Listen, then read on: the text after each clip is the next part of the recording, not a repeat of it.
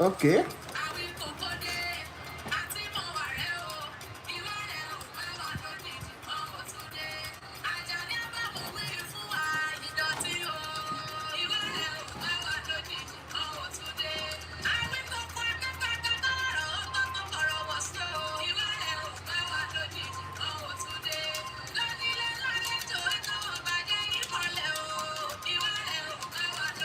Anyway,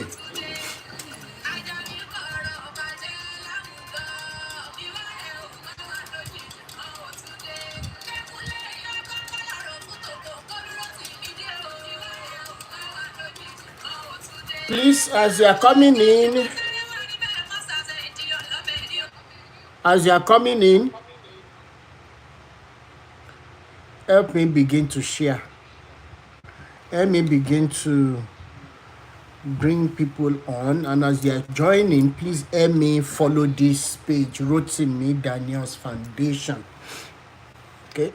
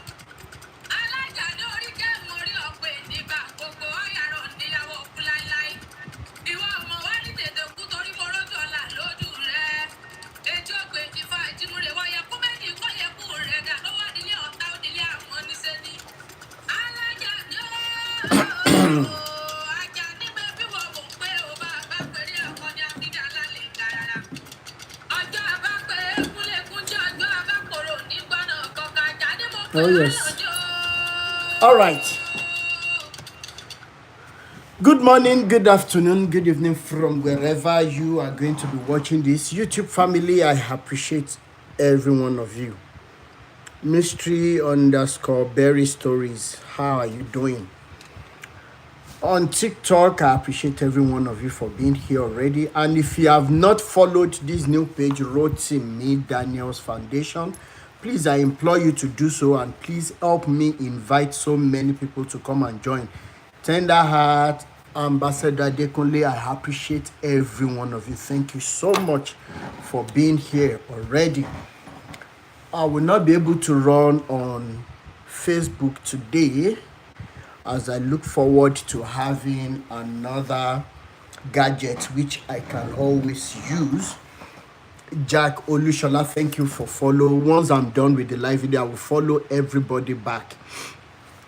It is a promise I can make. I'll follow everybody back. Now, what are we doing today? What are we saying today? For just few minutes, for just few moments. It's not going to be too long, but it is very important that we make. It's not on YouTube. I'm currently running on YouTube. Willow Hearth. I'm currently on YouTube. I'm on YouTube now. So I'm on YouTube and on TikTok. I won't be able to run on Facebook today. So please let me confirm. Let me check and confirm. Willow Hearth, thank you so much. Sister Moji Sola Felicia, thank you so much for joining. King of Road, thank you so much for joining. Thank you for sharing with other people to follow. Thank you so much. Thank you so much. Thank you so much. It's Adoni. Thank you so much, Ma. Medilogy, thank you so much. Ayobami, thank you so much. Akinyin Tologun, Akinyin Tija. Kami Smart 03, Baba Akara Ogun, thank you so much. Sister Debbie, I cite you. Adiola Omoba, Temi Loluwa, Sis Olori Ashake, Queen Ashake, thanks for joining. Thank you so much. And if I've not mentioned your name, it means I've not seen it. Once I see your name, I will appreciate you, because I appreciate your time. I appreciate your being here. Okay. Now, as you already know, my page is basically for sensitization against the evils of religions, and of course, there is no way we will be looking forward to having a better Nigeria and against a better Africa without mentioning the names of our leaders, which is what we are doing today. Gain insight. You are from Pakistan. I am from Nigeria. But I believe that by nature we are related. We are brothers. We are sisters, irrespective of where you are from in Africa. And I'm happy to have you here, Gain Insight. My name is Rotimi Daniels. Thank you so much. And today, I titled this short live video, Enough of Distractions. What are the distractions? Distractions from what? And what are the distractions that are being created both home and abroad? And before I dive into the little that I have to share, then help people who are even more insightful than I am, because a tree can never make a forest. We all have to dialogue today. Yes, we have to dialogue. We have to have a lot of people coming on to say one thing or the other. Willow accept. Thanks for joining. Willow have. Now, please, as you are joining, help me continue to follow the page. Let me invite so many people, most especially people who are in Nigeria. They need to hear this more, because there are some things we've seen on social media. Allah B. Lizzie, thanks for joining. Really appreciate you. Omade, thanks for joining. Let me bring people up. Thank you so much for joining. Please let me continue to follow the page. Let me continue to share with people, most especially back home. I would definitely appreciate that. And why am I doing this today? Basically because of our children. Basically because of our children. It is important that we speak for them. Jam 9990, I appreciate you. I'm happy to have you on here. Bufam, thank you so much for joining. Jane Sight, thanks for joining. Rian Schreider, thank you so much for joining. A better Africa is what we seek. Now, let me dive in because of our time. My first question today is this: what exactly are Africans asking for? What exactly are we asking for that we do not deserve? Atomic, I'm happy to have you here. I think your flag is showing that probably you're from Cote d'Ivoire. I'm not sure, but please correct me if I am wrong. I'm happy that I'm having African brothers on my page. I am so happy. Brothers from other African countries, I appreciate every one of you. The young ones should prioritize jobs over religion. Thank you so much, brother Jack Olushola. You are really right, and it is because of them we are speaking up. Now, the first question, like I said, Atomic, I'm happy to have you here, sir. Now, what exactly are Africans asking for that we do not deserve? Because when parents are being bothered by their kids, by their children for one thing or the other. Let me make an example. When I was growing up, there was a time I was, back then, early 80s, mid 80s, 90s, bicycle was raining. Those were the days we had rally bicycle, we had all these BMX. Is it BMX or DMX bicycle? I can't remember many. I can't remember the name of that. How many of you remember that bicycle that we had when we were growing up? Unfortunately, my parents couldn't afford it. So there was one day I was crying. My dad, my mom, I was crying in their presence. My friends had bicycle. I needed bicycle too. BMX, thank you so much. That colorful bicycle then, oh my God, if you had it back then, people would be waiting for you, to come, you ride, you go back, you ride. In fact, the business was raining then, that people were renting it out, maybe 50 kobo or 1 kobo, I can't remember. You will go, there's a place you go, you turn back, you come back, then you give the money again, you go, you come back. Some of us were even stealing money to ride the bicycle then. Now, why is this illustration very important in what I'm saying today? I remember back then I was crying. I said I needed the bicycle. And my dad, when he saw that I was too adamant, he said, okay, don't worry. Because I know that he had the money to buy that bicycle for me back then, but he didn't want to. So he now said, hey, if you do very well, and rally, thank you so much. Yes, rally bicycle. I know the major ones you will see then will be for the newspaper distributors, the vendors, and also the palm wine sellers. If you remember back then, they will come to the area, they'll do popo, they'll be blowing that rubber on. We'll buy palm wine. I remember that man today, the palm wine seller. He will always come to my grandfather's compound. If I have my childhood friends, they will remember our compound then. Some of our tenants were always together, and now I will ask the man to allow me to carry me on the bicycle, to allow me to just feel it and everything. So I was crying this particular day. I wanted my dad to buy that BMX bicycle for me. So after all said and done, he said he would if I would do better in my classes. Then I said, what other do better? I was already on maybe first, second position, third position. So what other better? Will I kill myself? And of course, the girl that was always winning the prize, and it's like the girl had winch. It's like the girl was possessed with boots.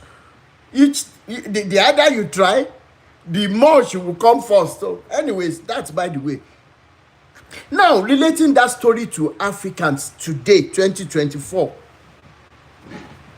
What exactly are we asking for that we do not deserve? I want people to please tell me. What exactly are Africans, 54 or 56 African countries, what exactly are we asking for? What are we asking our leaders to do for us that we do not deserve as a people? I am yet to find an answer to that question. Just one thing that we are asking for: good roads, security. We need good water for drinking and for other domestic purposes. Jobs, name it. The other day in Liberia, I don't know how many of you mistakenly came across the video. Okay, good governance, which of course should top our list of wants now. Do you know that the Liberia that is so poor, so poor, the poverty can't even be described. Now, I don't know the kind of agreement they signed with the West, and coaches of rail cars, so many rail cars carrying their iron ore from the site of exploitation. Do you know that I don't know for how many years because I didn't see the contract.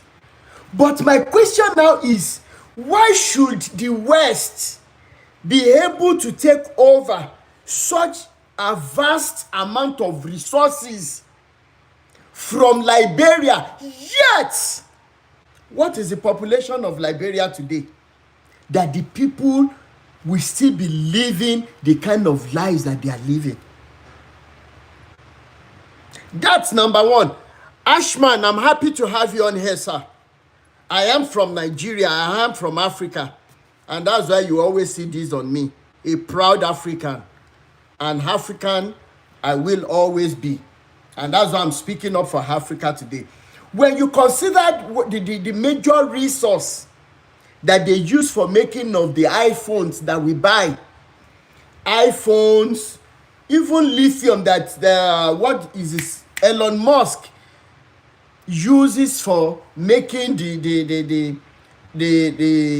gasless Tesla vehicles. It's in abundance in Africa. Let's take Congo, for example, as an example. Look at Republic of Congo. Look at what that country has turned into. Yet we have United Nations and we have African Union. We have ECOWAS. We have some other African bodies that are very useless. Don't forget that I am talking about the distractions from the major problems we are having. Now, all of these resources are there. But Africans, our brothers, our sisters, must take that daring decision to go through the desert, to go through the Mediterranean Sea, just for what? To go and seek greener pastures. And somebody is looking at me today. You will think that the same good for nothing entities who are in the other leaders in Western world. We have the US, we have France, we have the UK, we have all of them. Switzerland, that helps our leaders to steal the money and bring to their countries to keep. I'm going to be mentioning names. Whatever they want to do to me, I am ready. This is social media. I know some people have said that, watch your back anywhere you are going. I don't need to watch my back. I am not ready to be watching my back. Whatever will happen, let it happen. I cannot sit down and let others be dying because I'm somewhere that I can easily go to work and come back. Does it mean that people back home don't deserve better lives? Does it mean they don't deserve those children that are being killed in Nigeria, for example, because their mothers cannot afford to feed them again? Small children, do you think they don't deserve voices?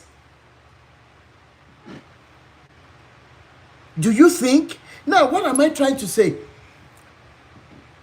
You consider our resources. Our brothers yet must go out with whatever reasons in search of greener pastures. Now, you want to tell me that these countries that are complaining that Africans are coming into their countries through illegal means, you want to tell me that they don't know the reasons why our youth, our brothers and sisters, even with their children, you want to tell me they don't know the reasons why they are running away?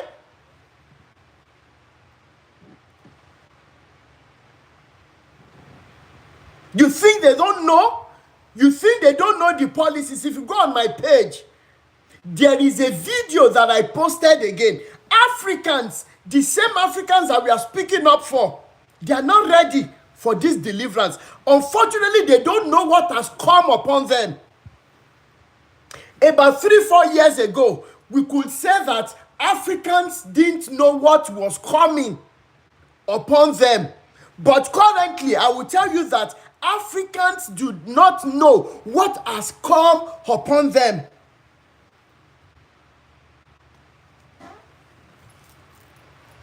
I am going to open so many things today. I thought that it would just be some things and I will go.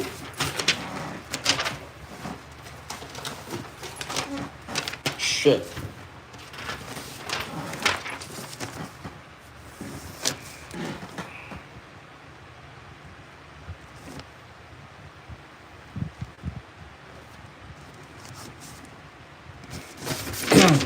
Now, when European Union is holding a meeting, hardly would you see a black man. Hardly would you see a black man in that meeting. But if you go and look at the most recent African Union meeting, the video that I saw was highly dominated by the white. Then I ask a question, which our African leaders are not ready to provide answers to. When you say you're going to World Summit meetings, when you say you're going to represent your country, now I'm talking about all African leaders. When you say you're going for these meetings, what exactly are the things you go there to sign, to contribute, to fight for on behalf of your people? There is no single African leader. There is no single African leader that has gone to such meetings before. And we heard that such African leader decided to stand up and speak for what Africans deserve, not one. Look at what they have done to Gaddafi. Look at what they did to Sankara. Look at what to Nkrumah of Ghana, and so many of them that decided to stand up for what Africans deserve. Now, what am I trying to say? What exactly are we asking for that we do not deserve? Don't our constitutions say that we deserve the right to live? Does it mean our constitutions have been changed all over Africa to say that we do not deserve better lives, or that we are just as raw materials to the Western world? And I'm yet to have a kind of constructive thank you so much, expose evildoers. Thank you so much. I am yet to have the level of sensitization that will push us African youth the same way the Kenyan youth stood in front of their soldiers. When it comes to fighting, Rotimi Daniels is ready to join.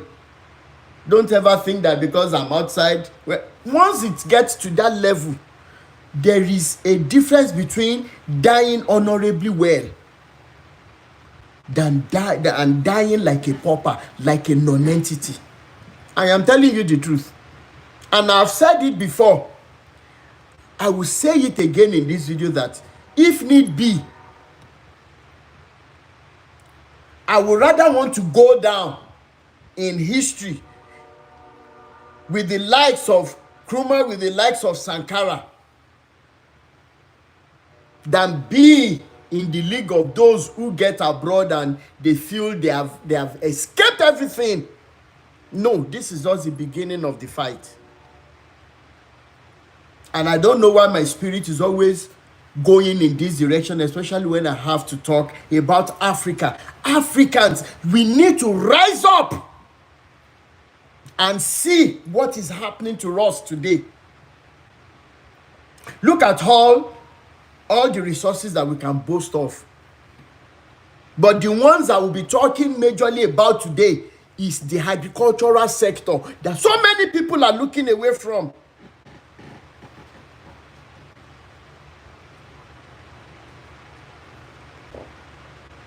Jesus is Lord. Please, you need to stop this on my page. I am begging you in the name of God. You need to stop this madness on my live video. Because the same Jesus they are just putting irrationally on my page, Jesus loves you, Jesus loves you. Please stop it. I am begging you in the name of God. Okay? Please, I am begging you. I have a serious issue on hand that I'm treating. The same issue that your Jesus is the reason why we are where we are today.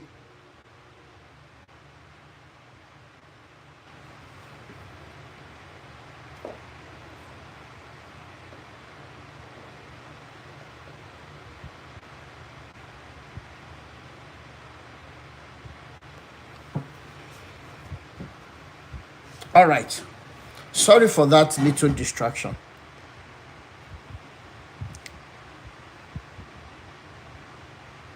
Please, as you are coming in, help me continue to share this live video and help me continue to follow. Help me invite people, most especially back home, if they can join us. Okay. Now, I was asking a question. When these two groups meet, European Union, African Union, United Nations, when they have their meetings, we see the result of that meetings in the Western world. We see the result of these meetings in the UK. We see in Switzerland, we see in France, we see in Germany, we see in all other European countries. The only African country that I can boast of for having this kind of liberation that is being deserved of a people is Botswana. Look at the fight Burkina Faso, Niger, and which other country? Burkina Faso, Niger, and which other third country is that? That they have formed alliance now. Look at the fight for France to leave their country. That is if they have done so finally.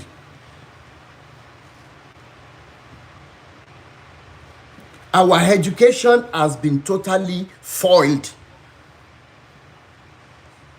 Now, let's go deeper into the big problems that we are having. Then I will quickly highlight some of the distractions being created. I tell us for a fact today that if Nigeria gets it rightly today,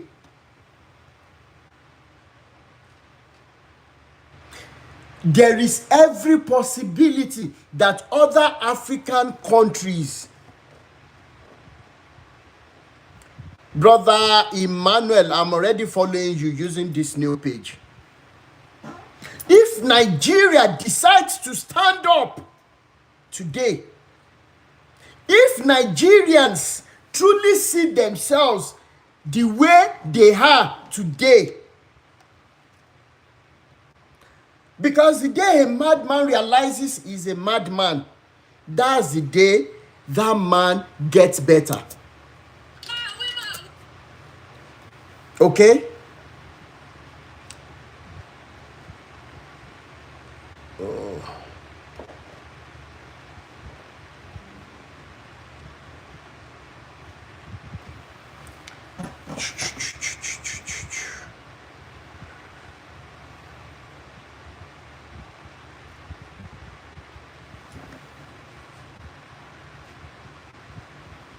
Do 1 minute.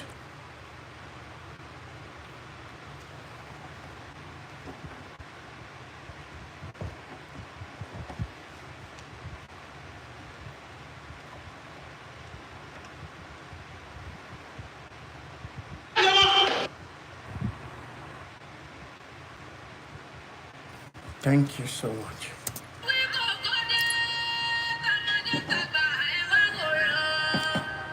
Abbey stitches.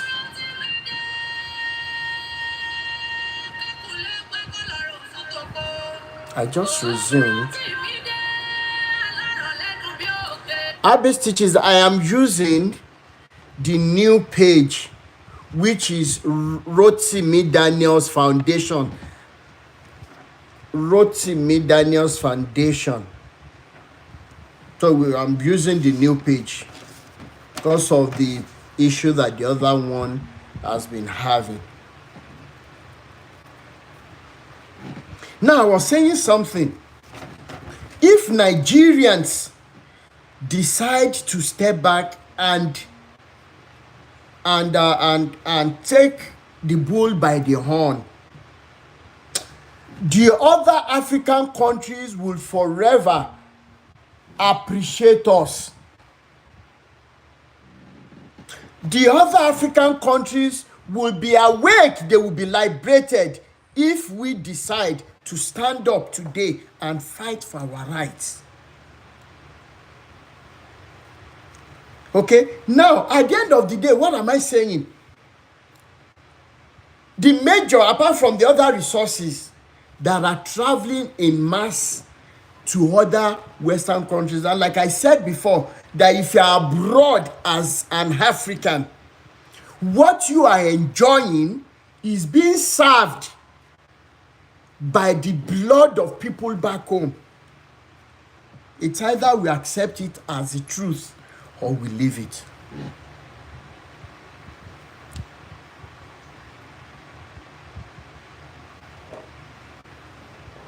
When you are abroad as an African, irrespective of what African country you are from,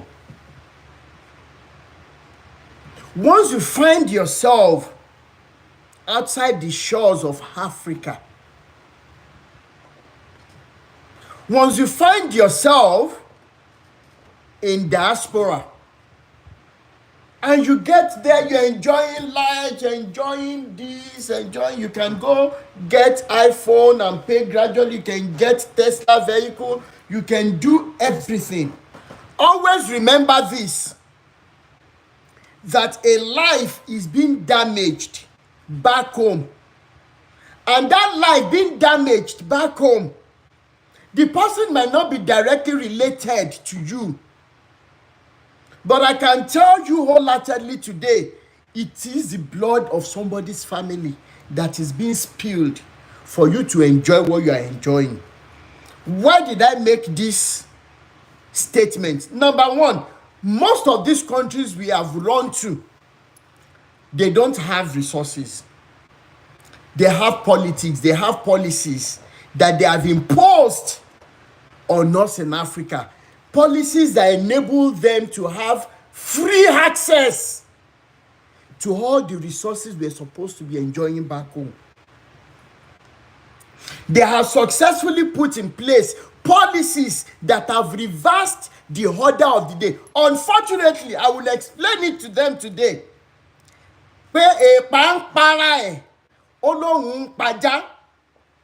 Please let me mark that. Remind me later. That would explain what it means. There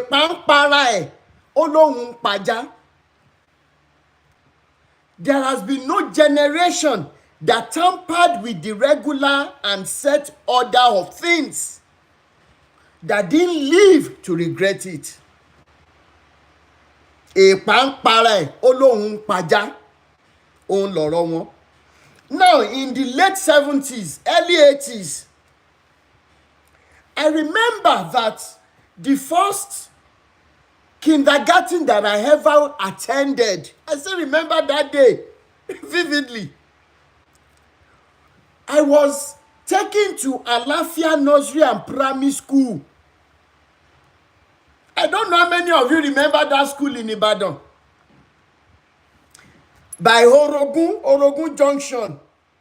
After that popular Sele, you drive in a bit, just before you get to Orogun Grammar School, there was this nursery school. It used to be one of the best when you remove ISI. Brother me, Navia Shedin, happy to have you here, sir. Alafia Nursery and Primary School. The uniforms we were given then, because you come to school, they give you uniforms. You know, they take you to your class, they do everything. It was a checkered shirt that we were having, sky blue. Now, on that shirt, they have inscriptions A on it in the early 80s. And why do I remember my first day in that school? The people we met were white. They actually came to Nigeria to look for jobs. For some of you who don't know this truth, I will explain so that you will know what we have lost. You will understand better. Talking about 82, 83, 84. They were white and I was afraid. Grandpa, they want to stay home. Grandpa. I was crying. I held on to my granddad. I didn't want to go. And our dog then, Session, that's why the name Whiskey is very popular with African dogs. It was the most popular dog name. Whiskey. I remember that dog very well. Omolewa, Alafia, Mary He. Thank you so much. There were not so many nursery schools in Ibadan then, but the ones we had, including the public schools, top notch. But the Alafia that I attended, I am telling you 100% truth today. More than 60% of the teachers that we had back then, they were white. Now, I remember that as I was crying, it was like the dog, our dog then, was telling my granddad not to leave me, not to leave me. So they had to force the dog back into the vehicle. We were using 504 station wagon then. I still remember the color, brown. And those were the days that eating sardine with bread was a normal thing. My uncle then, who was in the US, will always come in. There was something he will always bring, like salt lick, like this. It has lemon taste. We would live. It was very, very beautiful days. If that my granddad happens to wake up today to see what Nigeria has become, it will be to him like a dream.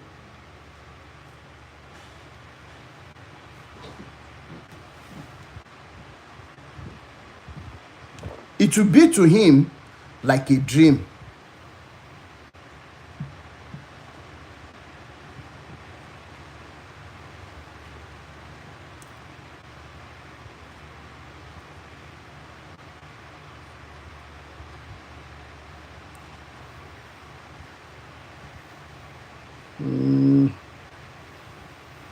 Now, what am I trying to say? They came, they were looking for jobs and everything. At the end of the day, there have been so many policies that these wicked souls have imposed on us. After the shackles that we call independence and some other things, the question is, have we truly gained independence? Nigeria just celebrated 64 years of being under fake and shackled independence. Look at where we are today.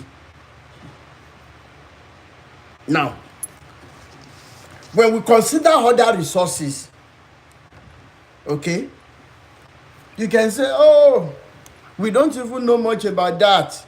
What is the name of this CSO, Chief Security Officer to Abacha? Mohammed, no, what's that his name again? He was on Berekete program about 4 or 5 years ago. He was having the video and they were asking him questions. Then he opened so many things. Rogers, no, was it Rogers or what's that his name? Al Mustafa, thank you so much, sir. Al Mustafa. He said, Nigerians will never ask why they are buying people in Borno State.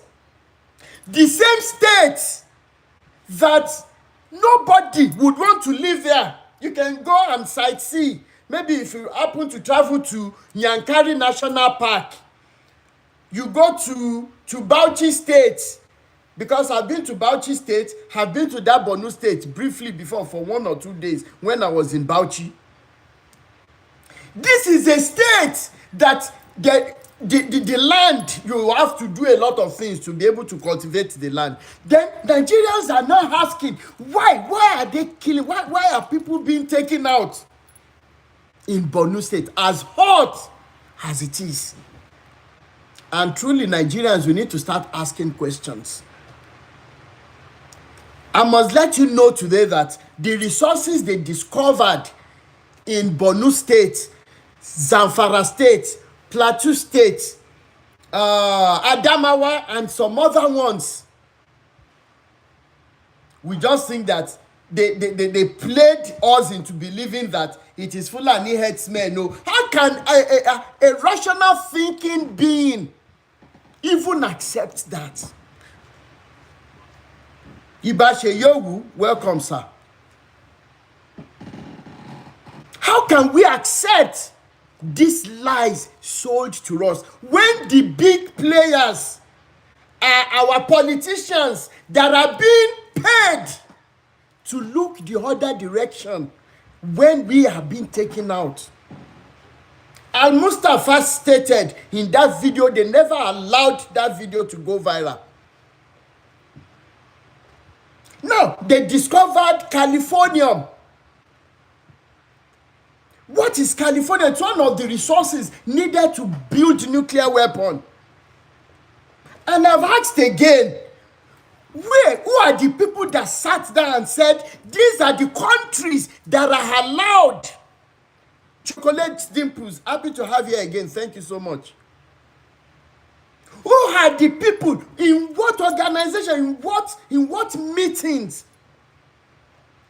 that dictates what countries are allowed to have nuclear weapons to defend themselves while others cannot have it, despite the fact that they have resources for it?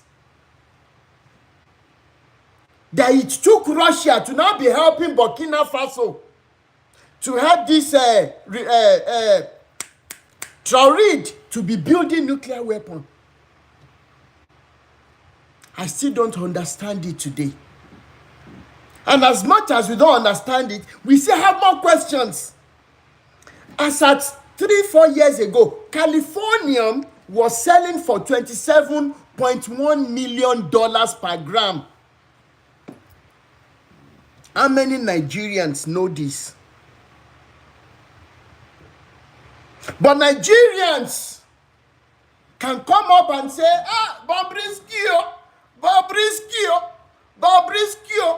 Iyabo just gone to sleep with Dino Melaye again. No, we heard that Iyabo Ojo and her daughter had twosome with so person. No, is it not their private lives?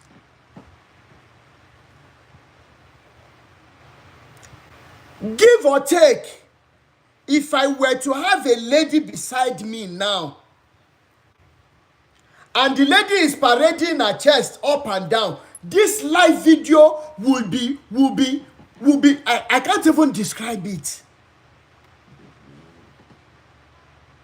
And that is the reason why I am so sad today. Sister Olu, I don't say good evening, ma. That our men that should be at the forefront because of their children, that our African brothers that should be at the forefront of agitations, that our brothers, most especially the ones that are married with kids, that at this present time, African brothers, African youths should be looking at the faces of their children and by actions that speak louder than voices. They should be at the forefront asking their respective governments that if you have escaped giving me what I deserve as an African, then I will never allow you to rob my child or my children of what they deserve. What are our brothers doing today? It is the same Africans that are being maltreated, that are being deprived of their rights despite all the resources. They are the same brothers you will see on the pages of girls that are parading their bum and chest and boobs on social media. What a big shame. You think it is by mistake that social media is being created to allow such nonsense. Post anything about liberation, our African brothers do not care. You think it is by mistake that they are paying social media content creators. What are they creating? Anything that has to do with liberation of Africa, social media will never push it.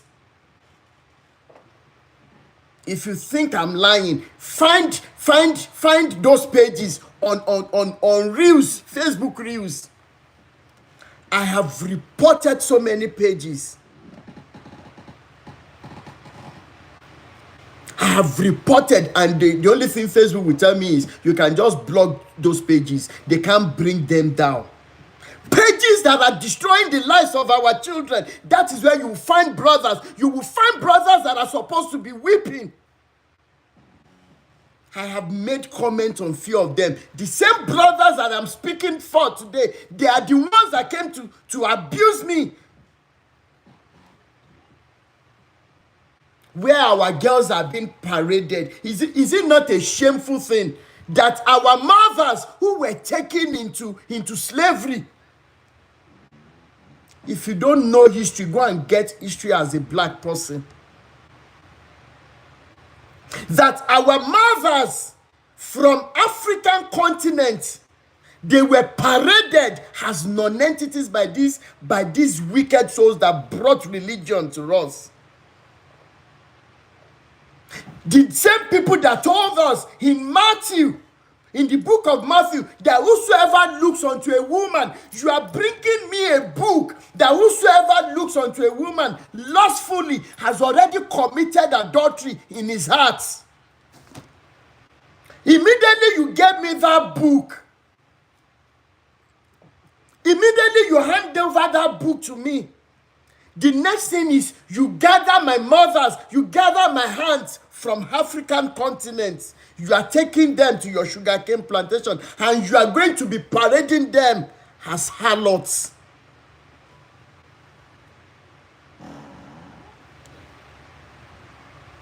Then, when you parade them, how is that book? Matthew 15:28. How should it be affecting me when it is not affecting you that gave it to me?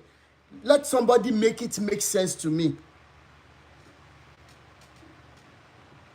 Our mothers were forced to be paraded as, I can't even describe what they faced. And they, maybe on those days, they couldn't do things that they should have done, thinking that the coming generation will see it and they will weep and fight. Unfortunately, our current day sisters, current day mothers, current day hands are the ones that are now willingly parading themselves. Look at our African sisters in the US, most especially. Look at what they post on social media, and immediately they post. You see them having 200,000, 300,000 views. By who? Let's be asking questions. By the same brothers.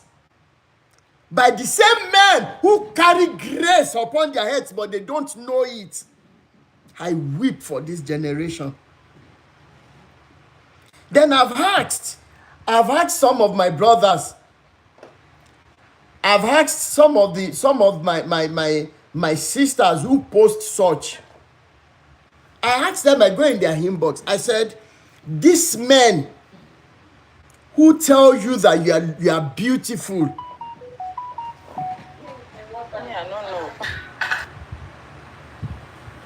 My brothers who are telling you are beautiful. My brothers who come on your page to appreciate you.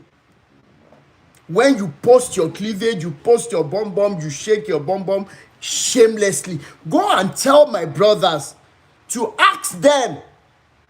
Go and tell them to make their mothers, their sisters, let them tell their family members to post such indecent and immodest stuff on social media, and listen to what they will tell you. I am happy that one of the ladies did as I said. The response of the guy, one of the guys, cannot even be posted. Do you know that this guy was abusing this girl's mom? So ori iya e buru, báwo ni ìyá mi ṣe máa post irú nǹkan bẹ́ẹ̀ yẹn? Yet you are telling somebody's daughter, you are encouraging somebody's daughter to be posting such. You are encouraging her to do it. I'm talking about the distractions from what is killing us truly in Africa today.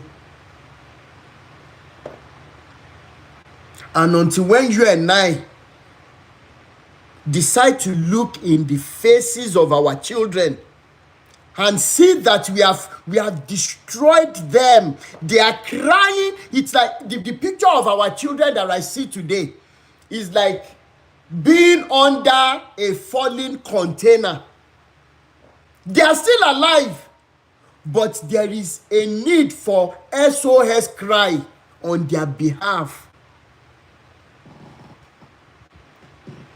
They can no longer talk, they are just making signal, Daddy, help me.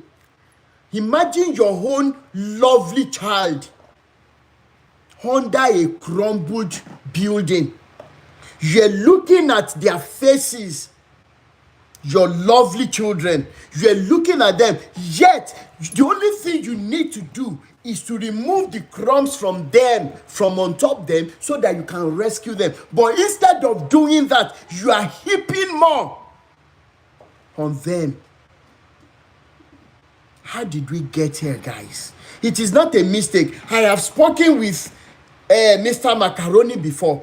I have mentioned the likes of Davido before. What song do they sing? Otoro ti dele kaso. Otoro ti dele sing kaso. What songs do they sing? Tue, tue, tue.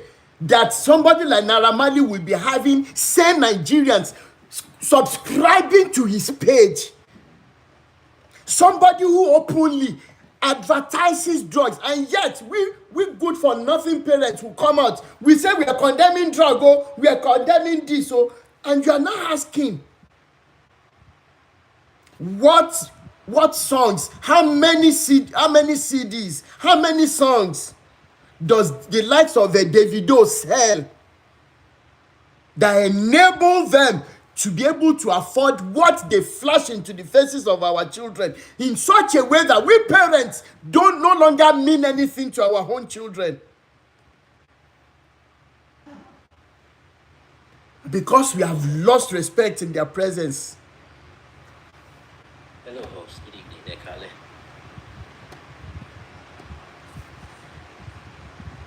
I am saying something. Let's go to the real problem we have on ground. Let me quickly open our eyes to this.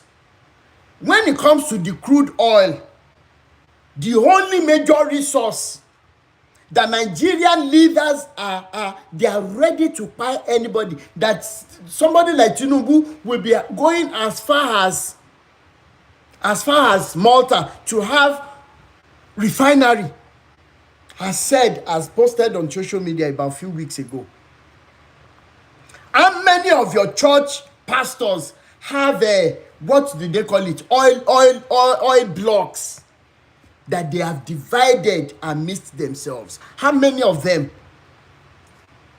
But as it were now, when we say crude oil, millions of Nigerians don't even understand the word crude oil. Now, it is only in our classes as science students that we understand what they call fractional distillation of crude oil. But in real life, in practical lives, our leaders do not give us account of all other fractions of crude oil. I know that scientists are in the house today from different African countries. Julian Sanchez Tamayo, you are from France. I'm happy to have you here.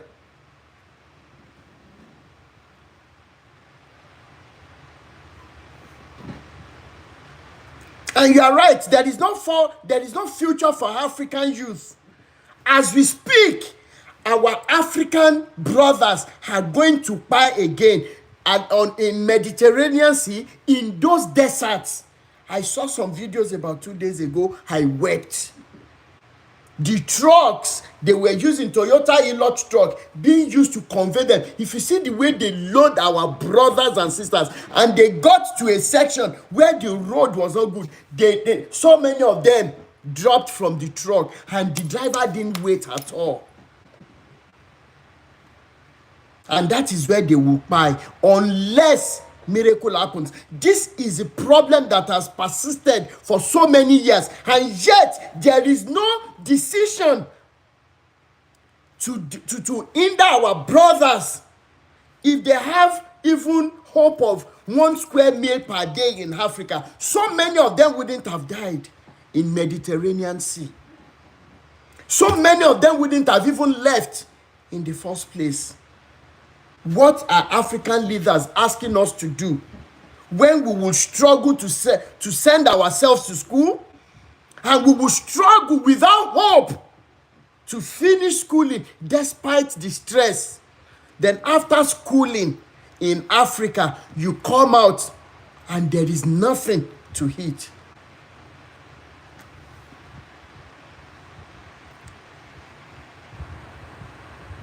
There is nothing. Then, like I was saying, crude oil, when you have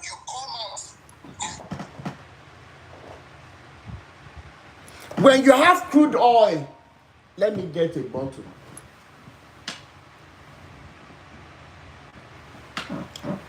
I don't want to use my...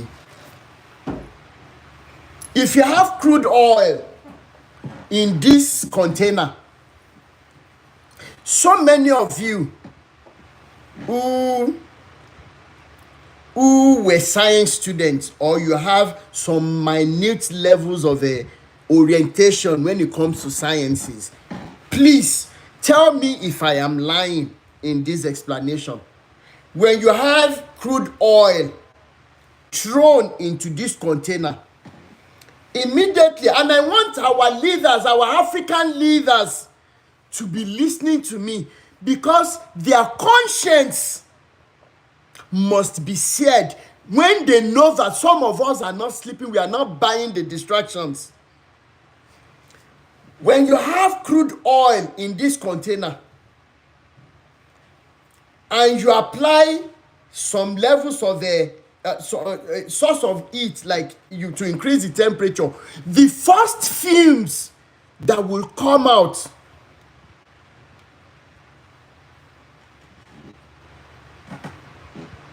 TikTok user, I'm coming. When you apply temperature increment to this container, the first fumes that will come out under what we call organic chemistry. Organic what? Organic chemistry 1, organic chemistry 2. In your biochemistry textbook, it's there. And they taught us then the first 10 members of alkanes. You have methane, you have what was that second one? Methane, ethane, propane, butane. I still remember these things. I did them maybe 1990 something. Pentane, 5 carbons. Then you go to hexane, heptane, octane, heptane, then nonane. Nonane is 9. Then decane is 10. Now, the first thing that comes out is methane, which is your cooking gas. And I keep asking, what kind of leaders do we have in Nigeria and Africa that our tears that our sorrows, our agonies are what gives them happiness. That an average African politician, irrespective of the position that they occupy. Thank you so much, Bishop Andrew. I'm so happy to have you here. I know you are busy at work, so I'm highly honored having you here. So at the end of the day, what kind of water, what kind of food, what kind of hope have our African leaders? Okay, what? I want to know that they can drive in their SUVs, bulletproof SUVs, which cost millions of dollars. Then you drive around either from office to the house.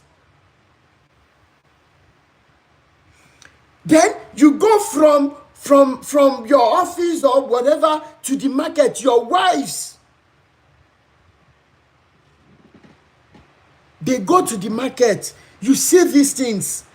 Yet, what you see our brothers and sisters go through, our mothers, these agonies do not move you, African leaders.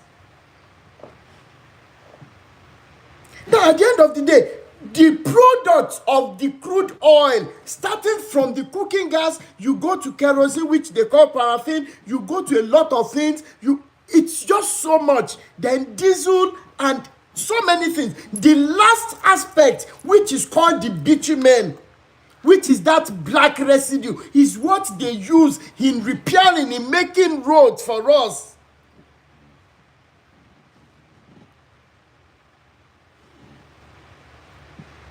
Then how come that it is only petrol, kerosene, and diesel that our African leaders, they try to make account of? Yet these three products, you can't even have access to them. Look at our roads. Now, that is, by the way, concerning crude oil that we want to kill one another for. Let's go back to agricultural sector. Then I will allow people to start talking. Now, do you know that in the last 4-5 years,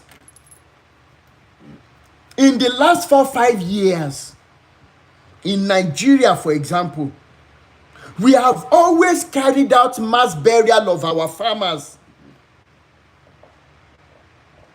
And nobody, it's as if nobody is thinking about. How many of you remember how many mass burials they had during the days of Samuel Autumn? Samuel Autumn, wherever you are today, I won't curse today. I want to reach out to your conscience, African leaders, both past and present. Under your watch, Samuel Autumn, Benue State was having good amount of money from the federal government. If it is only security you were able to provide for those poor people, you will have gone down the history line in a better manner. But under your watch, Samuel Autumn, so many farmers were buried. How much were you paid? How much was given to Buhari administration?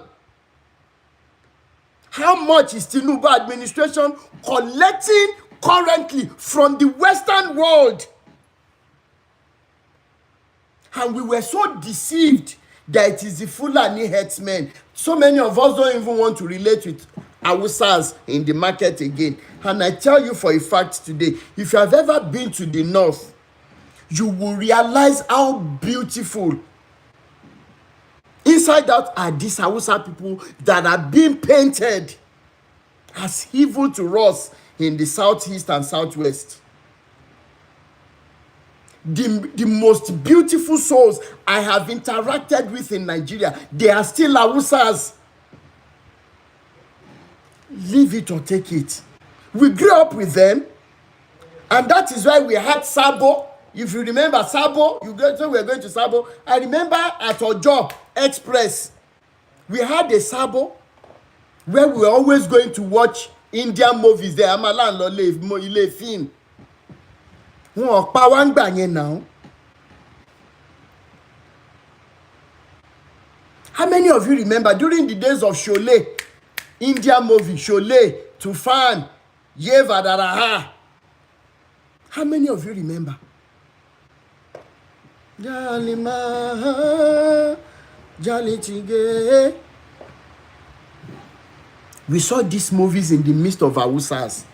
So let's stop all this propaganda and tribalism that they are using to divide and rule us. Now, we're going to be wondering how many people remember the mass burial. How many of you remember?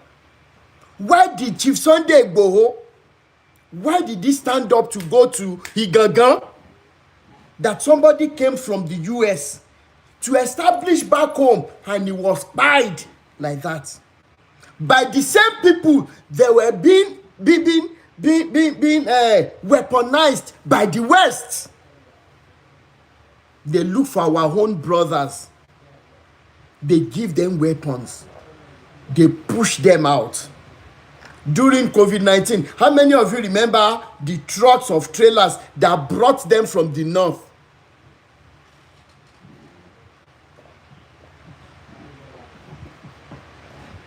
Yevadara. How many of you remember the promise? In any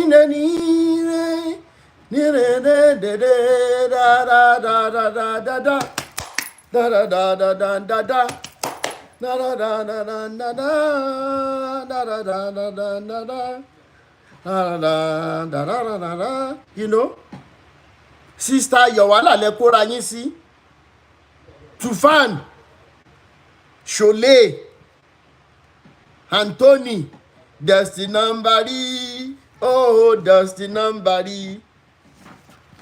Now, what am I saying? Gradually then, we didn't know that they had a long-term goal. Currently, the percentage of farmers that have been taken out, it is not even less than 60-70%. Ojú mi kàn kéré ni. Yes, chocolate dimples. Akbar and Anthony, thank you so much. Now, what am I saying? Gradually, they were doing it, and you're going to be wondering why, what is happening? I will tell you today, and the little distractions, then you people will create the solution. Currently now, if you don't know, go and know it. That there has been infusion, because there has been reduction in the level of agricultural productivity in Nigeria and Africa. Please, you need to start power tapping so that they don't flag me. I will be mentioning name. There has been drastic reduction. Now, in 2024, 2023, 2022, our fathers, our farmers, our brothers, our mothers and sisters, the ones that were still going to the farm, they were depending on local horses and cutlasses. In 2021, 2022, when the whole other part of the world, they were moving drastically ahead. Please, if you follow me on this new page, I will follow back once I'm done. TikTok user, please, if you don't have time, you may go for now. I have to establish what I'm doing today before I start bringing people on. Please, I am begging. It is this agricultural sector that I'm going into.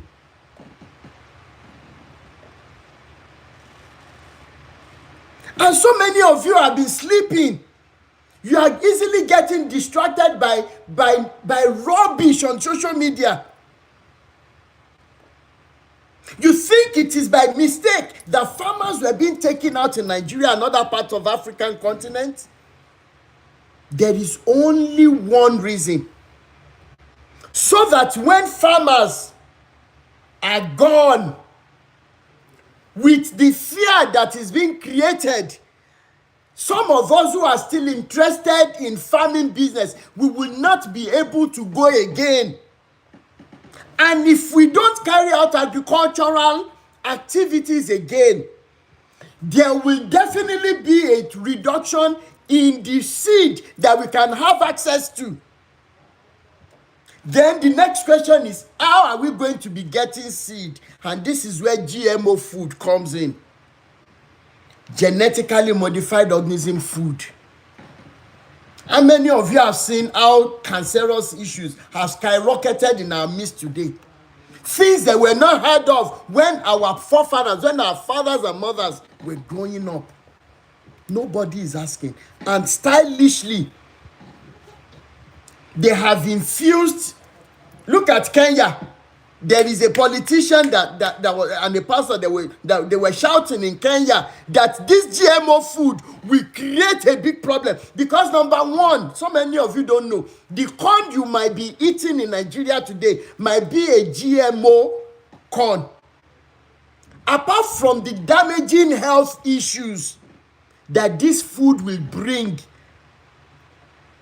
when you plant those seed from such crops, they will not germinate, meaning that we have to keep buying from the organization that Bill Gates represents.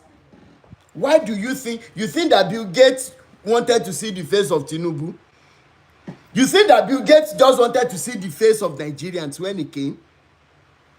Unfortunately, now we are not awake yet to see what is happening under our eyes, under our faces, on our watch. Why are our content creators not doing content to create awareness for people? Because they know they are not going to get paid. It is all about money. And you and I are helping them to build empires for themselves, doing rubbish. Mr. Macaroni is where he is today because of the stupidity you and I will buy into. Freaky daddy, give me your account number. Right in our face, our ladies that should be highly productive. How many of you remember, even as bad as Abacha's regime was, as deadly as it was, our women, our mothers said they will come out naked, and the government listened to them. If our mothers said they are going to go naked today, they will tell you, is it going to be more than what we are seeing on social media today?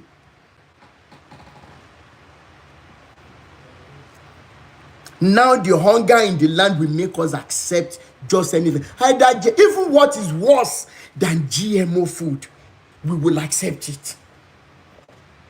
And that is how sad the situation is, because they have taken over all our farms.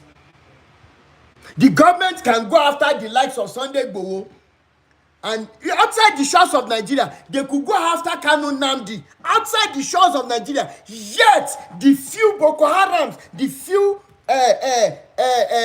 agents of this evil put together by the West, I say it with my body, with my face uncovered. Tell me where they get such sophisticated weapons. Tell me where our all these guys get their drones. Highly sophisticated drones. Where do they get it?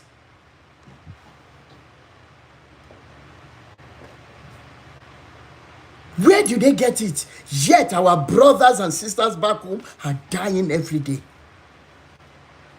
You've not seen the video where these terrorists are using drones? You've not seen. And today, look at where we are. We are gradually depending on the GMO food. We're destroying the nature. We're destroying ourselves. In the last 2 weeks, back home, I have got news of cancer issues, not less than 8 different stages. Thank you so much, Prince Olumide. Different stages of cancer.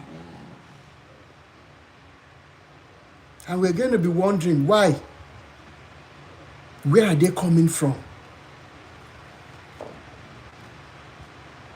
Why are these problems coming? Where are they coming from? What are the sources? And don't think that it is only people back home that are having introduction of a GMO food. Though. Even those in the US, Canada, everywhere. Oh yes, I saw a video, an American lady. She was cutting watermelon. I don't know how many of you saw that video. She was cutting watermelon and it was like plastic. How many of you saw how China is using plastics to make rice? They're even using modified eggs with plastics. What about cabbage? I saw everything. And when you post these videos, they bring your page down. And we are on the verge, we are on the edge of losing our lives in a very drastic manner. And yet, we are not awake. And our ladies are the ones being used to distract us from the major problems we are having on ground. How can they call you nonentities like all these content creators? How can they call you as a lady? We want you to show your bum bum, we want you to show your cleavage for a content, and you will agree on top how much? Ladies in the house. So that at the end of the day, when we are all distracted and they finalize their plans, we will be agreed. Because when they say they sanction us, what it means is if Nigeria or any other African country is sanctioned, what it means is we are not going to have access to the money to borrow, like for our politicians to share anyways. But worse still, we are not going to have access to grains again to plant. What is the way forward, guys? How can we increase the sensitization on this GMO food? How can we go back and do the needful? I will give every one of us that will be coming 3 minutes to speak.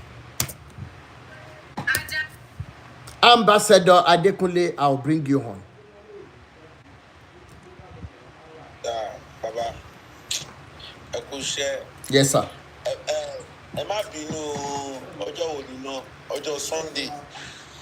Mo ní several programs tí mo ń ṣe. Okay. Kò sí problem. Kò sí problem. Yes, sir. Ẹ kú ọ̀rọ̀ ìlú. Ẹ wò. Ọ̀rọ̀ yẹn ó gùn ó lọ far. And I love the way you're building the point, and that was why I told the TikTok user to wait. Ben. All of this point need to be built, and people need to contribute. Yes. This is a nation call for everyone listening. It is a nation call.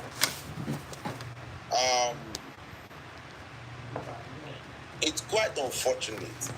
The damage has been traced to even before we took our independence. And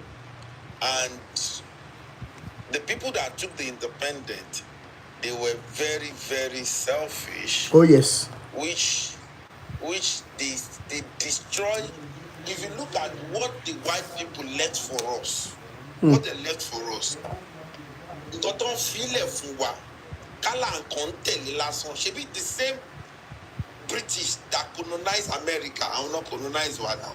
Ben. I want to colonize in South Africa. I can't South Africa. She can be London. And yet, so I went to the airport today, to our Istanbul airport to pick someone, and we were talking. And money, kilometer nife arawasha. You need to see how much they are making from that airport. Why are our people very myopic? Why should we have a very small airport in Lagos of almost 30 million people? Without talking about the status of that airport too, that people use hand to fan themselves. Yes. So what's my point? My point is that if you check it, you will see that Nigeria 60 years ago is better than Nigeria 50 years ago. 50 years ago is better than 40 years ago. 40 years ago is better than 30 years ago. 30 years ago is better than 20 years ago. 20 years ago is better than 10 years ago. And 10 years ago is better than now. Now, every one of us needs to know that we need to think. Nigeria needs to think. Africa needs to think. And for me, I love the cause of Ambassador Rotimi Williams. I'm going to nominate you to be. They need to give you a UN ambassador because you know why? You know why? What you're doing is an eye opener, and it's something that I know it will go to a point whereby everyone will come to this subconsciousness. Do you know something used to do me before? When I see people spending money on things that dehuman and does not promote morals, then I ask myself a question. We said the churches are promoting morals and all of that, but they refuse to spend money on things that will promote morals. If Big Brother Africa is giving 200 million, 400 million, why can't you bring something that promotes moral and give it 500 million? Do you understand what I'm trying to say? And let people encourage morals. So all of these things, the decay is everywhere. Number one, they make sure that we don't have quality education. And average America is not Momo. The person I went to pick from the US, from the airport, came from the US, said, I will wish Mumuntiwa because they are always upgrading their curriculum. They are evolving. You understand? Ben. So they make sure that we are not evolving so that they can indoctrinate us. And you will see the way an average Nigerian that you see them even at their old age, the way they will talk, you know that any you understand? You will see them arguing with you blankly. People that don't know anything. That's why I said somebody that I understand. So what's my point? Me, I have said I shared some things with you, Mr. Rotimi Daniel. Yeah. And I said we need to look into people supporting people revolution, the humanity revolution, the certificate revolution. People need to know that now is about personal branding. The survival strategies now is about personal branding. It's about you ensuring my surgery. You need to open up your mind. You need to come out of the cave. Everyone needs to come out of the cave. And we need to come together and do this. Mr. Rotimi Daniels cannot do it alone. I cannot do it alone. Nobody that want to liberate these things that can do it alone. There is power in togetherness. Let's all be patient for ourselves. You understand? The TikTok user, somebody is building the point. Even me, I was about to sleep. When I had thing, I woke up. My wife said, but you want to sleep? I said, no, I'm not sleeping on this one. This one, I'm not sleeping again. I left the bedroom upstairs. I came downstairs to the sitting room. I said, I know they sleep again. I know they sleep. What kind of sleeping is that? I said, do you know that our children will not leave this to go in? If we did not do anything, though, these children will not even know. They will not even know where our kindred is. They will not even because at the end of the day, these children have it better here, have it peaceful here, have it everything here. So what do we do to make sure that we set a pace of a better society for our own children, for our own generation? Because if we keep quiet, I'm telling you the truth, we will not have a country again. We might not even have a continent again. I'm telling you. We all need to stand up. Just like our former national anthem says, arise. Some people will ask me, oh, how do I get started? How do you get started? You get started by ensuring that you maintain genuine love to your next neighbor. You support your next neighbor. It's not about money alone. Yesterday I was on a certain live. There was a guy that was doing this current affairs. The guy does not have development. On that current affairs for 500 naira. Immediately, that live, I gave him an idea and said, do you know you can come up with a curriculum? Instead of selling the paper, why not teach it and let people pay you to teach it? And he was very happy. Do a diploma in that aspect that you're good at. When you do a diploma, do it for free. Let people know the stuff you are made up of. When they know the stuff you're made up of, when you tell them advanced diploma, when you do a certificate and people know what you're made up of, do a diploma and monetize it a little bit. If you take 10,000 naira in 1,000 places, it's 10 million naira. He said, wow, I've never seen that kind of money before. I said, yes. And I can give you my Zoom that I'm paying for every month. I will give you free to teach people online. Even me, I will enroll my kids. You understand? Because I want them to know current affairs. The guy was mentioning everything. And I gave him an idea that you can be a tour guide in every state of Nigeria. And knowing the look and crannies. And all of those things we can use to help ourselves. Ben. And any Nigerian today, tó bá ti feel well there, tó bá ti ń show ẹ̀ lórí social media, tó fi ń rub àwọn mẹ̀kúnnù lójú, ẹnìyàn ò dáa. Ben. Ẹ ká sọ̀rọ̀ síbi tọ́rọ̀ wà. The likes of Dino Milaye. Ẹnìyàn ò dáa. You don't need to, because over 200 million are in crisis. Crisis. You don't know what it means. And when you record, then let us look at solution. Let us look at ẹlòmíì ní nǹkan tó ń ṣe kò ní ọpọlọ láti gbé lọ sókè, láti scale up. And that is why we need to get behind each other. Please, let us all come together. Let's follow Thank this you page. so much, Baba. Let's Daniel Stepper, mo send voice note singing lórí green app. Mo ní ẹ jẹ́ ká bẹ̀rẹ̀ solution wa. Ẹ get àmọ̀ pé díẹ̀ a máa sọ̀rọ̀ ẹ má worry a máa sọ̀rọ̀. Mo fẹ́ ká bẹ̀rẹ̀ sí ní ṣe nǹkan jẹ́ pé a máa ṣe àwọn èèyàn tábà jẹ́ ká ṣe bọ́ fún wọn. Ọlọ́run ràn wá lọ́wọ́, ẹ jẹ́ kí n fáwọn èèyàn náà ní àyè kan sọ̀rọ̀. Thank you so much. You're welcome, sir. Yeah. Willow has the floor is open for you. Can you unmute your mic?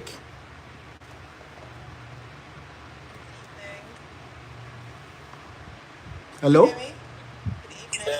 evening to you. Can you hear me? Hello? Can you hear me? You need to move closer to the phone. Can you hear me now? I can hear you. I don't know if others are hearing you very well. Are you using earpiece? No. Literally by the phone. Can to go to somebody else? It's like very far away. Go ahead. Is it still far away? Just go ahead. But you can't hear me. We can hear you. Go ahead. Oh, you can? Okay. Yes, Evan. You can't hear me. Go to me, you can't hear me. He can. He's just feeling that it could be a bit audible. That is what he's feeling. Oh, okay. Let me change. Let somebody else go first then. Okay, so you can change. Okay. Prince, please go ahead. Prince Olumide. Yeah, me too. Thank God, I'm happy that we are not like there. When I got to this country, when I left Nigeria, and within 2 months, I realized the danger we are. That we are in deep shit. There's a lot that is in Nigeria space, especially information. It's biased information. How to get the right information see Nigeria's space, we need to look at that. But the reality is that even the most educated Nigerians might not be able to interpret what is happening. I will give it for a free. But in Nigeria, I was actually a lecturer. And sometimes I'll be able to speak with some of these PhD holders because I don't have PhDs at that time. I have my master then. And even common logic and reasoning about situation in Nigeria, they can't see it. They don't understand it.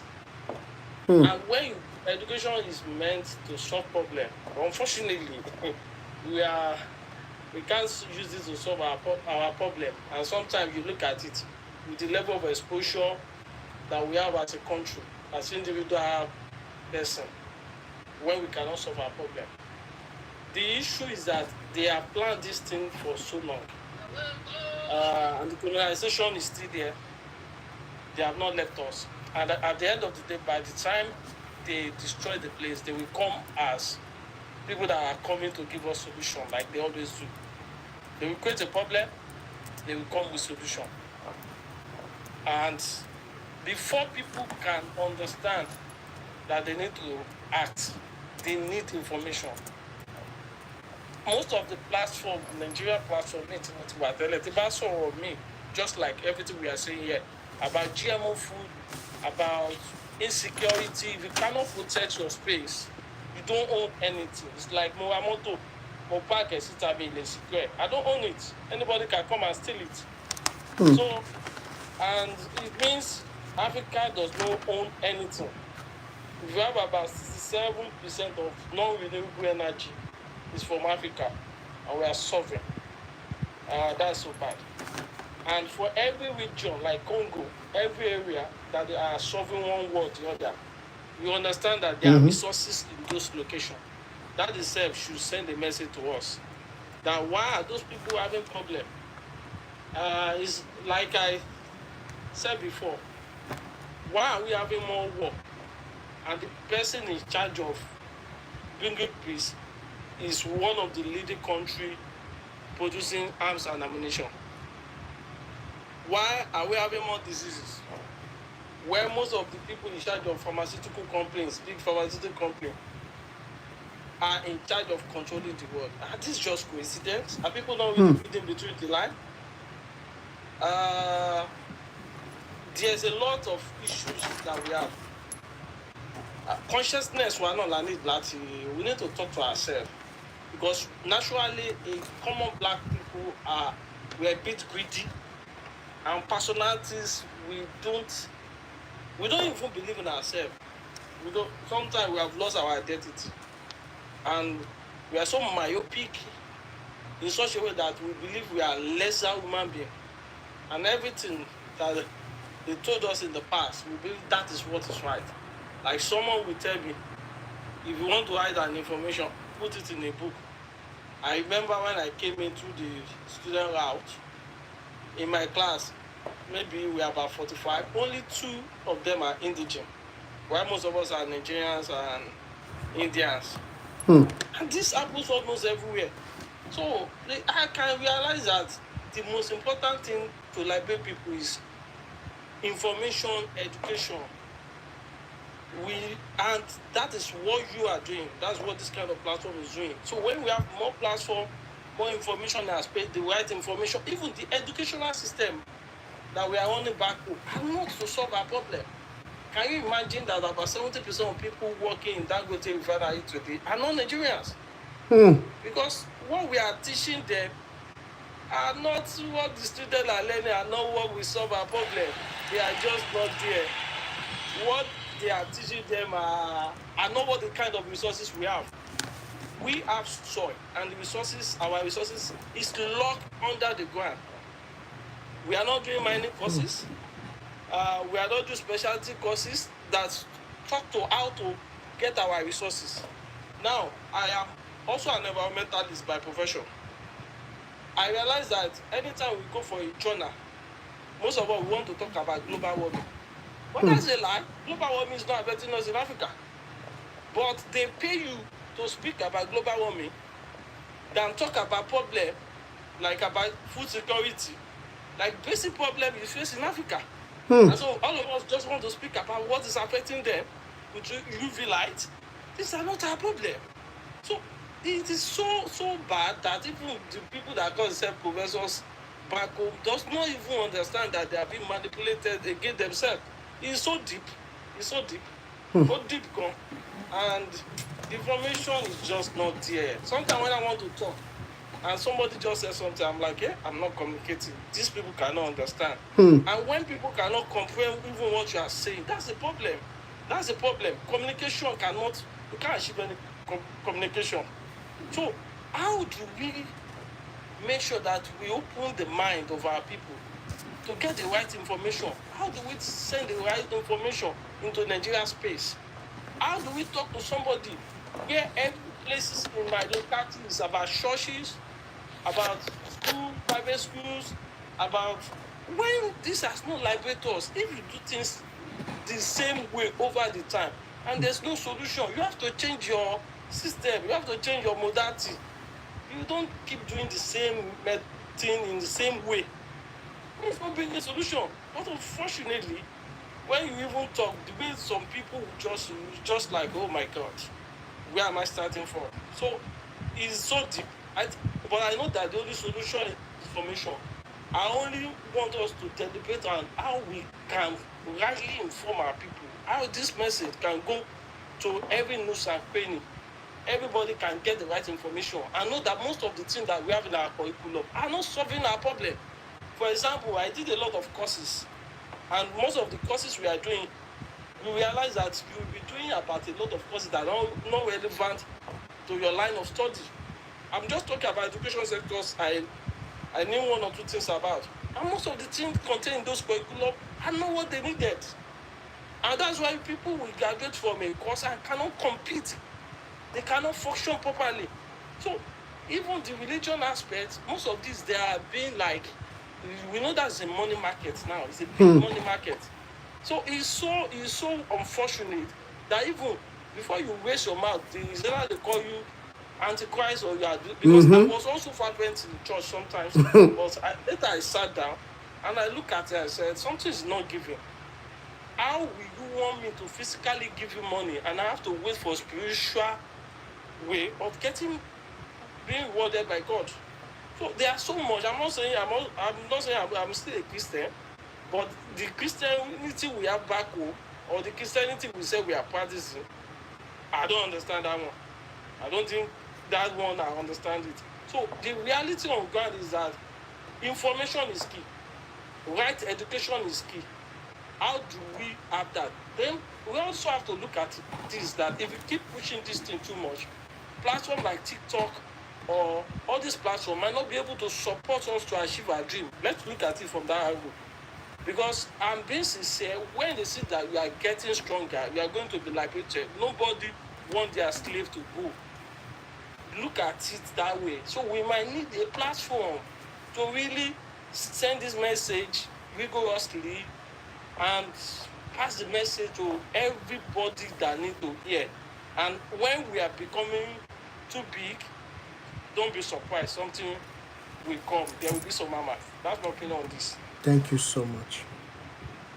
Thank you so much for that wonderful contribution. Let me quickly allow Olawale Adesina to speak before I say one or two things again. Then. Hello, sir. Good evening. Hello, good evening, my brother. Good evening, sir. Good evening. I greet the house. Good evening as well. I Yes, greet sir. everyone there. Good evening. In a first of all, permit me to speak in a Yoruba language. Yes, no problem. Because I love speaking in Yoruba language because I'm a Yoruba guy. So I love that very much. No problem. So, Bichin Solo, yeah, Ekale Mokibobole in the first place. Mo kàn sáré gbọ́ nǹkan tí brọ́dà mi tó ń sọ̀rọ̀ nísìnyìí. Mo kàn sáré gbọ́ nǹkan tó ń sọ, mo rí pé ọ̀rọ̀ tó ń sọ VAT. Òótọ́ ọ̀rọ̀ ló ń sọ lọ́wọ́. Ló jẹ́ kí n join ní live yìí. Because mo realize pé Africa as a whole àti get nǹkan kan wrong tí understand. Sherry, first of all, bí brother mi yẹn ṣe sọ in the first place lórí ọ̀rọ̀ education kò ṣe education. Sherry, nǹkan tó ń kọ́ wa kọ́ ni a need in terms of the education. Ṣé ń get sir? Yes. Nǹkan tí wọ́n kọ́ wa kọ́ ni nǹkan tó ń kọ́ wa kọ́ ni a need lórí ọ̀rọ̀ education. Bẹ́ẹ̀ ni. Because kí ni education tí wọ́n ń kọ́yàn? Wọ́n ń kọ́yàn ní theory kò sí practical. Ẹ dey expect kẹ́ni yẹn perform. Confirm. Wọ́n ń kọ́yàn ní ìwé kò lè fèsì ẹ̀ tó bá dójú practical. A dẹ̀ ń sọ pé I expect pé kí ẹni yẹn perform lórí field ẹ̀. Kò possible bàbá. Bẹ́ẹ̀ ni. Ṣẹ́rí one tí mo ṣe wọ̀rọ̀ lú ìbò dẹ̀ tó ṣe yé mi sí ṣẹ́rí educational system wa is zero. Mo ní ọmọ German kan tí mo máa ń follow because artisan ni mí, oníṣòwò ni mí. Ẹni tí mò ń sọ is an engineer. Kò gbọ́ ó ní ọmọ German kan tí mo máa ń follow because it's one of my mentors lórí ọ̀rọ̀ iṣẹ́ mi tí mo máa fi ń ṣe kínní. But ẹni tí mò ń sọ kò gbọ́ ìbò ẹyọ kan ṣo bẹ́ẹ̀ bàbá nínú orí ọ̀fẹ́ Ọlọ́run ẹni good lórí field. Níbo láriwo yẹn ti ń wá? No, ẹ má ti mo bọ́ta nínú compound mi ni. Okay. Step out nínú compound mi ni ẹ má bínú sí ajá nínú compound mi ló dún. So bí ṣe ń sọ lọ ẹ má bínú, sorry for that noise, mo step out nínú compound mi ni. So bí ṣe ń sọ lọ mo rí pé bọ́n ṣe set education wa ẹ get ó kù díẹ̀ káàtó. Science ní Germany èdè Germany ló fi ń kọ́ wọn, likewise ní China èdè China ló fi ń kọ́ wọn. Ṣé mo pé ọmọ tó brought up tó yẹ pé èdè tó ń sọ nìyẹn tó wá ń kọ́ ní nǹkan pẹ̀lú èdè yẹn, ṣé mo pé ó máa yé dáadáa? Ó máa yé gidi, ó máa gbàgbọ́ yé ẹ̀. Wọn ò ṣe tiwa bẹ́ẹ̀.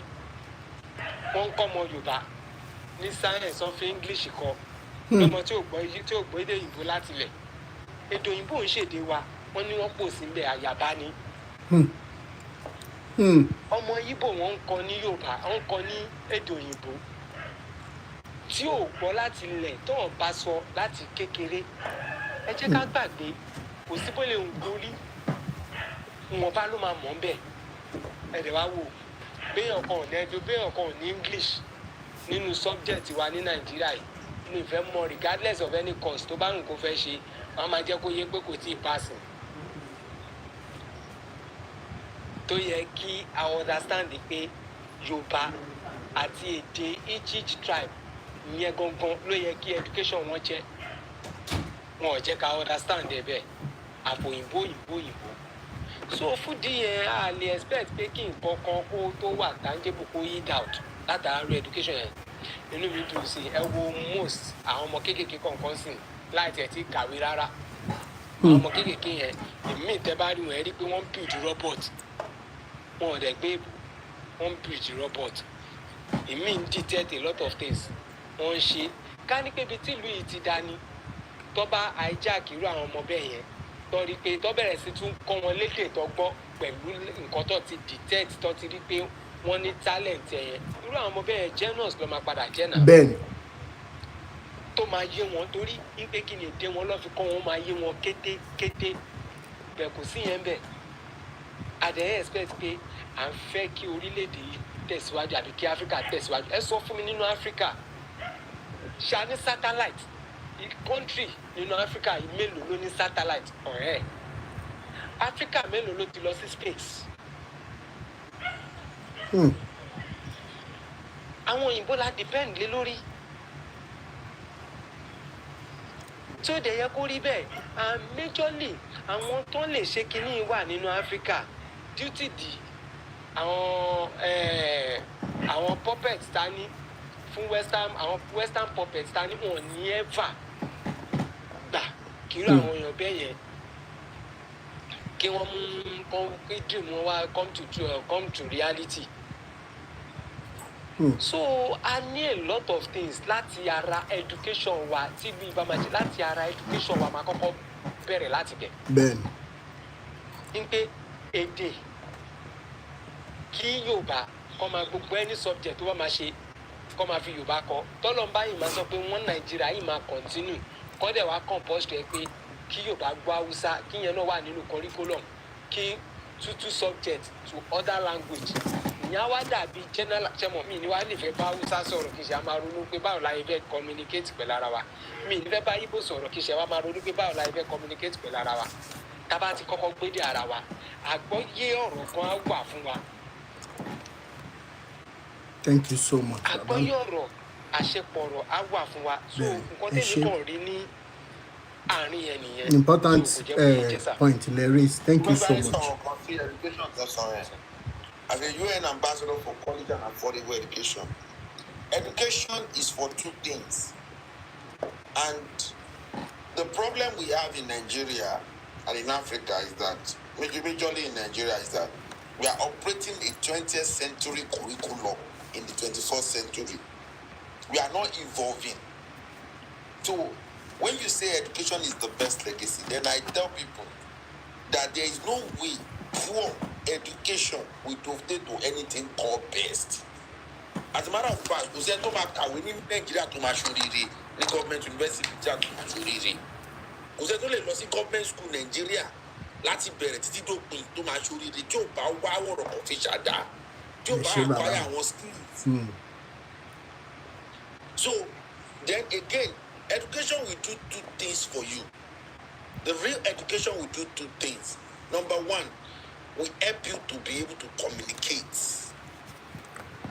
Communication. Education will help you to communicate. Two, education will help you to think. To think.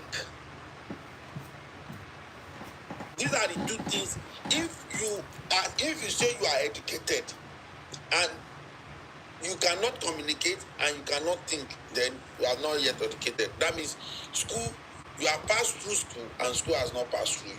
Thank you so much for that. Thank you, just Baba. to contribute. Then again, speaking of our mother's tongue, presently, I've taken a bold step. I'm currently talking to the Minister of Education. Because we want the situation whereby in the southwest, we can have a technical school where people can learn engineering in Yoruba. In the north, where they can learn engineering in Hausa. In the east, where they can learn engineering in Igbo. And it's going to happen. So we just want everyone, please follow this page, do everything. We'll be giving you updates. Thank you so much, Go Baba. Yes, sir. Willow Half, you can unmute and go ahead now. Hi, good evening. Can everybody hear me? Good evening. We can hear you very well Yeah, now. your English is Queens. We like the phonetic aspect of it. Go ahead. Okay, so I think the last gentleman, he made the comment regarding teaching education in your natural dialect. A country that teaches education in a dialect is a country that has power. So that's something everybody should be aware of. So if you look at China, the reason why China is powerful is because they have one voice. One voice equals impact, equals strategy, equals power. So I think all Nigerians understand that language is powerful. But I want to go back to what Rotimi Daniels, what you started off with. This is my perspective. I find that Nigerians like everything to be big. The Nigerian culture, I don't know if that is even Nigerian culture or what we've come to be taught, right? Is everything has to be big. We need to take over. Everything has to be big. We're not trained to think about things in stages. We're not trained to do step 1, step 2, step 3, step 4. The Nigerian culture is bossa. Let's just do everything. Take over. And I think in regards to what you're trying to do, Rotimi Daniels, you're on the right path. And we need to be teaching our community, not educating.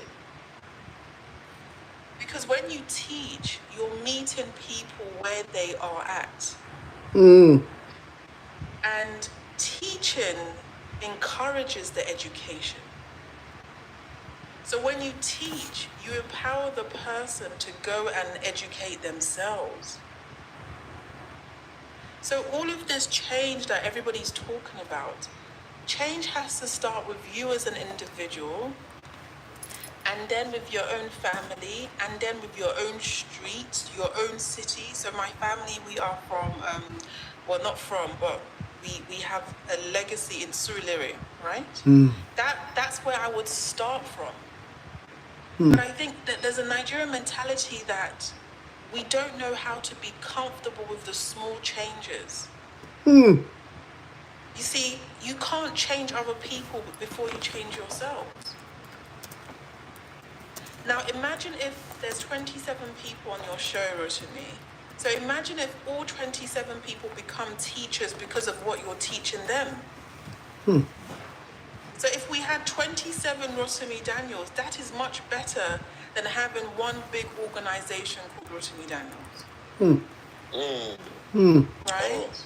But True. the problem is we as Nigerians need to be comfortable and proud of our small power, because we all want big power. Let's do festival. Let's do conference. Let's do, like, everything is massive. And I think that comes from a lack of value of ourselves. You know, we're not comfortable with who the universe has made us to be. So everything has to be grand. Look at me, I bought a big house. Look at me, I bought a Range Rover. Everything that, and I'm like, what about the small things? So let me also continue. You made a point about agriculture, and I wanted to talk about agriculture. Okay. And I think this is for anybody that lives in Nigeria or is going to live in Nigeria. If you live in Nigeria, the house that you live in should have at least one plot of land for your own agriculture. You should not be living in Nigeria and you don't have land to breed potatoes, to make chicken. Everybody should have that. Now what happens is, because they try to make Nigeria a capitalist country, but it isn't. So you go into the cities and people have homes with no land. How can you build a 5-bedroom house? You have no garden. You have no, and you live in, what's the point of living in Nigeria? You have no garden. You just can't, it's like suffering. The point of living in a African continent is that you can grow your own food. You might as well stay in Canada then, if I'm gonna be sitting in my house with AC. That's not how we're supposed to live. We're not supposed to live under AC. That's all capitalism. We're not supposed to be living in Nigeria and you can't even see your neighbors. You're hiding in a big house in a hot country. A lot of those behavior are what has ruined the culture. Because the Yoruba culture, we're very jovial, we're very fun. We like to gist, we like to eat. That is the Yoruba culture. But what's happening now is, because of religion, they've made you fearful. So now you want to live in a house with a massive gate. Now you walk past your neighbor's house. Oh, you don't want to say hello. I'm not going to say hello until she says hello. My grandmother used to be very nosy. She knew everybody. You know, and she used to say, you better know everybody. But unfortunately, the capitalism has changed us. So I'm just going to conclude so I don't take too much of time. But those are my main points, that the change starts with your family. Start with yourself. Okay, you've changed yourself. Okay, what about your wife? What about your husband? What about your children? Are your children critical thinkers, or are your children worshiping another religion? Do your children believe in you as a father, or do they believe in a God more than their own father? Because if you have a father that you see every day, but you don't believe that father is a father in heaven that you believe, that's a problem. That's a big problem. And if you have children that cannot speak your language, you should be depressed. You cannot say, oh, it doesn't matter. So do you understand? There's so much work to do in your own family. You and your wife, your wife doesn't even like you. That's a problem. How can you have liberation for Nigeria when you don't even like your own wife doesn't like you? How can we have liberation for Nigeria when we don't even like ourselves? We don't like how we look. Oh, I'm too dark. My nose is too fat. So I just feel like we have to be humble in focusing on ourselves. And the Nigerian culture, we don't like to focus on ourselves. We're busybodies. Alaji, did you hear about this one?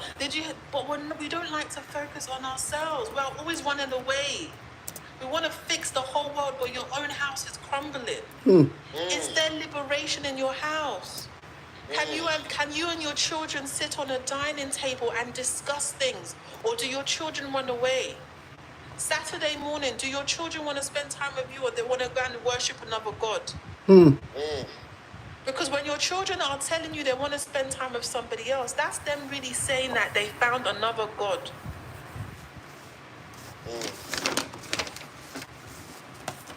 We have to ask ourselves those questions, and especially as women, the sisters, the women in the Nigerian community are crippling down because of money. And they're so desperate for money. It's not their fault. If your own parents did not provide for you, do you not have to go and look for money somewhere else? But it's the desperation for money that's the issue. It's the inability to be patient. Because patience is the principles of money. You sow your seed, you water it, and then you wait. Everybody has to do it. And if you don't wait, you'll pay the price later on. Yeah. That's why the farmer has to wait. He has to let the sun rise. So thank you, Rotimi. Thank you so much for that wonderful contribution. That's a very, very big one. You put Bishop Andrew. Bishop Andrew, you're laughing at my voice. Please, No manding. He's a comrade. Can I just say something to what she just said? I'm coming, sir. I want a TikToker user to quickly say share. He said he has solutions so that we can quickly manage. Now, TikTok user, can you please unmute? Shirley, unmute. Kesare Bawa Soro. Yes, I can. Good evening. It's evening here. I'll try to speak for maybe 4 minutes or less than that. Okay. Thank you for having me. Because of the spirit of what we're discussing, and in the spirit of that, I will speak in Yoruba language. Okay, sir. I would normally speak like this, but I want to invite you for something. I would normally do this in English, but I will do it in Yoruba because of today. Only fọ́nrán kan tí a ti ṣe. Ṣé rí ibi fọ́nrán tá a ti ń sọ̀rọ̀ yìí, àwọn Chinko ló ní. Bẹ́ẹ̀ni. Sọ̀rọ̀ tó mo sílẹ̀ pé ẹ̀gbọ́n ń gbọ́ wa. Bẹ́ẹ̀ni. Ẹ bá rí orúkọ tó wà lára, sorry for those that don't understand Yoruba, he would interpret. Interpretation. Ẹ bá rí orúkọ tó wà lára kíní tí mo fi ń sọ̀rọ̀ yìí, kíní funfun tó bẹ̀rẹ̀ láti sí yẹn. Bẹ́ẹ̀ni. Orúkọ fọ́nrán yẹn nìyẹn. Tẹ́ bá wá ẹ̀ tí lè rí lórí ẹ̀rọ ayélujára. Nísìnyí, ní alẹ́ òní bíi wákàtí kan sẹ́yìn, mo lọ wo orúkọ yẹn. Ó ní orúkọ téèyàn máa ń rà lórí ẹ̀rọ ayélujára tó máa ń parí pẹ̀lú .com. Ẹ ti mọ orúkọ yẹn. Bẹ́ẹ̀ni. Domain name. Nígbà tí mo lọ wo orúkọ yìí ní bíi wákàtí méjì sẹ́yìn, mo rí pé àwọn Chinko ti lọ ra orúkọ yẹn. Nǹkan tádẹ̀ ṣe yìí ó dàbí irú eléyìí tá a ti ń sọ̀rọ̀ lórí ẹ̀ tó bẹ̀rẹ̀ láti tì í. Ẹni tọ́rọ̀ mi ò bá yóò lè bèrè Yorùbá. Ó ń yé wa máa sọ̀rọ̀. Ibi tá a ti ń sọ̀rọ̀ yìí tó bẹ̀rẹ̀ láti tì í tí ọ̀gá Rótìmí láti lọ sí fọ́nrán míì kó má bàa dí ìkejì tó yé yín. Bẹ́ẹ̀ni.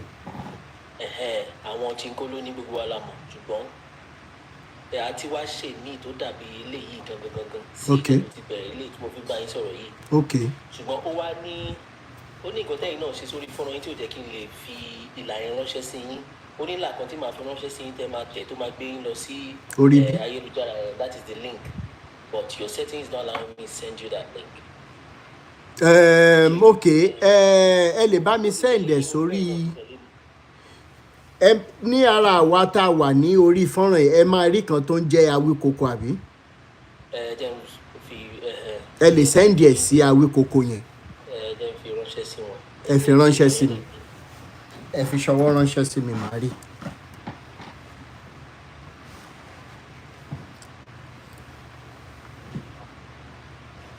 ẹ má bínú mi ní máa tẹ bá lè send ẹ sí mi náà sáà. tẹ bá lè sẹ́ndì ẹ̀ ẹ bá lè fi ṣọwọ́ ránṣẹ́ sí gbé àwọn tó ń gbọ́ wa.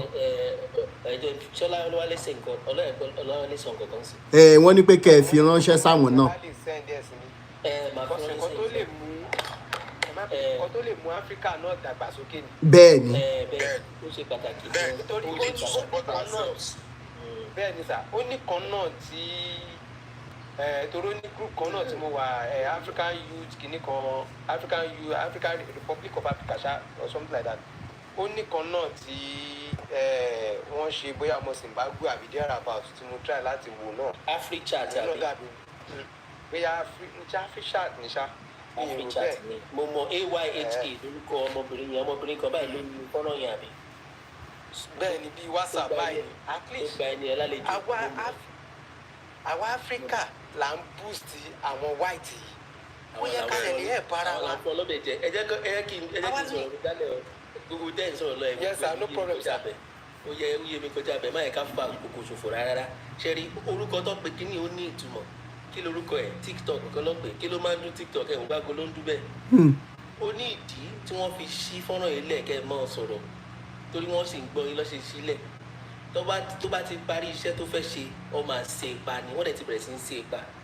bẹ́ẹ̀ ni díẹ̀díẹ̀ wọ́n ti ń ṣe díẹ̀díẹ̀ wọ́n ti tà fún àwọn òyìnbó fún àwọn onígẹ̀ẹ́sì tó lọ́wọ́ ìwọ̀ oòrùn western world wọ́n ti ta fọ́nrán yìí fún wọn tán pátápátá. ó ní ìgbà kan tó ẹgbẹ́ lè ṣe bó ṣe ìwé lórí ẹ̀ ṣùgbọ́n ní ìfisísì ẹni tó bá ti láwọ̀ dúdú tó bá ti sọ̀rọ̀ lórí fọ́nrán yìí wọ́n á bẹ̀rẹ̀ sí máa yín ilé kan náà wọ́n á bẹ̀rẹ̀ sí máa yín fọ́nrán rẹ̀ ilé kan náà bóyá kó ó dá mi lójú pé àdúró èèyàn tẹ ẹni tó ń tẹ̀lé yín lórí fọ́nrán yín ó ju bóyá ọgọ́rùn-ún mẹ́wàá bóyá ti kejì ní ọmọ kan ṣe sí eléyìí ẹ wá bẹ̀rẹ̀ fọ́nrán tẹlẹsẹkẹsẹ yìí tá à ń pè ní live ẹ wá máa ríyàn mẹ́wàá ẹ máa ríyàn ogún báwo ló ṣe ṣẹlẹ̀ láti bó síbo lórí ọgọ́rùn-ún èèyàn bẹ́ẹ̀ ni ọgọ́rùn-ún mẹ́wàá èèyàn nítorí náà eléyìí tá a ti wá sí yìí bó ṣe wà yẹn náà we have to go and buy another domain name because that one has been taken already. The last time I checked it, you could still see $94 and things like you could still buy it for that. The regular domain will go for around maybe $25. But we saw 94 the last time, that's still fair enough. But when I checked it 2 hours ago, wọ́n ti rà. Ìwà orúkọ tí ń kó mo rí ń bẹ̀ wọ́n wá níbẹ̀ àfẹ́ ta ẹni bá fẹ́ rà kó wá bá wa sọ̀rọ̀ kí n lè ká lè lọ fún yín ní ibi tá à ń gbé kẹlẹ̀ wá rán gúnúmú sí wa èmi ò ní bá wọn sọ̀rọ̀ máa ra mú orúkọ míì a máa wá orúkọ mi ká máa fún lọ́rọ̀ kan ó láwọn tó máa ń ṣe àǹtí yẹn náà sọ àǹtí tó sọ òyìnbó lọ́dún yẹn náà sí yẹn lọ́rọ̀ kan a ní láti bẹ̀rẹ̀ sí kó ọ̀rọ̀ wa kúrò lórí fọ́nrán yẹn lọ sí ibẹ̀ ó ní nǹkan tó ń pè ní test flight which is a máa ní bá ṣe máa yẹ fọ́nrán yẹn ò bó ṣe wà yẹn ó ti ṣe tán àwa ọmọ adúláwọ̀ náà la ṣe ó ti ṣe tán kódà ká ní pé èmi gan mo ní ayélujára mi mo ní fọ́nrán mi tí mo máa fi ń ṣe àwọn tí mo ní lórí kíní mo ní fọ́nrán mi tí mo máa fi ń ṣe ṣùgbọ́n ìyẹn ní kódà ìbò ní bí ọgọ́rùn-ún mẹ́wàá sí méjìlá ló ní tiẹ̀ tí bá bẹ̀rẹ̀ sí fi fọ́nrán yẹn tó rọrọ̀ yìí wá ti gbégi lé torí ẹ̀ mo ṣe ra ṣe eléyà ẹ̀ lè rí ju mo rò bó tọ́ ọgọ́rùn-ún tó wà bẹ́ẹ̀ you know so just about 100 users. ìlà tẹ́ fẹ́ fi ránṣẹ́ sí wa ń sìn yẹn òun ṣe é lò àdì. nǹkan tó máa ṣí Google form fún yín it will open a Google form for you to fill. The main thing we need is the main thing you need is the Gmail address. bá a ṣe wà yẹn kò sí bá a ṣe ní a ṣe máa nílò kò sí bá a ṣe ní nílò òyìnbó náà ṣùgbọ́n díẹ̀díẹ̀ ni àwọn náà nílò wa ṣùgbọ́n lọ́rọ̀ kan ó máa ṣí Google link ẹ máa fi Gmail address yín síbẹ̀ a máa wá send link test flight lọ́pẹ̀ a máa nílò bí èèyàn bí ọgọ́rùn-ún èèyàn bí nǹkan maybe just a few people, less than about 50 people. But mo ti fi ránṣẹ́ sí àwọn oríṣi AYHA tẹ́ni yìí ń sọ náà. Ó in fact ìyẹn tẹ wulẹ̀ ní WhatsApp group kan tí yẹn ń ṣí àti lọ darapọ̀ mọ́. So àwọn bíi Isa oníbọ̀bọ̀ kan náà tó jẹ́ Isa ọmọ Naija ni ó ti pẹ́ l'Amẹ́ríkà báyìí ó ní dàda bíi tiyín báyìí mọ̀ bí ẹ̀ mọ̀ anybody mọ̀ Isa yẹn. So there's an Isa guy òun náà ti ń complain ó ní ṣẹ́mu Africa Stream wọ́n ti gbégi lé yẹn dànù ẹ ṣáà mọ̀ ẹgbọ́n Africa Stream yẹn wọ́n ti gbégi lé yẹn náà lọ́rọ̀ kan ẹjọ́ ẹ bá ń tẹ̀lé ìlà yẹn gbogbo bẹ́ẹ̀ ṣe máa ṣàlàyé fún àwọn èèyàn lóyìnbó bí àyè máa mọ̀ bẹ́ẹ̀ ṣe máa sọ tí ò ní torí ó ní ibi tí mo ti gbọ́rọ̀ ẹ̀ jáde Gẹ̀ẹ́sì mo fi sọ mo ṣe bẹ̀rẹ̀ báyìí kò ju bí òrùbó tó 10-15 minutes bí kíní ẹ̀ ṣe kú nìyẹn wà Ọlọ́run ní kí n tètè sẹ́ndì kíní ìlà yẹn sẹ́ni yẹn lọ́rọ̀ kan nǹkan tí mo ní kí n wá sọ nìyẹn o. ẹ ṣé bàbá mi. èyí gbọ́dọ̀ sọ yìí kò ju bí ọdún kan tí gbogbo èèyàn bẹ̀rẹ̀ sí ń já sí gbogbo kíni bí tí n kò ní o òyìnbó ló ń dàlúwarú o kí wọ́n tó ṣí fọ́nrán yìí Twitter ló fẹ́ ṣe kíní ẹ̀ tẹ́lẹ̀ bí Twitter ṣe bẹ̀rẹ̀ sí ń tú Nàìjà dẹ̀ lágbára gidi kò ń ṣe pé mò ń sọ bẹ́ẹ̀ nítorí ọmọ Nàìjà ni mo mọ nǹkan tí mò ń sọ bí Twitter ṣe bẹ̀rẹ̀ sí ń tú Nàìjà lẹ̀ ní 2020 kíní EndSARS yẹn bó ṣe bẹ̀rẹ̀ tú Nàìjà lẹ̀ bó ṣe gbégi lé yẹn láti ilẹ̀ ẹ̀sìn yẹn náà gbégi lé yàrá yẹn lóun lọ́ọ́ ra Elon Musk lóun lọ́ọ́ ra Twitter wọ́n gbégi lé ní orúkọ tó pè lásán ni wọ́n gbégi wọ́n fagilé wọ́n sọ di X wọ́n mọ nǹkan tó ń ṣe iṣẹ́ ogun tó ń bá ìlú wájà ó ti bá bẹ̀rẹ̀ sí ń ṣàlàyé ẹ̀ lẹ́nu àrẹ parí ẹ̀ gbogbo GMO yẹn kékeré sí gbogbo yẹn Russia ló ń gbé bọ̀ wọn ló ń gbé gbogbo ẹ̀ kékeré sí gbogbo yẹn tí Russia bá ní nǹkan tó fẹ́ gbà lọ́wọ́ adúláwọ̀ wọn ní wà. bẹ́ẹ̀ni. ìṣẹ́ China lọ́rọ̀ kan mo ti fi ẹ̀ ránṣẹ́ sí ẹjọ́ ẹ bá ń fọrẹ́ sáwọn èèyàn. Kò sí problem máa check ẹ̀dẹ̀ tí n bá ní láti get in touch pẹ̀lú yín máa get in touch kí n lè get more details nípa ẹ̀ so that people will have the ọkàn wọn máa balẹ̀ láti lè ẹ mọ̀ pé ilé ayé ti lé ń sìn. kò sẹ́rù kankan so àwọn èèyàn náà ń béèrè àti ẹnìkan ní blessed àwọn náà ń béèrè kò sí nǹkan tó lé ń bẹ̀ ṣùgbọ́n bá ṣe ń wò ó pẹ̀lú àwọn àtàjọ ń ṣe iṣẹ́ yẹn ó ti ṣe tán pátápátá àwọn nǹkan kéékèèké kankan ló kàn kó tá a fẹ́ fi sí nítorí náà ìbẹ̀sọ̀rọ̀ ó ṣeé ṣe pé tá a bá máa fi ṣe tán pátápátá a lè má fi sí Google Drive kí ló ń pè kí ni yẹn Google Play gan ó ṣeé ṣe bí a tiẹ̀ kọ́kọ́ máa fi ṣe ìpàdé náà kákọ́ máa ṣe ìpàdé kò ń ṣe ìpàdé ẹlẹ́jọ́ lọ́lọ́lọ́ tí ò ní sí ìtumọ̀ bẹ́ẹ̀ lẹ́yìn pé àwọn ti kó a tún máa gbọ́ ògùn tó lù ẹ̀ sọ. all right ẹ ṣé. ẹ ṣé mo kàn fẹ́ kí wọn náà lẹ́yìn. okay. Mo understand nǹkan tí TikTok users sọ. Because when we came up with the global clusters, the same thing happened. As we speak now, about the website wa sí orí Facebook ó máa write ó máa yọ kúrò ní. Even TikTok come máa bá mi sọ̀rọ̀ pé kí n yọ kúrò ní. As you get why? Because they are feeling threatened because it's very much like that, and I'm appreciating this. TikTok user send them say me no, because we just need to get behind each other. We need to come up with something and we need to just do it. Thank you so much. Yeah. We have over 1.4 billion people, so we're ready. All right, thank you so much. Kofi Tyron, this girl is speaking the truth. Thank you so much for all the comment. Well said, speaker, and everything. What's his name again? YouTube subscribers. If you really want to say one or two things in 2-3 minutes, the WhatsApp number is going to be +234 80 9290 6250. Once again, the WhatsApp number is going to be +234 80 9290 6250. Thank you so much. Now, like we're talking about part of the possible solutions, okay?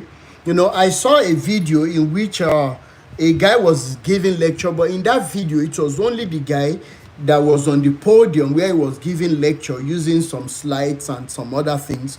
Okay, now in that video he said, and I quote, that they can never allow Africa to rise up from being sources of resources to the West and European world. Okay, the reason being that if Africa rises up, they are done with. He said it verbatim like that. I don't know how many of you saw that video. It's still on my pages on TikTok. And of course, they know that without Africa, unfortunately, we Africans that are being seen as giants, that are being afraid of, what do? We are wasting away our times, lives, saying we're praying, we're doing this. I have attacked, or I have spoken against the evil being done by the likes of Odekunle Epaphras, Sam Ojo, Taiwo Ojo, especially. And some people, due to their sentiment, due to the fact that they don't have this information, education that we're talking about, it's like, to them, they see it that I am attacking any Amiororo along. How did we get here? The Enya Amiororo, all of them that we have had from time immemorial, in what way have they impacted this nation? If we truly have had Enya Amiororo along, okay, if we truly have been having them and they are calling themselves giants, God's generals, what is that God? Who is that God that you are his general? Yet that God cannot give you an insight into what can make your life easier. And if that God is tying you down to the fact that you must come to one invisible heaven before you live on Gold Street, on mansions, then that God is the most useless, either in heaven or on planet Earth. And I must tell us today that if you're still belonging to this category of people in Africa, look at the other one that said in Kampala, look, what was it, that African country? The pastor said he was driving, all of a sudden he saw himself in heaven. How did we get here? Look at the other one. He was going to fly in the chopper, and the people that were contributing the money, he was telling them that, he was assuring them, he was making sure that they would travel by road. What God are we allowing that? And that is why, as many problems we can be talking about where Africa is today, the first way out is to make sure that we de-religious our people. Our people need serious liberation from religion. Okay, so if they are seeing us, one wo walawo sunkun, and walawo rerin, and it's really very sad. I don't know. No matter what you feel, no matter how you feel, no matter how much sentiment you have for the likes of Baba Adeboye and everybody, please, my page is not going to be for you. I am not eager to grow a page that is going to be filled with sentimental people. I am eager to build a page that will increase the population of liberated souls and people who will not stop at anything to who will stop at nothing to make sure that this liberation gets to the nook and crannies of Africa. So I am not sentimental. I mean, by now, the sentence of Baba Adeboye should be in Guinness Book of Record as the most stupid and damaging sentence that can come from Africa. I don't see any sentence that can beat that. That yes, we don't have technology, but we have God. And we still have millions listening to this man. So you must see the reason why we must go back to make sure that we fight religion to a standstill. Okay, it is very important. And I mentioned something so that I don't forget. I said that àwọn òyìnbó yìí èèpà ń para ẹ̀ Ọlọ́run pàjá. And this explanation, if you want to screen record, I don't mind. Now, so many years back, when our fathers, our brothers were traveling abroad, either as doctors, engineers, in so many vocations, the Western world accepted them or will accept them because they have seen substances in them. And if blacks today decide to rise up gẹ́gẹ́ bí ọmọ onínàkúnà ni, pẹ̀núlẹ̀ bàbá òun ọ̀pọ̀ ibùgbé ló wà níbẹ̀, àjẹyó àtàjẹsẹ́kù tó bá wà lọ́rí ibẹ̀ ń kọ́ ilé tíya ò ẹ̀jẹ̀ á lọ. Tìmí Òṣùkọ̀yà. If Africans all over the world in other continents decide to rise up again today and say, you know what, we're going home, these people are done, because it is not only our natural resources or artificial resources they depend on heavily. They depend on human resources from Africa so badly. Now, the West, the Europe, they have enjoyed good sale because of the influx and the experiences of the blacks. Now, the reason being that to a very reasonable extent, our systems of education all over Africa was very good, or they were very, very good. And that is why you could have the likes of, Ben Carson and all these other Africans doing beautifully well. Now, if they could enjoy that, but today they are tampering with our system of education by the help of our leaders who are not just wicked, self-centered, but they are also clueless. They don't even love their own children. And with the help of the religious leaders, both in Islam and Christianity, these are clueless, wicked, selfish beings. Now, at the end of the day, they have tampered with our systems of education in such a way that it is going to be affecting them. And that is why I said it in Yoruba before. Look at it today. In their own countries, so many kids are not motivated. So many kids are not encouraged to do sciences and some other vocations. They would rather be teaching them bọ́kùnrin ṣe máa di obìnrin, bóbìnrin ṣe máa di ọkùnrin. I have seen a very drastic decline in the population of medical practitioners. It was very easy. People, our politicians that are running from Africa to Europe for medical treatment. The time is coming when the number will be so reduced that even with your money,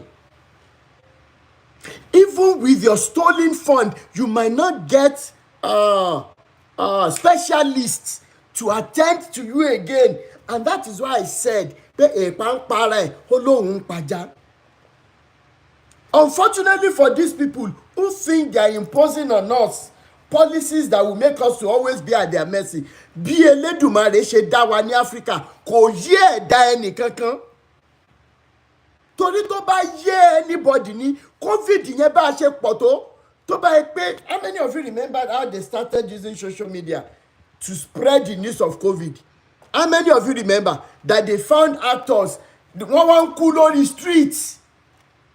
And my mind went to Lagos, that if this COVID is like this, truly, at Africa, lo and behold, hunger ò tiẹ̀ jẹ́, despite the hunger, despite everything, yet, ìjà mọrírì ara wa lásán, àwa ti wá di adìẹ funfun tí ò mọ rẹ̀ lágbà. And that is why, when I post something against the dealings of the likes of Taiwo Ojo, I know you love these men. Maybe they themselves even don't know any better. And that is why I need your help. Help us push these videos out.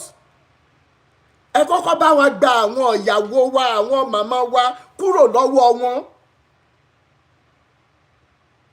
It is very important that we make sure we reduce the population of people that are thinking that the biblical God is going to help us. The biblical God never helped those who brought the Bible to us. The Quranic God has never helped The Arab countries that gave us the Quran. Òòṣà tó ń gbé ọ̀lẹ ò sí, ìjọ tá a bá tó ṣiṣẹ́ la máa rájẹ jẹun. Confirm. It is important we get to that level. Taiwo Ojo must go and shut down. If he's not going to shut down easily, we need to start shutting them down. That is where our solution must begin from. They should not be having customers again. The land that is meant, how many of you realize that land that is even meant for agriculture is being bought over by these people? Tomorrow, like this, tomorrow, Friday, maybe another person will rise up and say that he is buying acres of land for ministry. Confirm. So when you are coming on my page, don't be too sentimental. Rotimi ń bú wọn, ó ṣe kíní kan. Tí ì rí nǹkan tí wọ́n ti fi religion ṣe fún wa. You have not seen it. And we are so wicked that we don't even love one another as family members. What you don't have, you can't lose. What you don't have, you can't lose. So ọ̀rọ̀ àwọn òyìnbó fúnra wọn, you cannot blame them. I'm telling you the truth. You cannot blame them. It is called survival of the fittest in our evolution ecosystem study in biology. They will do everything to make their younger ones to continue to exist. And they will be teaching their younger ones how to sieve the policies so that their continuation, even to the next generation, will be cemented. It is survival of the fittest. You cannot blame them. But if our own leaders, our own parents, truly understand this concept of survival of the fittest in ecology or ecosystem, they will be weeping right now. They will be supporting some of us that are speaking up. As we speak, Taiwo Ojo might be holding meetings, Femi Emmanuel, all of them. What about endless monthly meetings? And people cannot think straight again. Yes, poverty is there, but poverty has always been. We shouldn't use that as an excuse. But where are the generations of parents that are ready to lose their lives for the existence of their own children? Because I wrote him in the news, I'm ready to go down that path if need be. How many parents do we truly love them? And I wrote something when Willow House was saying something, seconded by Ambassador Adekule. I wrote it, I said, parents are actually supposed to be the first gods that their children are supposed to see and know. Confirm. And I ask us parents today, when your children look at you, who or what do they see? It's one of the most important questions we should be asking one another today, because our generation is going gradually. But what are we writing on what are we leaving as a footsteps on the sand of times? Let's talk about church. Yes, sir. Ọ̀rọ̀ tẹ́sọ̀ tẹ́ni pé bóyá ká short àwọn people yẹn down. Bàbá, iṣẹ́ táwọn àfi short wọn down, kò ní iṣẹ́ tó máa rí tó pé ó ń bọ̀. Wọn ò ní pé ó ń bọ̀. I want to go with the fact that we need to use empowerment. Benny. Those people, let me tell you something. The people you are talking about, you see them when they come here to come and argue. What he ọjọ́ àbẹ̀ tó ya wèrè ni ẹ tó ya wèrè mọ̀ kó ń ya wèrè ọjọ́ tó bá ń kó ń ya wèrè ọjọ́ ìlara ẹ̀ máa dá o. I'm telling you, Cherry, àwọn people tẹ́ ń sọ yìí, these so-called religious people now, they've been able to indoctrinate people, give them a belief system. Wọ́n gbé àjàgà lé wọn lórí. Teachings are yokes. Teachings. are yokes, ajagani teachings. So what he gbélé wọn ló jẹ́ pé bó ṣe wà yẹn, they are die-hard fans o, and their menu Millions. ọ̀pọ̀ o, they are in millions, hundreds of millions o. So for us that we think like this, now I thank God for the TikTok user that came up with a concept. I equally came up with one, you know, to look at professionals, because I just felt that what has made developed country developed are the technocrat, entrepreneurs, and professionals. And I now felt that we need to build more professionals, because it's because these people are not busy. One niche, because entoba niche oni ma lọ láàárọ̀ to Monday kó lóun lọ síbi kan lọ máa ṣe kíní kan kó máa sọ pé wọ́n ń ṣe kíní kan, wọ́n ń ṣe ìṣọ́jí or something. You understand?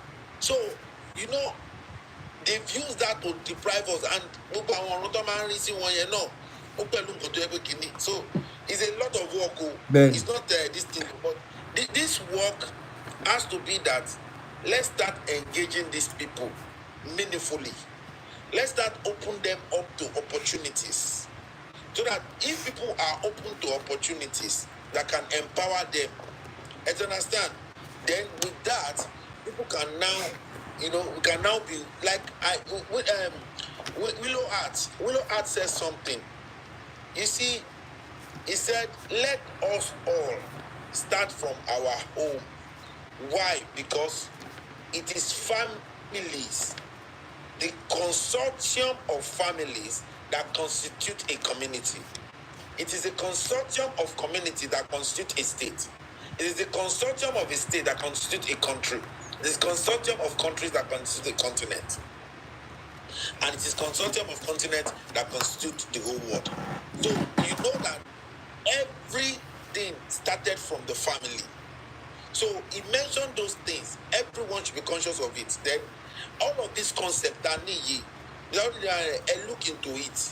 I can look into it. Let us No problem, start, Babam. you know, from that aspect. Let us start bringing ourselves together. Yeah. Let us start growing our own thing too. Let us start pushing it. So because that is what we can do.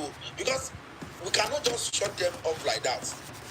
Oh my, bit difficult. But we have to give people. It's like we have to exchange a bit. We have to give them something to collect what they are thinking. Because if you want to collect what they are thinking and you are not giving them anything, they will go back to what they are thinking mentality. They will still go back to them. But we have to be ready to prepare something. We have to be ready to prepare lecture, training, accurate knowledge, accurate information, and we have to be ready to connect them. Thank you so That's much. my take off. Let me ask church and pastor believing friends and followers and family members. I need you to go back to your pastors and ask them, because the summary of the endless prayer points they choose to impose on you, ìwọ Ọlọ́run jẹ́ kí n rógolo, ìwọ Ọlọ́run jẹ́ n rí bá ti ṣe, ìwọ Ọlọ́run jẹ́ n rọ́nà gbégbà. Okay, why is it that despite all these prayers, I need you to take this question to Taiwo Ojo and Co. Despite all these prayer points for so long, why is it that even common secondary school graduates or even dropouts in this Western world, where they don't even know prayers, they don't go to church at all? Why is it that the income of an average secondary school holder, okay, who is working, get his pay every 2 weeks or every month or every week, they are more financially okay than our professors back home? Why is it that? Because practically the ones that I work with, if you see the truck, when I get to work, maybe tomorrow I will do a short video. If you see the trucks, the vehicles that they finance, iye tí àwọn ọmọ yìí ń san lọ́sẹ̀ méjì méjì ọ̀ lóṣooṣù lórí mọ́tò kan professor ò gbúdọ̀ súnmọ́ bẹ́ẹ̀ láfíríkà. I know what I'm talking about. àfi professor tó bá ń jalè tó ń ta handout tó ń ṣe àwọn evil business kọ̀ọ̀kan.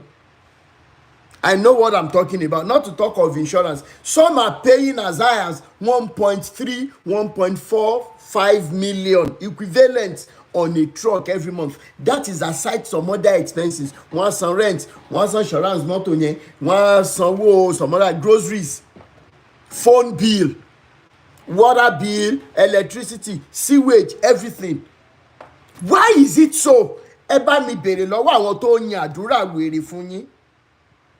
Then after that, when an average lady goes to meet this man, daddy mo ń wọ́kọ mi ìrọ́kọ. If they don't trace that your explanation to your grandmother, to your parents, pé ogun ayé ló ń ṣe ẹ wá gbà lọ́wọ́ mi, they must. But look at it this way, ladies. You want to settle down with a guy. After the relationship starts getting serious, jump from friendship to relationship or dating, from dating to relationship, from relationship to courtship. Ẹ wá lọ jẹ ṣàwámà ǹjọ́ kan bí tẹ́tí ń jẹ ṣàwámà ó ti gbé gbó wọn ẹni òun sì pẹ́. Hello Mr. Daniels. Yes sweetie babe what's up? How much is your income? My income is about 70,000 minimum wage if they have approved it. Mr. Daniels, that's not bad. You're not a lazy man, but ẹ má bínú o. Ṣé tá a bá tiẹ̀ la fẹ́ ra lénìí? Tọ́lọ́ tiẹ̀ bá wa ṣe àpò gbogbo ẹ̀ papọ̀. Àtowó ilé àtowó tata wa fẹ́ ra. Ẹ jọ̀ọ́ Mr. Daniels, ṣé a máa bára wa sùn? Ìbéèrè wo ló ń béèrè ọmọ yìí? Ṣé o mọ̀ pé a máa socket? Ok, ìyẹn náà ṣì dá. Ṣé tá a bá ń socket, ṣé a máa bímọ? Ṣé a máa lóyún? Ọmọ lèrè gbéyàwó. A máa socket àdè máa lóyún, a máa bímọ. Brother Daniel, ẹ dúró, ṣé mo yẹ tán ta pampers? Ṣé mo yẹ tán ta food ọmọ? Cerelac A, Cerelac B. Ibo la máa gbé? Ṣé mọ̀ pé yàrá kan lẹ ṣì ń gbé sìn? Ṣé yàrá yẹn náà la máa gbé pẹ̀lú ọmọ? Wọ́n ti sọ wá di wèrè láfíríkà, wèrè gidi. You cannot settle down with such a man. Àfi tá a bá fẹ́ parọ́ tanra wa.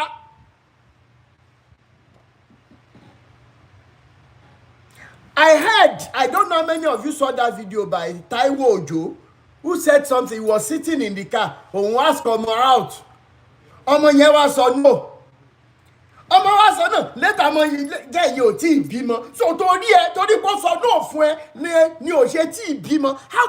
How can people be under such a mentally derailed man? Africa nìkan dẹ̀ ni mo ti rí ta fi tí ń fa bẹ́ẹ̀ kàn. Gbogbo ẹ̀yin ọkùnrin tẹ̀wá bí ẹ gbọ́wọ́ yín sókè. Àwọn wèrè afọ́fúngbẹ́mu yẹn náà wá gbọ́wọ́ sókè. Poverty it's a big disease, yes. Ẹ̀yin ọkùnrin tẹ̀wá bí ẹ gbọ́wọ́ yín sókè. Àwọn yẹn náà gbọ́wọ́ yín sókè. Ẹ sọ fún Ọlọ́run. Ìgbésẹ̀ gbogbo ibi tẹ́ ẹ ti fi abẹ́ kàn kí Ọlọ́run kó bí àké inú omi kó wá yín jáde. Ẹ wá fọwọ́ kan sábẹ́. And I saw this video and I was ashamed. Thank you so much, Rosie. Èmi ò mọ̀ báyẹn ń parọ́ bọ́rọ̀ bá ṣe rí máa sọ. Ẹ fọwọ́ yẹn sábẹ́ yín, ẹ wá máa gbàdúrà yá àwọn géńdé ọkùnrin. Taiwo Ojo, kí ni qualification Taiwo Ojo? Owó yín náà nírú àwọn Taiwo Ojo yẹn fi máa travel lọ rí nǹkan tó ń ṣẹlẹ̀, but they will never come back and tell you pé run àwọn prayers wọn. Ọ̀dẹ́kúnlé Epaphras has never come back from Canada, from UK. Kó sọ fún wọn pé kì í ṣàdúrà. The system is working. It is not prayers. Ẹ fọwọ́ kan bẹ́ yá gbogbo ibi tẹ́ ẹ ti fi abẹ́ kàn. Ó yá Olúwa fà mí jáde bẹ́ẹ̀ ló máa ṣe bẹ́ẹ̀ ló máa lórí rádaràda. Ibi tẹ́ ẹ ti fi abẹ́ kàn. How did we get here, guys?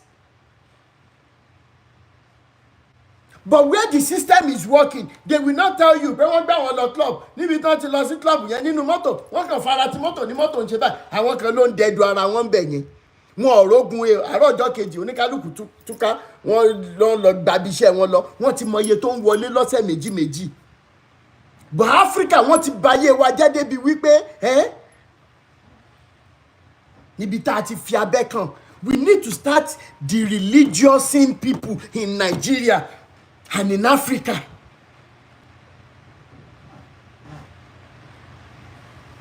At the end of the day, there is another guy in another African country. Òun máa kọ́wọ́ bọnú ara obìnrin báyìí. A máa wá mú nǹkan jáde ọkọ máa fa nǹkan jáde. Kí ló ń ṣe ẹ̀yin? What is wrong with African women? Sorry sir, ẹ jẹ́ kí n kọ́ mi bẹ́ẹ̀ sir. Ṣẹ́gẹ́ sir. Ṣẹ́rí one, ṣẹ́rí mindset wa l'Áfíríkà. A ní iṣẹ́ ṣe lórí ẹ̀gbọ́n. Ṣẹ́rí nǹkan kan tí mo rí bẹ́ẹ̀ ni wípé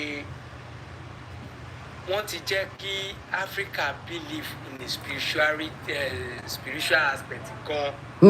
And èmi dẹ̀ máa ń ṣẹ́rí one, àwọn ọmọ mi máa ń jẹ́ kí nǹkan kan yé wọn pé kò sí ẹ̀dá tí a bí láyé pé kó wáyé láti wá ṣe rere number one kò dẹ̀ sí ẹ̀dá náà tá a tún bí tó tún wá sáyé láti ń pé òun fẹ́ tún ṣe rere because ọwọ́ èèyàn ni oríire ẹ̀ wà. Bẹ́ẹ̀ni. True látara mindset nǹkan tẹ̀dá bá ń lò látara nǹkan tí ẹ̀dá bá ń lò because mo rántí ìgbà kan tí mo ń dàbẹ́ ní pé mo ń ṣiṣẹ́ oṣù kiri tí ṣe oṣù bọ́ mo bẹ̀rẹ̀ sí ní mi ò lè jókòó lé mo bẹ̀rẹ̀ sí wá táìsì nígbò tó táìmù kan wọn ò yẹ wá táìsì yìí náà ó máa tó àkókò kan tó yẹ pé agbára yẹn lè má lè wá táìsì yẹn mọ́ kí ni mo lè ṣe nínú oore ọ̀fẹ́ Ọlọ́run mo á bẹ̀rẹ̀ sí ń wò pé mo ti kọ́ àwọn iṣẹ́ kan rí nínú iṣẹ́ tí mo kọ́ mo ní skill 3 lọ́wọ́ pẹ̀lú oore ọ̀fẹ́ Ọlọ́run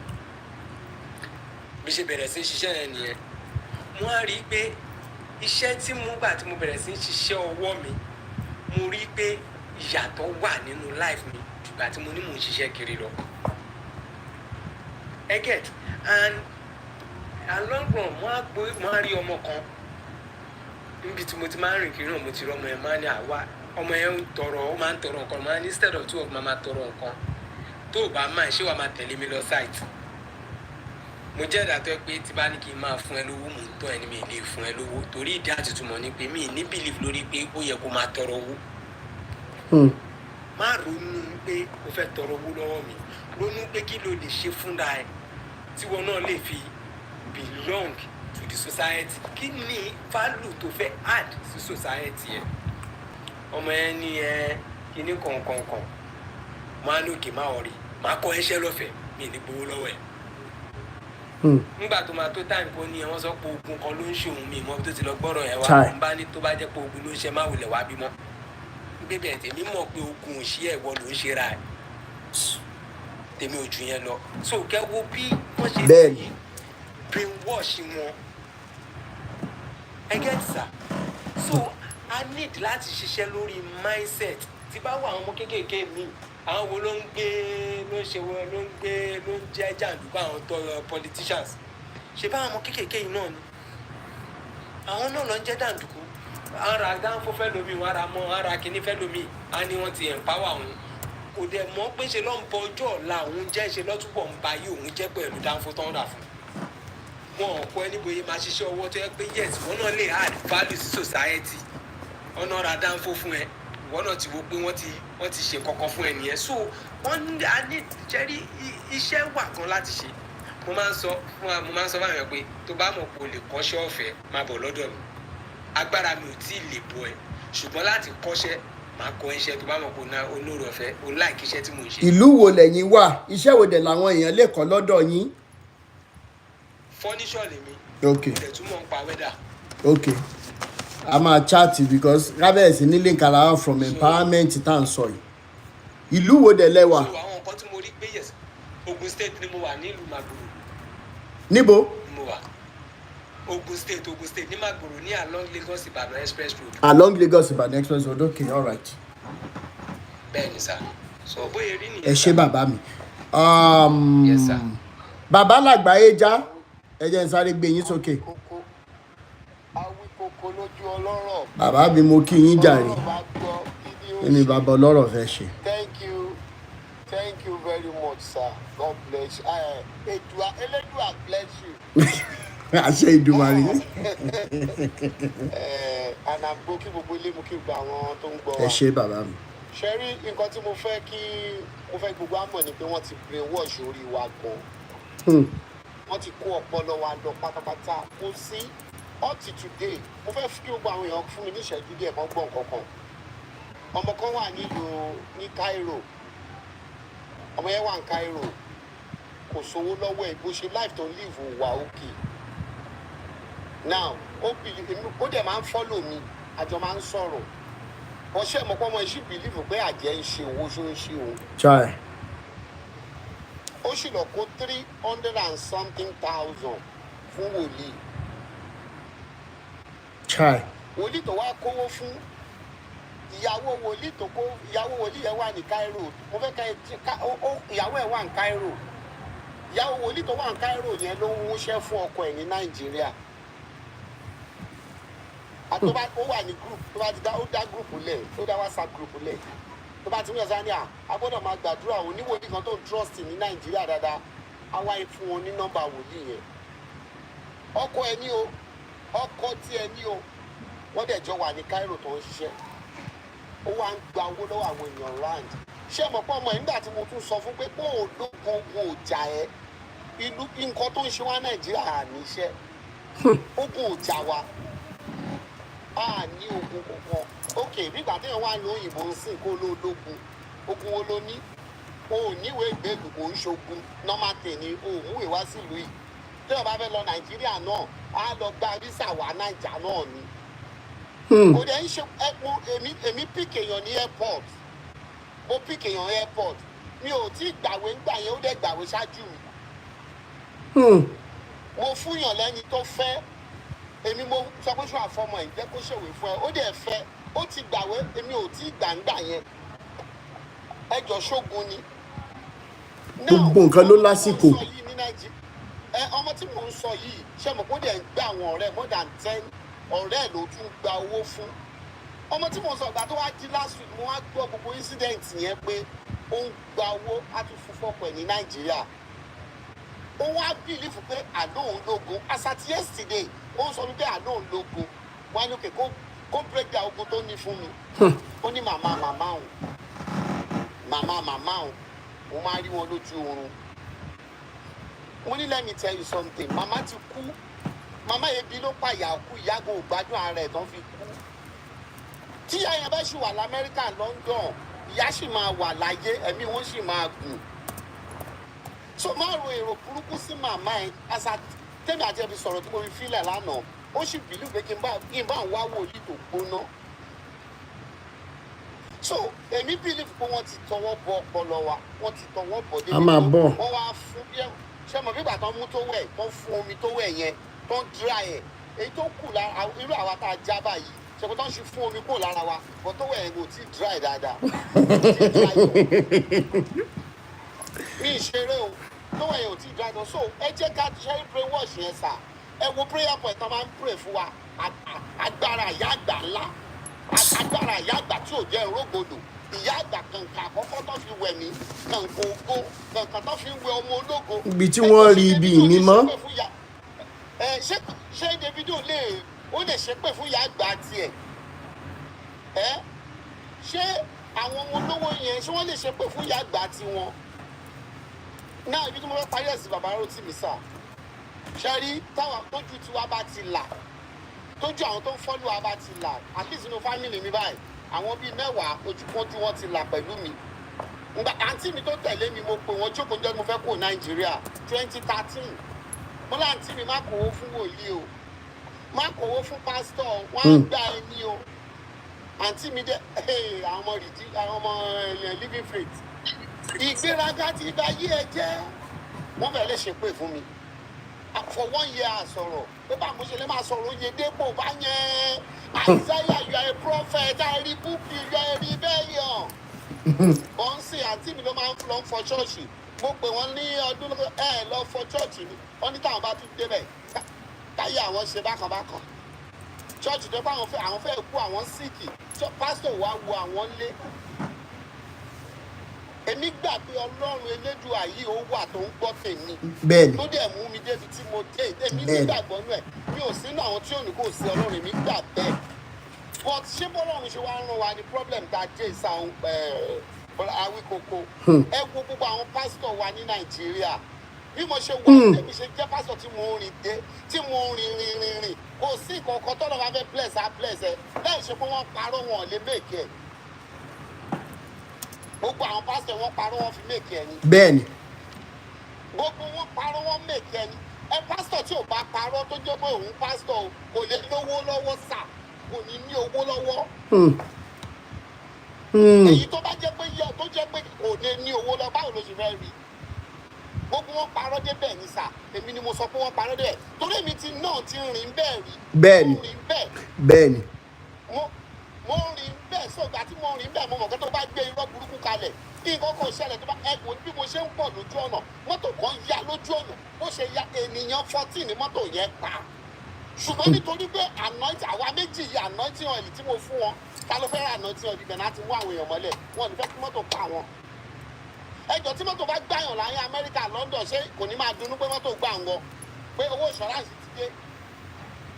now ẹ wo brainwash yẹn ti pọ̀ jù sà ẹ wo bí àwọn ìyàwó ilé kan wọ́n ń ṣépè fún mi. mo rí. ẹjọ́ ṣaṣọ tó fàyà ṣaṣọ ti tán ní Gucci ó ti tán ní Macy's ni ṣaṣọ ti tán ní kò ní ẹni tí ṣe pẹ̀lú ayé mi aṣọ mi ò bá aṣọ tó ya báṣọ bá ya màá rà mí náà ni.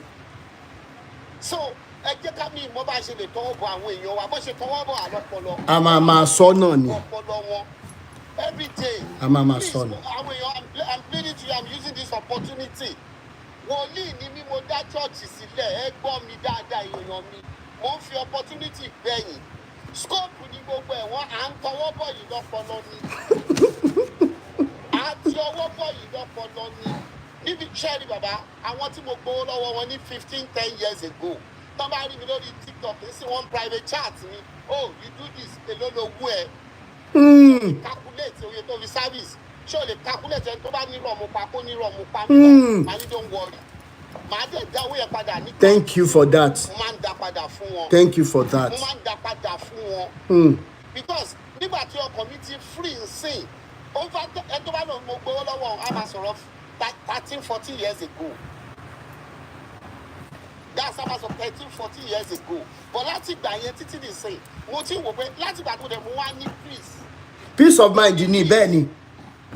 mo ní inú mi ń dùn wọ́n bí àwọn pásítọ̀ ìjà káwọn jáde wá síta kó wá sọ ọ̀pọ̀ táwọn ń ṣe yìí because wọ́n ṣe ń parọ́ everyday báwo ni wọ́n ṣe máa sọ wípé òun mo wo kíni bàbá Adébóyè kan láàárọ̀ yìí mo dẹ̀ sì tún gbọ́ more than 15 times mo gbọ́ more than ẹ máa kẹ́ ìwà ní bathroom kẹ́ tí máa gbọ́ nǹkan jẹ́ ṣe wẹ̀ bàbá sọ pé àwọn jẹ chicken ẹ máa gbọ́ irọ́ yìí o pé àwọn lọ kí èèyàn kan lé bàbá Adébóyè lọ kíyàn lé ẹni yẹn wá ní sọ máa jẹun wọn wá làwọn fẹ́ jẹun bí mo bí àwọn èèyàn ti gbọ́ fídíò yẹn wọn wá làwọn máa jẹun ẹni yẹn wá fún ẹ ní chicken kan bùrọ̀ Rótìmí bẹ́ẹ̀ni àti ń ṣe wà yìí ṣé mo lè wá kí yín lẹ́kẹ̀ẹ́ fún mi chicken ẹyọ kan. tí máa ní kẹ́ ẹ lọ sí the port fúnra yín. no tẹ́ẹ̀bà fẹ́ ní kí n lọ sí the port ẹ máa kó mẹ́ta méjì. bẹ́ẹ̀ni ìtẹ́ bá máa jẹ́ ń bẹ̀lẹ́ máa jẹ ajọ ìmá tọwọ́ bọ́wọ́ bẹ́ẹ̀ ni. wọ́n wá fún bàbá Adébóyè ní chicken ẹyọ kan kò pọ́síbù èèyàn kò pọ́síbù wọ́n máa pa tébù rẹ ni wọ́n máa bá yẹ tébù jẹ ni. bàbá máa mú irọ́ yẹn lẹ̀. no ẹ máa wá gbọ́ sórí bàbá wa ní ìgbà tó wá gba chicken ẹyọ kan yẹn tán àwọn wá ní sáwọn fẹ́ kan sí àwọn wá ní kó lọ mú wá so àwọn ò tí jẹ tán wọ́n ti sáré gbé pọ́ọ̀tù àwọn bíbù yẹn àwọn ọmọ ilé wọn wọ́n ti ń jà sí plate yẹn ìgbà tó wá jà sí plate àwọn àgbọ̀n nǹkan tí wọ́n sọ pé àwọn wà bless nígbà táwọn jẹ àjẹkù wọn can you hear that. mo gbọ́ ọ̀rọ̀ burúkú yẹn.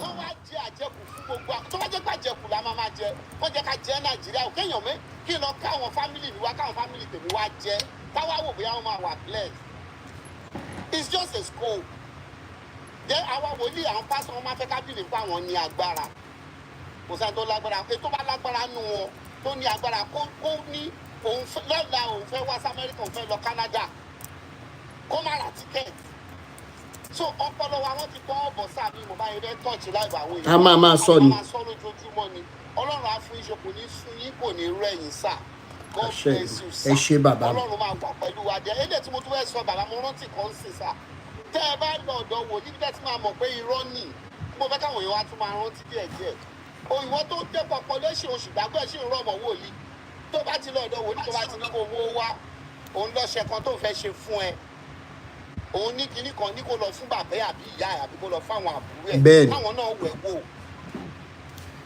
bàbá ló tì mí sà àbí kókó nínú kí ní ọṣẹ tó ń sọyàn dolówó àti ẹ nídìí 1 million èwo lẹ máa múnú méjèèjì. ẹ jẹ́ fún mi ní 1 million.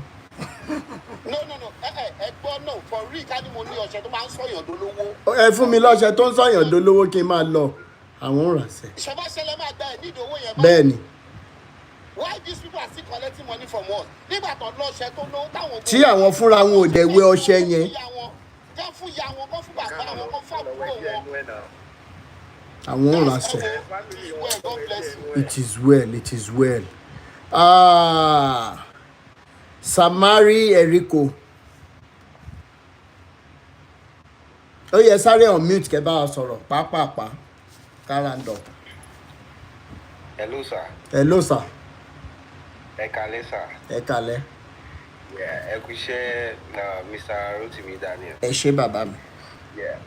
Irú wa pọ̀ ní online takọ̀gùn àtó millions fẹ́ pé àti ẹ̀ lè sọ̀rọ̀ bọ̀ ó tiẹ̀ máa ń ká wa lára most especially fún ọ̀rọ̀ irú religion èyí tó yẹ pé gbogbo èèyàn máa ń wò pé bí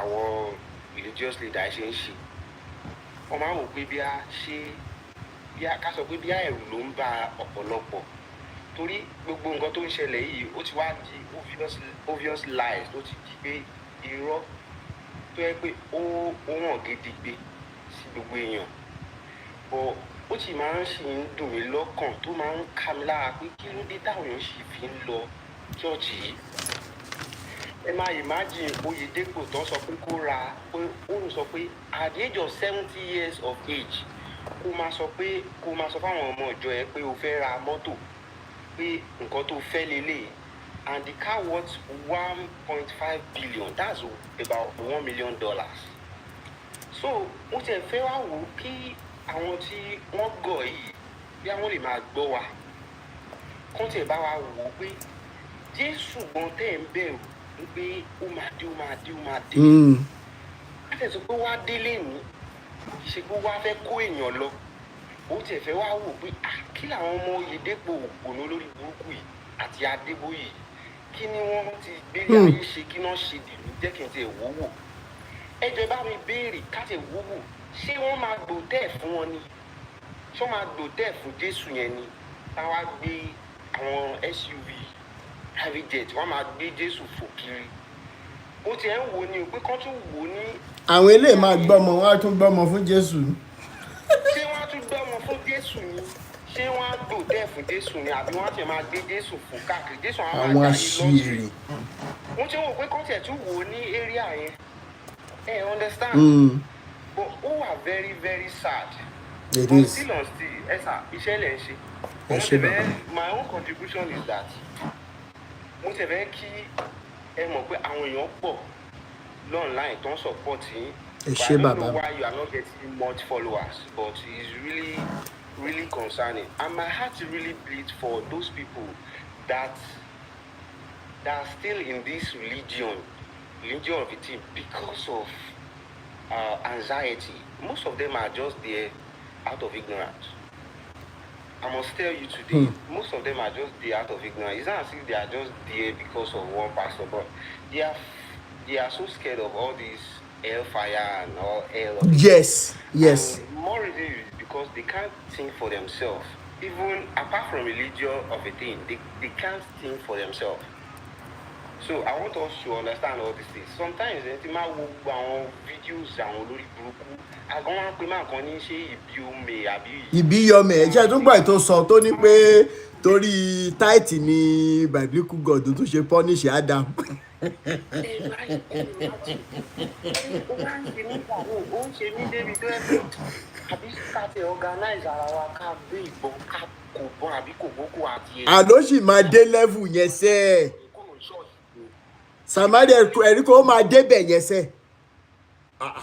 Ẹ wo àwa rẹ́dì ó máa dàbí ensars ni a fẹ́ mọ́ tẹ́rí mo ń wo fídíò kan lánàá sá ẹ má bínú o mo ń wo fídíò kan lánàá ní YouTube so mo wá wo Luxembourg City ẹ sà ṣe rí tó máa ń sọ pé heaven wà ní imagination àwa Africa ó wà ní reality wọn ń bẹ̀ yẹn tẹ bá rí ìlú bó ṣe rí sà Nàìjíríà lèmi wà o Nàìjíríà ló wà I been to Nigeria I never travel out before but mo tiẹ̀ wá gbogbo kìíní ẹ̀ pé ìlú kan làwọn eléyìí ẹ wá imagine báwọn lè bá yín ro ọ̀run rere àwọn lè ro ọ̀run rere kankan and they will never be scared of any hell because in the first they came to this earth without their consent so they will never be scared to die or go to hell at least nǹkan tó yẹ ṣe tó máa bá ẹ̀wọ̀n lẹ́rù àṣà jẹ́ nǹkan tó yẹ pé àgbẹ̀ òkè ṣó máa wá sáyé àbó máa wá sọ́run òkè óyá máa wá sáyé ó máa jẹ́ consent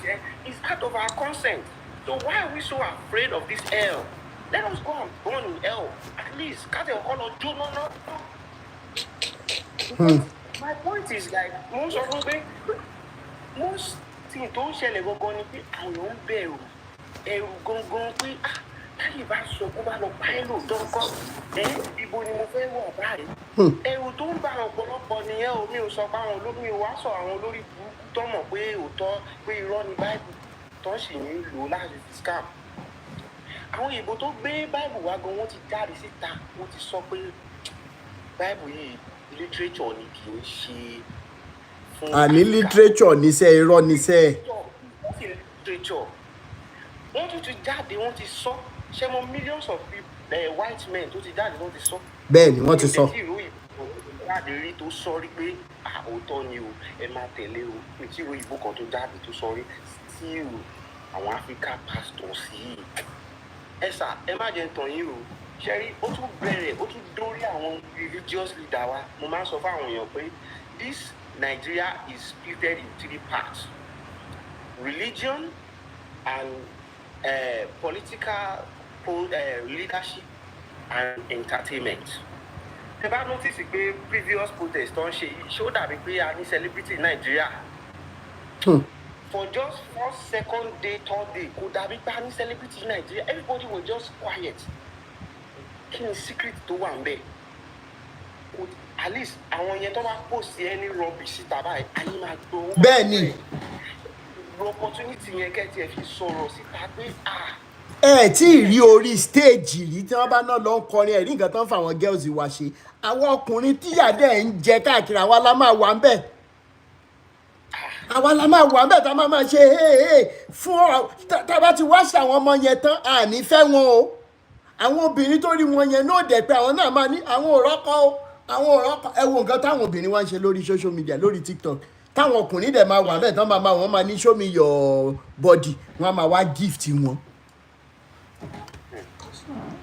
So kọ́lọ̀ ń ṣàánú wa ni ẹ ṣé bàbá mi. mo pé mo fẹ́ suggest pé a tún lè play as we citizens and little of us that we are liberated and we understand what is going on is that we should try any limit abashile try tafili spread character yìí torí a ní wọ́n bá character Nàìjíríà a máa ń like ká ṣe cannibalism mo ní jù ẹ lọ mo fẹ́ jù ẹ lọ mo ní nǹkan báyìí jù ẹ lọ ṣé o lè ṣe é ni ṣé o tó ilé ni ṣe rí ta bá ti lè tí problem yẹn bá lè solve ní Nàìjíríà problem ti solve automatically ìdí ni wípé Tinubu tó yẹn tó bá dé ní western world lénìí mọ́tò kan péré.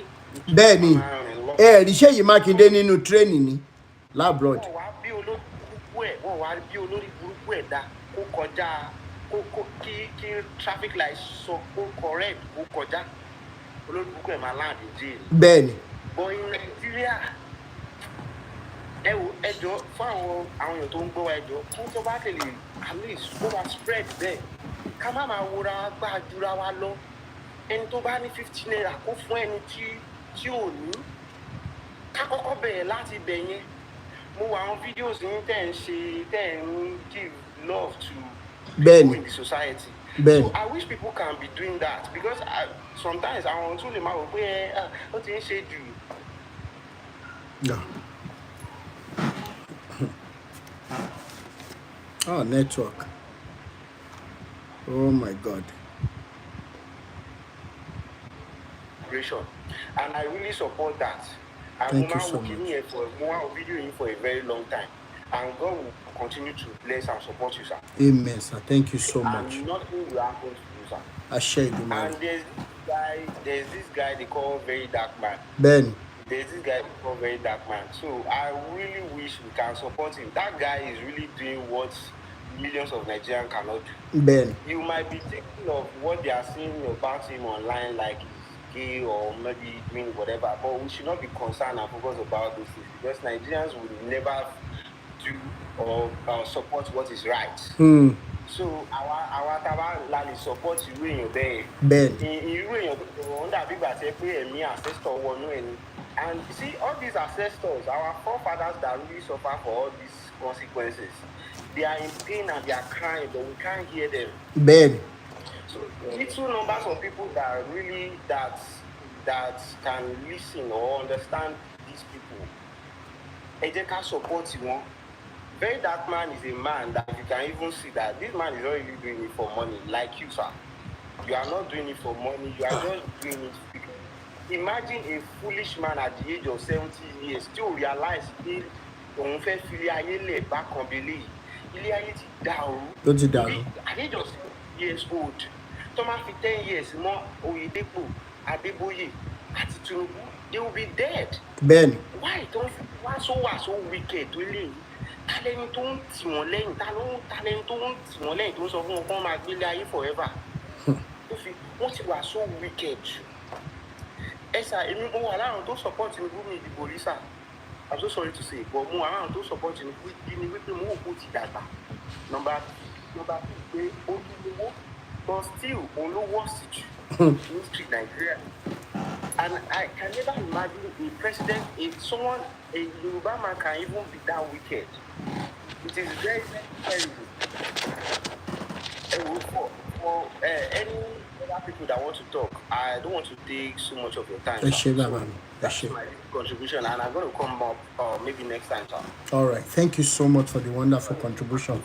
Brother Azan Abdul. Kato Malo. Ekale. Ẹ máa bá wa power tap, and if you have not followed this page, ẹ bá wa follow. I will follow back once I'm done. Ẹ bá wa follow, ẹ bá wa share pẹ̀lú àwọn èèyàn ẹ jọ̀ọ́. We need this liberation to spread. Ẹ jọ̀ọ́. All right. Very, very that is join life. Very, very interested. Because mo ti lọ join, mo ti wà ní life gan láyé látàrọ báyìí òṣìrà ni wọn. Non ṣe ń bẹ̀. Yes, ẹ wo Ọlọ́run ọba o, mo wà very, very happy. Tí kìíní bá lè máa pọ̀ ó ti but mi ò ń pàdé live yín báyìí náà, but ó ti pẹ́ tí mo ti wọ live náà ṣá. But ní nǹkan tí mo bá mi báyìí I'm so kódà. Ẹ ṣé bàbá mi. Ẹ jẹ́ bá wa follow page yìí, follow page yìí tá a fi ń sọ̀rọ̀ ẹ jọ̀ọ́. Everybody mo ti follow everybody nísìn. Okay. Everybody tó wà ní especially bàbá tó sọ̀rọ̀ before kí bẹ́ẹ̀ lágbàáyé já bẹ́ẹ̀ ni. Ẹ jẹ́ ká let's follow one another, and once people follow you, please follow back. Please. Màá lọ wá màá bí tí follow wọn tó fi bọ́lẹ̀ màá lọ wá wọn nísìn. Lágbàáyé já. Bàbá yẹn ọpọlọ wọn sílẹ̀. Bẹ́ẹ̀ ni. Brain wọn on spark. Àsìkò tó la wà yìí. Bẹ́ẹ̀ ni wọ́n ti brain wọn spark pẹ̀lú ṣẹ́rí ọ̀rọ̀ tí àwọn pásítọ̀ yẹn àti some àfà nínú àwọn leaders Nàìjíríà. A need láti bá gbìjọba jẹ. Tó ti ń bẹ́ẹ̀ ni. Bẹ́ẹ̀ ni. because èmi àtàwọn èèyàn mi máa ń sọ̀rọ̀ kan àwọn people yìí ti àwọn people politician Nàìjíríà yìí wọ́n ti ń kún sínú àwọn olórí ẹ̀sìn tó ṣe mẹ́yìn ibi tán tó kù tán fẹ́ tán rí pé àwọn ò tí ì dé nìyẹn according to nǹkan tèmi think because tí kò bá rí bẹ́ẹ̀ ẹ máa kó ti ọ̀rọ̀ náà fún wa ọ̀rọ̀ òjíṣẹ́ ìlú máa kó tẹ̀ fún wa mo wá wo Saudi Arabia tẹ̀tí ń kó ti àdìsí pé Ọlọ́run ní ká gbà fún olórí Saudi Arabia bẹ́ẹ̀ gbogbo ọmọ ìlú wọ́n máa ti increase salary yẹn nísìnyí ìròyìn tó tẹ̀ wá létí ni pé 15 dinar ni wọ́n ń san fún gbogbo citizen kọ̀ọ̀kan 15 dinar yẹn owó yẹn ó wọ́n ju dọ́là lọ tán bá ṣe ní owó Nàìjíríà mi báyìí is almost 500 plus ní 15 dinar yẹn kì í ṣe owó kékeré rárá ni wọ́n máa ń fún gbogbo òṣìṣẹ́ o 15 dinar yẹn gbọ́dọ̀ dún lákàntì ẹ̀ pé kò jẹ́ ló jẹ́ ẹ wò àwọn tó nífẹ̀ẹ́ ara wọn nìyẹn náà sẹ́yìn nífẹ̀ẹ́ ara yín bá wọn. bẹ́ẹ̀ni ẹ̀ẹ́dẹ̀lú ẹ̀fà gbọ́ ní ẹnu wọn wípé nǹkan báyìí o a fẹ́ ṣe o àdẹ̀tí sáìnì lọ síwájú àwọn kankan lọ sáìnì sí lè gbọ́ ní ẹnu wọn láyé yìí tán bá ti fẹ́ ṣe tí sìnà bá ti fẹ́ ṣe báyìí tán bá ti bí síta báyìí àwọn olórí ẹ̀sìn náà máa pè jókòó ilé lọ́lọ́run fẹ́ lẹ́sẹ̀kẹsẹ̀ wọn ní no argue kò sí pé àwọn sẹ́nitọ̀ wọn ò tí stamp ẹ̀ àwọn ohun kan ò tí ṣe kíní kan gbogbo orí burúkú yẹn àníjẹ níbímọ. ok báwo ló ṣe máa sọ fún mi wípé látọjọ́ tí wọ́n ti bí mi sílé ayé yìí tí mo ti wà nínú Nàìjíríà yìí mi jẹ ìjọba ní 10 naira rẹ̀ mo dẹ̀ NIN tí táwọn èèyàn ṣe tán láwọn ṣe nísìnyí wà láìtàláì táwọn èèyàn bá ń gbọ́ mi lórí prógámù yìí nísìnyí kákàntì rẹ̀ nìkan kó kọ́mẹ́ǹtì pé NIN yẹn wọ́n ṣe free ní Nàìjíríà yìí kẹ́ni ẹ̀ka tí ẹ̀ yọjú kó kàn kọ́mẹ́ǹtì pé àwọn free lòún ṣe tó. owó lọ gbà fún NIN ẹ̀rá 11,000 naira mo fi ṣe NIN organizer ni mo ń ṣe ẹ̀sà pẹ̀sẹ̀ wò mí mo ní ìdòwò ju ọ̀gá mi lọ bó tó mọ̀ pé lórí burúkú àwọn pípù yìí nǹkan ẹyọ kan tí ìjọba bá dín ìwọ̀n fẹ́ ṣe nǹkan tí ẹ bá tètè lọ ṣe kínní yẹn ní tá máa fi ṣe fún yín ẹ ní expect ẹ wò gbà tí wọ́n ní ká lọ leak NIN ni wọ́n mọ phone number. bẹ́ẹ̀ni. kò sí nǹkan méjì tán yìí fẹ́ mọ̀ o wọ́n fẹ́ mọ àwọn tó ń sponsor àwọn kìíní olórí gbogbo wọn dẹ̀ mọ̀ lábẹ́lẹ̀ àwọn tó ń sponsor aburú yẹn wọ́n mọ̀ kí ṣe pé wọ́n mọ̀ ara wọn náà ni but wọ́n ká máa lọ sọ pé wọ́n ò ṣiṣẹ́ wọn ni but NIN yẹn normal ní nǹkan tó wà òkè ni but ẹ lè ṣe nǹkan ọ̀fẹ́ ní Nàìjíríà o Nàìjíríà tèmi mọ̀ yìí o kò sọ́fẹ́ nínú ẹ̀ ọ̀fẹ́ ò sí níbẹ̀. ẹlẹ́ẹ̀kejì tí mo fẹ́ sọ ni pé ṣe ara àwọn pastors yẹn àwọn gan níṣẹ́ pọ̀ àwọn àfáàyàn òun mẹ́ni bí àwọn pásítọ̀ yẹn ó dàbí pé òróró àti omi tán máa ń tà ní chọ́ọ̀chì wọn yẹn mo tíǹkì bí ó dàbí pé wọ́n ń ṣe aburú kan sínú ẹ̀fà rẹ̀ ó dàbí pé kì í ṣe pé ó dàbí o wọ́n ń ṣe níṣẹ́. because báwo ni ìwọ èèyàn kan ṣoṣo láti máa sọ fún mi yìí pé ẹ ra omi yìí olè ò ní jà yín ẹ ra káchífù yìí ẹ mọ̀ ta nínú ṣọ́ọ̀bù títí ẹ̀ kíní yìí gbà yìí kí ló dé tí òun máa lo omi yẹn láti fi máa protect àwọn olè àbáwọn kidnapper tó fi ń kó ọlọ́pàá sí security sẹ́yìn àbí torí kí ló ń ṣe kó ọlọ́pàá sẹ́yìn nígbà tó o bá ní àná etí tó ń tà fáwọn èèyàn láti fi yọ wọ́n kúrò nínú àjàgà olè àbí àmúrọ̀bà. ó yẹ kóun náà lè gbé kó lè mú àná tí òun ló ṣàn ṣàgbàdúrà síbẹ̀ ó yẹ kó lè máa fi wẹ̀ lójoojúmọ́ torí olè. ẹ wo pastor Sulaiman bóyá bí last 2 years kọ́ ni àbí this year kan ni wọ́n àtàkì ẹ̀ ní lọ́nà àná. bẹ́ẹ̀ni tí wọ́n pa àwọn èèyàn lẹ́yìn ẹ̀ gan. èèyàn bíi méjì lẹ́yìn ẹ̀ wọn ò dẹ̀rọ òun pa òun wà nínú bulletproof car. ẹjọ ẹni ká bá bí pastor Sulaiman pé bulletproof car yẹn èlò náà fi ń ṣe bulletproof car ní Nàìjíríà yìí according to mọ̀nyẹ́ gbọ́ wọ́n ní láfíà tán bá ra mọ́tò tán wọ́n ṣe máa san 500 million láti fi sọ gbogbo bọ́ọ̀dì ẹ̀ almost billion. owó yẹn wọ́n gan. di bulletproof wọ́n á ṣe bọ́ọ̀dì wọ́n á ṣe glass wọ́n á ṣe láfta tó ra mọ́tò yẹn tán. Ẹ wá bí mi pé country business wo ni Pastor Sulaiman ń ṣe tó fi rí owó yẹn. Wọ́n ń gbà lọ́wọ́ ọmọ ọjọ́ lóòótọ́ but wọ́n ní nǹkan kan náà tí àwọn ìjọba yìí náà tán ṣe fún wọn. Bẹ́ẹ̀ni. Because wọ́n sọ wípé ara wọn làwọn ń gbà because tí pásọ̀ kan ṣe wà lẹ́ni tó bá ní irú Oyèdépò ẹ̀ṣẹ́ àdégbò ṣẹlẹ̀ within Jonathan time tí Jonathan lọ bá ó mọ̀ pé tó bá kọ̀mándì àwọn ọmọ ọjọ́ ẹ̀ pé ẹ vote fún Jonathan ó mọ̀ pé wọ́n máa rí èrò fún yẹn but tá a bá ti gbà nǹkan báyìí àwọn ọmọ ọjọ́ dèdèrè tí wọn ò gbọ́n náà ìwọ̀nba tútù náírà tó tún wà ní àpò ẹlòmíì yóò tún kúnlẹ̀ ọ̀rọ̀ ilẹ̀ òye lẹ́nìkan bá dé tó bá ti máa lọ kírun bì kan muslim lèmi tí máa lọ kírun bì kan tó bá sọ fún mi pé àfidàdà ànábì ní kébì gan bá ní kó mú wáyà àbí tá ànábì ti ní ká fi owó ní ẹ̀sìn ó mú jáde fún mi kí n rí tó bá fẹ́. ṣe rí ẹ̀sìn méjèèjì yẹn náà ti fi báyé wa jẹ́ ní Nàìjíríà tá a wà lọ́pọ̀ tá à ń jẹ ọ̀wọ́n alépo ńlẹ̀ à ń jà fún. ṣé mọ tó ṣẹlẹ̀ ní ìsìn à ń bọ̀.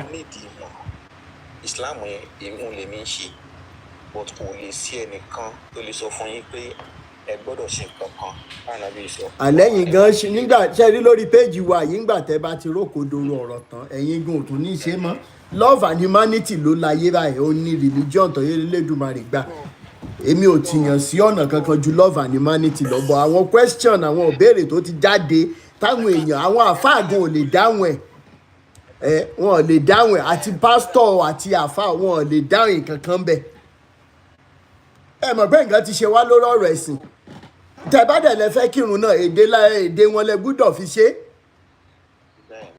gbogbo àwọn orúkọ ẹ mọ̀ nǹkan tí Muhammed ń jẹ ẹ mọ̀ mí nílẹ̀ kúta àbí kí náà ń pè ìgbẹ́ ló ń jẹ́ bẹ́ẹ̀. kódà pé ẹni ìfẹ́ sọ̀rọ̀. ẹ jẹ́ kí n kọ́kọ́ gbé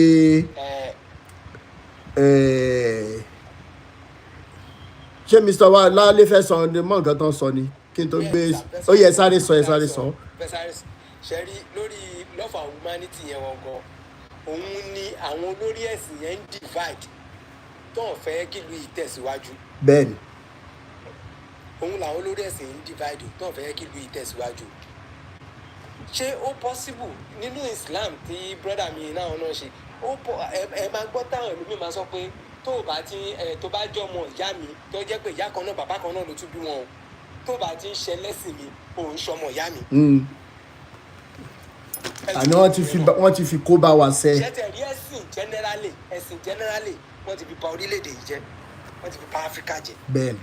nǹkan tẹ́mi rí ń bẹ̀ nìyẹn. ẹ ṣé bàbá mi. sista Ọlájùmọ̀kẹ́ ẹ sáré on mute mo ń bọ̀ Mr. T ẹni tó ṣáájú yín wọlé mo fẹ́ kàn sáré sọ̀rọ̀ mo ń bọ̀ Mr. T. Sista Fákọ́yà Ọlájùmọ̀kẹ́ ẹ on mute kẹ́ sọ̀rọ̀ 2 minutes ká lè lọ à ń lọ bí iṣẹ́ ó yá ṣe. ẹ má bínú ẹ kálẹ̀ gbogbo lé ẹ kálẹ̀ pápápá. ẹ kú ètò. ẹ wo ètò níjàre. Ọlọ́run á túbọ̀ ràn wá lọ́wọ́ láti lè polongo gbogbo ọ̀rọ̀ tá à ń sọ yìí. àmín o. ìgbà tí mo rí péjì yìí lálẹ́ yìí inú mi dùn torí ẹ̀ mo ṣe join mi kì í sábà join àwọn TikTok program because oríṣiríṣi àwọn ọ̀rọ̀ tí ò ní ìtumọ̀ la máa ń gbọ́ jù. bẹ́ẹ̀ni. for eléyìí ó important because èmi fúnra mi náà lórí TikTok àwọn ètò tí n bá ń ṣe àwọn ọ̀rọ̀ báyìí ni mo máa ń sọ. In fact there is a day tí mo sọ pé àwọn obìnrin tí wọ́n bá ní tó bá lè sọ nǹkan tí wọ́n ti go through ní ọwọ́ wòlíì ni bẹ́ẹ̀ni àfáà ni pásítọ̀ ni mo ní tó máa kó obìnrin 10 sílẹ̀ 9 wọ́n ní àwọn àṣírí tó jẹ́ pé wọn ò ní lè fi ẹnu sọ jáde that they have been through in the hands of these religion leaders. bẹ́ẹ̀ni. mo ní I got those experience too ní ìgbà yẹn tí mi ti gbọ̀n tí a máa wò pé mo fẹ́ jókòó sí ilé ọkọ o kí ilé ọkọ kí n lè rí ilé ọkọ pé kọ́kọ́ mi lè ní sùúrù o àbí gẹ́gẹ́ bí ẹni tó ní school nígbà yẹn school mi gbúdọ̀ grow o ṣe mọ̀ bó bá ṣe business báyìí o gbúdọ̀ dúró o gbúdọ̀ ṣe gbá o gbúdọ̀ ṣàwó that the experience I got taught me a lot tó ṣe jẹ́ pé ó ṣí mi lójú pé honestly ọ̀pọ̀lọpọ̀ obìnrin wọ́n ti go through a lot lọ́wọ́ àwọn people yìí wọ́n dẹ̀ ṣe ń tàn wá orí wa ò dẹ̀ pé àdẹ̀gbọ́n tí àbádẹ̀ ti gbọ́n Nigeria can never change. Àwọn pariwo olórí àwọn political leaders àwọn political leaders go worse to àwọn religious leaders because bí ìgbà tí àwọn méjèèjì pawọ́pọ̀ tó fìyà ń jẹ aráàlú ni àti political leaders o àti religious leaders o àwọn méjèèjì ti ìkan náà ni wọ́n bẹ́ẹ̀ ni. wọn kò sí yàtọ̀ kankan nínú àwọn méjèèjì mọ́. I go to church once in a while. In fact, now me tell you, so just mo lọ church me tell you so. But I always follow my online kini. But nǹkan tí mo bá fẹ́ gbọ́ tí mo mọ̀ pé right láti ṣe òun ni màá ṣe. Kò ń ṣe pé ìyẹn kíní kan ló ń ṣe ẹ̀ kíní kan. I cite a lot of examples for people of what àwọn tó pera wọn ní wòlíì pásítọ̀ òjíṣẹ́ Ọlọ́run tí wọ́n ti ṣe tó jẹ́ wípé téèyàn ò bá ṣọ́ra gan kò tẹ̀ ṣe pé kán má ṣọ́ra ọ̀pọ̀lọpọ̀ ti sọ ẹbí nù òun la ṣe máa sọ pé love ara wa mọ́ ẹ ti sọ wá di ọ̀tá ara wa. That is their biggest weapon. Exactly nínú ẹbí ẹ̀gbọ́n ẹ̀ ló ń ṣe ẹ́ ìyá ẹ̀ ló ń ṣe ẹ́ bàbá ẹ̀ ló ń ṣe ẹ́ kíní kan gbogbo wa ẹ wá scatter wa lè ranra wa lọ́wọ́ lè ṣe nǹkan bẹ́ẹ̀ ni lè bára wa nífẹ̀ẹ́ ara wa rárá bẹ́ẹ̀ ni. divide and rule. Ìgbà táwa ń kékeré àwọn gbogbo wa máa jẹun pọ̀ náà abọ́ a máa ṣe gbà wọ́n gbèrè lọ́wọ́ èèyàn kan mọ́ ní àwa tá a dàgbà ní kékeré tá a wà ní bóyá Ìjẹ̀bú lọ́dọ̀ àwọn grandma wa àti gbogbo wa ẹ lè sọ pé ogun ní kíní kan àwọn nǹkan kan wà tó ẹ pé tásìkò bá tí ì tò Ọlọ́run ò tí ì rẹ́dì láti ṣe fún ẹni kò ń ṣe wípé tó ṣe Ọlọ́run ò ní ṣe fún ẹ bọ́ wọ́n jẹ́ ká máa wò pé gbogbo ẹ̀ ló ní láti ṣẹlẹ̀ nísìn tó o bá ṣe kinní kan tó o bá gbàdúrà báyìí tó o bá ṣe gbà kan tó o bá ṣàwọ̀ and a lot of women are still in fact ṣe mọ̀ pé ọ̀pọ̀lọpọ̀ obìnrin ló máa ń fa ọkọ wọn lọ sí church bẹ́ẹ̀ ni ọkùnrin ló máa ń dìídì àwọn ọkùnrin míì wọn kàn ní just let me just please my wife let me just ṣe kinní ọ̀pọ̀lọpọ̀ obìnrin ní Nàìjíríà ló ti ọkọ wọn bọnú àwọn churches tí àwọn míì tí wọn ò lè lọ. sísítà mi ṣé kí n sọ nǹkan kan fún yín mo ń ṣe investigation kan lọ́wọ́ lórí ìkan lára àwọn kanranjọ́gbọ́n Ìbàdàn yìí náà ni mi tí ì fẹ́ dárúkọ tí n bá ti wá parí mi tí ẹ̀ ní ṣòpò lọ́ba pé bóyá mo fẹ́ fún second chance because nǹkan tó ṣe burú jáì náà kí ló ṣe ni wípé ó ní childhood friend ṣé ẹni tó sọ kínní fún mi ẹni tó close mọ́ bí iṣẹ́ ọrùn tó máa ń bá wọn rọ́ọ̀nù àwọn ilé àgbẹ̀bí wèrè tó ń ṣe yẹn ni o now ìwọ tó jẹ́ ó ní childhood friend ní pásítọ̀ yìí childhood friend ẹ̀ wọ́n dẹ̀ jọ dàgbà débi wípé ìyẹn náà wà ní ministry ẹ̀ childhood friend ẹ̀ yẹn dẹ̀ bímọ obìnrin pásítọ̀ yìí ló sọ ọmọ yẹn ní orúkọ bí mo ṣe ń bá yín sọ̀rọ̀ yìí pásítọ̀ á ṣe èrè olórí ibú yìí ó ń bá ọmọ yẹn sùn. Kékeré ni gbogbo yẹn even àwọn táwọn ọmọ bí fúnra wọn àwọn ọmọ tó gbé lábẹ́ wọn méjì lójoojúmọ́ ó wọ́n ṣe sọ wípé tẹ bá gbé ọ̀pọ̀lọpọ̀ ìwé àsílẹ̀ àwọn ọ̀pọ̀lọpọ̀ tó ń rìn àwọn ọ̀rìn yìí wọn ò lè délé fẹnu sọ èyí tí wọ́n fi lọ̀ wọ́n èyí tí wọ́n ṣe ni èyí tí wọ́n lè ṣe ni ní tí bí ìbásùn ni nìkan ti fọ ibẹ̀ báyé àwọn èèyàn jẹ́ ni lóríṣiríṣiríṣiríṣi mo ti ráwọn tó sọ fún mi pé ògo kan wà wájú o tó máa lò tó máa ṣe o iṣẹ́ kinní kan ló máa ṣe o iṣẹ́ àgbo funfun àbí kí náà máa ń pè Ọlọ́run ló ní pé mi kì í ṣẹni tó desperate wọ́n dẹ̀ ń fi àwọn obìnrin tí wọ́n ti ṣe hàn mí eléyìí ọkọ ẹ̀ ló lọ sí eléyìí kinní kan ló lọ sí with joy ẹ̀dẹ̀ ń sọ fáwọn èèyàn ẹ̀dẹ̀ máa ní kọ́ máa mú ẹ̀dẹ̀ tún sọ lójú mi pé àwọn pastors tó ń ṣe àwọn ẹ̀yin ò kì í ṣe àwọn tó ń ṣe aṣọ wọn máa ń pọ́n ni so ẹ máa ń láti ra kó ráìsì fún ẹ máa ń láti ra kinní kan wọn náà gbọ́dọ̀ sùn lóru o máa ṣàdúrà so many of those evil things that these people are doing but tí a bá ti wá sórí kinní tá à ń bá àwọn èèyàn sọ̀rọ̀ wọ́n ti feel pé àwọn eléyìí o wọn antichrist ni wọn àwọn eléyìí o wọn ọmọ náà oníkálukú ló ní ọlọ́run tó ń sìn nínú ara ẹ̀. àwa kan tiẹ̀ ti grow kọjá stage antichrist báwo. Kí Christ gan fún rẹ̀ dúró bá a máa question tó sọ sínú Bíbélì. Exactly. Tó bá di Sunday, ní rí wọn kán bọ́ síta kí wọ́n lọ sí Antichrist. ní rí wọn. They are more better than àwa tá à ń lọ lójoojúmọ́. Àwa tá à ń gbé Bible, tá à ń preach pé nǹkan tó ń ṣẹlẹ̀ ní kíní kan, àwa gan fúnra wa ní ìka gangan. Àwọn tí wọn lọ chọ́ọ̀chì yìí tó yẹ pé ó tiẹ̀ lè sọ̀rọ̀ ẹ̀sìn àbọ̀rọ̀ Christianity. Wọ́n bẹ́tà jù wá lọ. I'm telling you, tó bá di Sunday máa kàn máa wò báyìí ní pé òkè ẹ wò gbòòrò sí everywhere ti dá kò sẹ́ni tó ń lọ sí church, but o ò lè ṣubú àbí kò wúkọ́ kọ́ máa sáré kó súnmọ́ ẹ kọ́ máa sáré fún ẹ ní sáré kọ́ máa ẹ̀mí èèyàn jọ wọ́n lójú. But àwa ní church ẹ máa ní káwọn èèyàn lọ 40 days, àwọn kan mò ń béèrè mo ní ẹni kan lọ ṣe 40 days fasting and prayer, ẹ jọ ṣáwọn ló pa Jésù ni. Ṣé ìwòye tó ti ń ṣe bọ̀ látọdún yìí nínú church yín yẹn náà ẹ parí 40 days kan ẹ tún yan another revival ẹ tún yan kí ló dé, and you keep collecting money from these people that does not have anything, and you people keep making it every day. Mọ́tò 100 how many millions lọ́rà fún bàbá Oyèdépò níjọ́wọ́ méjì. Ẹ̀yin tẹ́ lè afford láti ra irú mọ́tò yẹn, ẹ lè afford láti lọ tún àwọn schools government schools tó wà ń bẹ̀ ṣe, ẹ lè afford láti fi owó yìí develop àwọn èèyàn àbí kẹ́ fi dá complaints sílẹ̀ ní Nàìjíríà for people to be able to live a better life. 1.8 billion. Mọ́tò Oyèdépò yẹn 1.8 billion. Èèyàn Rolls Royce yẹn 1.8 billion. Your birthday, you have paid your dues. What dues have you paid? Lórí àwọn èèyàn. They sọ pé you have paid your dues. Don't mama sọ̀rọ̀ lọ sọ̀rọ̀ bọ̀. They have paid their dues. They have paid their dues. Mo sọ fún yàn the last time tí mo lọ sí Redeem Camp, I'm sorry I don't like mentioning but tí mo lọ, I saw women bathing outside. Wọ́n ti wá bẹ̀ for days and I was like, what is wrong with these people? Ṣé tó kọ́ ní kẹ́ kú síbí báyìí ni? That was the last time tí mo lọ pé no, I'm not going to be part of this. That was years back. Kò sí bedroom tó fẹ́ fi wẹ̀, wọn lówó flat tó fẹ́ gbé, èrò ti pọ̀ jù lẹ́nu ọ̀nà bedroom tó fẹ́ fi wẹ̀, and they have to face wọ́n kẹ́yìn sí àwọn èèyàn, wọ́n láwọn súnmọ́ wájú, but gbogbo ara wọn lẹ́yìn ilẹ̀ ń wò délẹ̀. I'm telling you, ìjọ yẹn mo wò pé man, I don't even like anything crowd. If you cannot pray to God in your house, ẹ̀dẹ̀ wá mọ̀ nǹkan tó funny jù ni pé gbogbo prophecy ó lọ bá pastor ó lọ ṣe gbogbo ẹ̀, even if they see anything tó ń wẹjú tó ń rí, tí Ọlọ́run bá máa ṣe òun lọ́lọ́run máa ṣe.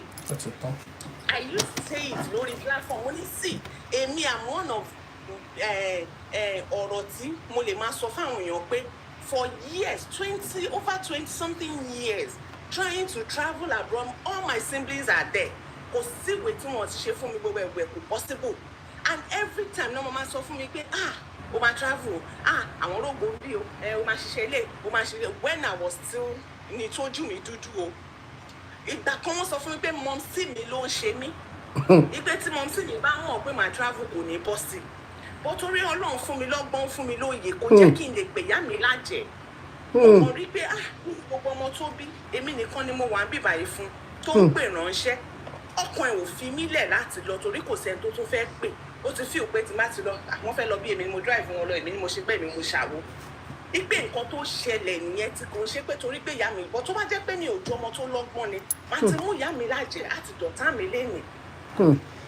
At the end of the day nígbà tó lọ́ọ́ máa ṣe fún mi, in fact mi mọ bọ́lọ̀ ṣe ó ṣe ní ṣe pé I don't need to come here and suffer because I've gotten a lot of experience and a lot of things ní Nàìjíríà. Ó jẹ́ kéèyàn débi tó ń lọ láti lè better. Ó ṣínà lọ́nà tí mi ti ẹ̀rù mi ti ẹ̀ lọ́lé wòlíì kankan mi lọ́lé àfa kankan. So it's too much. We will keep saying it out. Sọ fún mi, màá fò gbogbo gbé ẹ dìde. Bàbá kan mo pàdé pásítọ̀ ni, mo máa ń sá fún wọn dọ̀la ni. Anointing tó gbé fún mi bó ṣe disappear nílé mi ò mọ̀. So mo máa ń sọ pé anointing oil. Bẹ́ẹ̀ ni mo sọ fún yín. Bàbá máa ní lóru wá máa sọ fún mi bẹ́ẹ̀ ṣé mo ti bọ́ṣọ sí òun máa ní bẹ́ẹ̀ ni sà. Mi ní bọ́ o. Ẹ sọ orúkọ máa yẹn fún ẹja àwọn èèyàn já tán. Kí n kẹ́sẹ̀ mi sínú omi kó o máa gbàdúrà fún mi. Ní ìwà àwọn covenant burúkú ló fẹ́ ṣe in between. Mo máa sọ fáwọn èèyàn if God does not love me, ògo tó lu ẹ̀gàn bá wáyé gan á ti tún. torí ẹ̀ lọ́pọ̀lọpọ̀ obìnrin ṣe ń sọ́fà lénìí because wọ́n gbé jẹ́ kí là ń wá kiri. The little you have, manage it. If it is not time for you to grow, then tó bá ti start to go. Only thing when you àsìkò bá tó ìdí aṣù. Continue doing what you are doing. Marry length. Ṣí ṣọ́ọ̀bù ní Nàìjíríà, wọ́n á ní o fẹ́ jọ ò lè dúró lásán o. Ìyá alágbádá. Please let's power tap o. Yàtọ̀ mẹ́jọ ṣì tí gbogbo wọn ló lọ sọ́dọ̀ òwòlú ọ̀dọ̀ àfà. Kọ́sítọ́mà mélòó lẹ́ ń target? Ṣé ẹ̀ tí ẹ̀ ń ronú? Ṣé ẹ̀ ń ronú ọjà tẹ́ ẹ̀ ń tà pé èló ni mo kó sí? Èló ló mú jáde? Inú owó yẹn náà lẹ máa ti lọ dá wọn ṣọ́ọ̀ṣì, lẹ máa dáadáa mẹ́wàá, lẹ máa dá ọ́fìnrin, wọ́n fẹ́ kọ́lé, wọ́n fẹ́ oúnjẹ, wọ́n fẹ́ sísá mi ẹgbẹ́ sáré dásẹ́rẹ́ tó ibi ẹ̀ má bínú ẹgbẹ́ ẹgbẹ́ sáré sọ̀rọ̀ time matter most. Ó yẹ ẹja sáré ṣe pápá kankan. Mr. T, ó yẹ jẹ́ sáré fún yín ní 2 or 3 minutes, ó yẹ sáré sọ̀rọ̀ ká time ara wa ń sùn torí èmi náà lọ bí iṣẹ́. Ẹ̀ka lẹ́gbẹ̀ẹ́ ṣẹ́rí ẹgẹ́ sọ̀kọ̀ fún yín ṣẹ́rí àwọn àyọ̀dá máa ń wá miracle òjijì òun ló kó bá. Miracle òjijì. Miracle tí ẹ fẹ́ bẹ̀rẹ̀ lẹ́nu ẹ fẹ́ rí títà gbọ́ kan òru òun ló máa ń kó bá yín. Ẹgẹ́ sọ̀kọ̀ fún yín ọkàn nígbàgbọ́ yẹn o. Bẹ́ẹ̀ni. Ní babaláwo fake ṣe wà wọ́n purọ́ tọ̀yàn jẹ nílùú bẹ́ẹ̀ ló lóòótọ́ wà nù wọn. Bí pásítọ̀ burúkú ṣe wà bẹ́ẹ̀ ló lóòótọ́ wà bá àfáà burúkú ṣe wà ló lóòótọ́ wà. Bọ̀dù wọ́n kọ́kọ́ fúnra rẹ̀ tó lẹ́nu tó lẹ́sẹ̀ tó bá ṣàlẹ́jọ́ Ọlọ́run fúnra rẹ̀ tọkùn ẹ bá mọ̀ pẹ̀lú Ọlọ́run adé ló ní nàdúrà. Bẹ́ẹ̀ni. But ìpè ẹfẹ́ rẹ̀ mọ́tò ní àárọ̀ ọ̀la òun dí àsọ fún pẹ́kẹ́ lọ́sọ̀kọ́ bá ẹ̀ sáré lọ ẹ̀yin èèyàn miracle òjijì tẹ́ wá òun ló kó bá yín. And secondly nìkan náà ìlú tá a wà yìí mo sọ pé kò sí ṣọ́ọ̀ṣì wà dáadáa ìfúndò ibi táwọn tó gbẹ̀sìn dé wà á jáde kúrò ní ṣọ́ọ̀ṣì wà á lọ fa sìgá wà á tún wọnú ṣọ́ọ̀ṣì padà wọn sọ pé Ọlọ́run gbàdúrà wọn.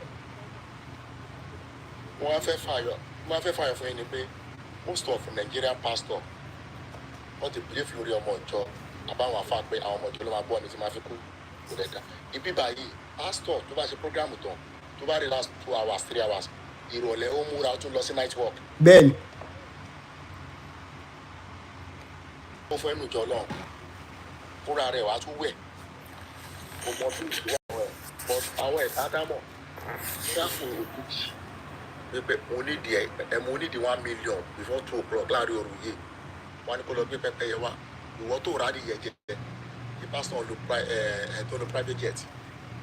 Àwọn Nàìjíríà tó máa ń ṣe kankan tó máa ń surprise mi tó fi dùn mí jù láàrin wọn pé ọmọ ọjọ́ tó ń tàràkà ó ń fagídí wá ṣọ́ọ̀ṣì tó ń dàdà mẹ́wàá bóyá pé ọ̀tà ló táwọn fẹ́ mọ̀ bóyá newspaper ló táwọn fẹ́ mọ̀ á dàdà mẹ́wàá tán ṣọ́ọ̀ṣì yẹn á dá skul lẹ̀ ọmọ bíbí inú ìjọ yìí ò nílè lọ sí skul yẹn.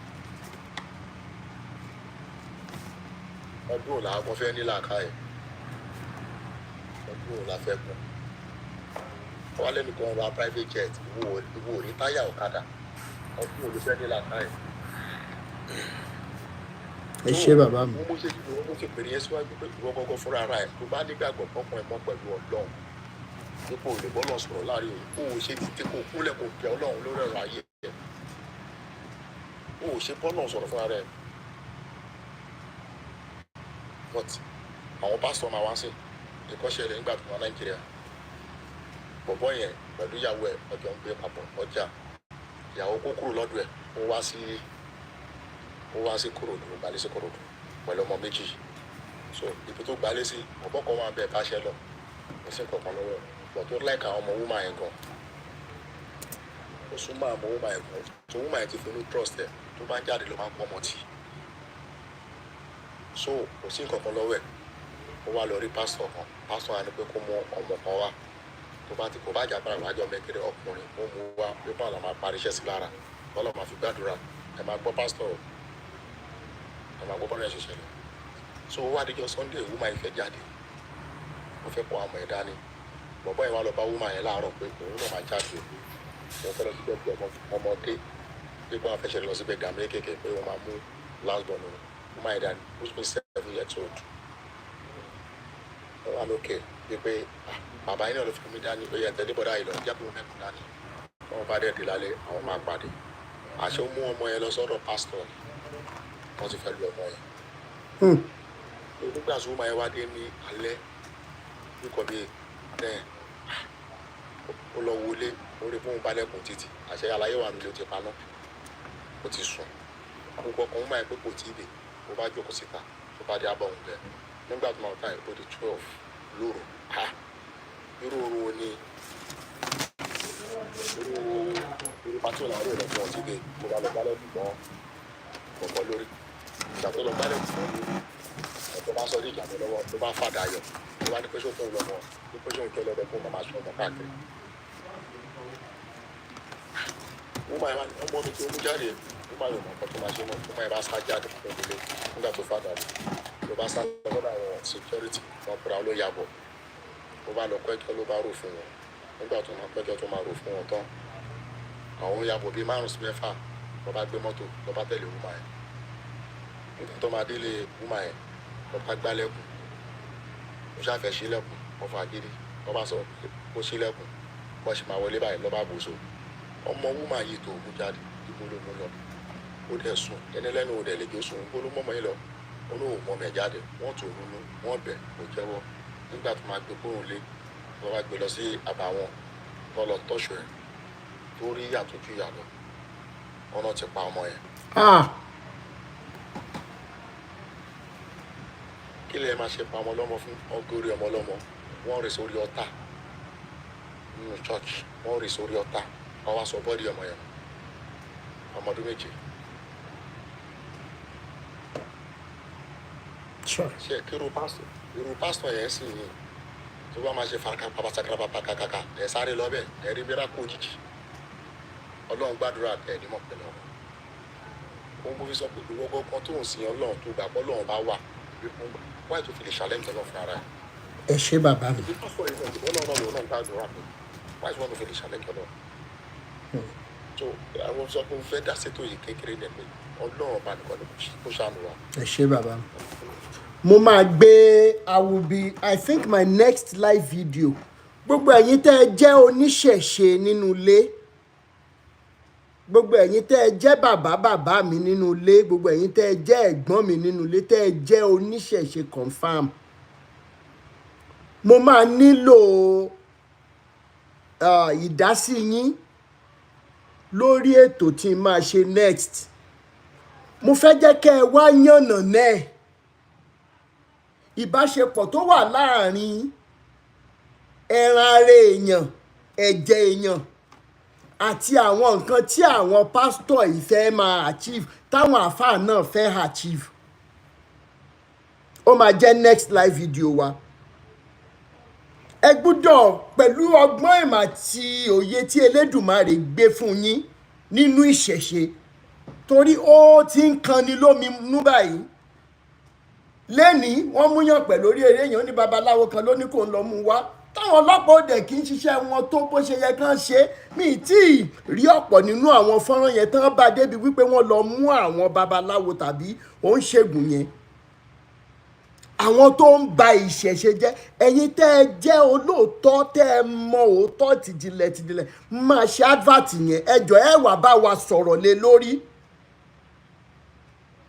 ká tiẹ̀ mọ bóyá ní ìgbésẹ̀ kan tá a lè gbé tí ìjọba gan fi mọ̀ wípé àwọn aráàlú ti ń sọ̀rọ̀ torí tá a bá gbé ìgbésẹ̀ àwọn tó wà ń jọba fúnra wọn ẹni ibi ni wọ́n àwọn tó wà nínú ẹ̀sìn kìrìsìtẹ́nì yìí láwọn tẹ́ ń pè láwọn pásítọ̀ yìí ẹni ibi lọ́pọ̀ jù nú wọn lóòótọ́ mo dẹ̀ nígbàgbọ́ pé ọ̀pọ̀ nú wọn ló ní bàbá tó jẹ́ oníṣẹ̀ṣe tán kàn ríwe kan tán wá láwọn ń ṣe pásọ̀ torí wọ́n ti mọ̀ pé packaging làwọn èèyàn fẹ́ náà láwọn ń ṣe pásọ̀ tán dẹ̀ ń fi kíní dúdú ìgbé rádaràdà ẹ̀ tán fi ẹjọ́ the next live video á wà sọ̀rọ̀ lé lórí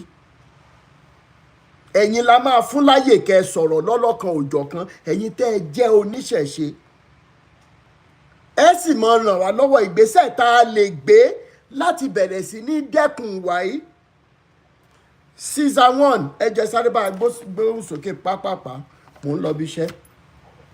ẹ kálẹ́ gbogbo lé. ẹ kálẹ́. mo really appreciate space tẹ fún mi. ẹ ṣé bàbá. àwọn èèyàn olè ojú òkun ló ń pa wá lò. olè greed afẹ́jẹgbá afẹ́jáwó.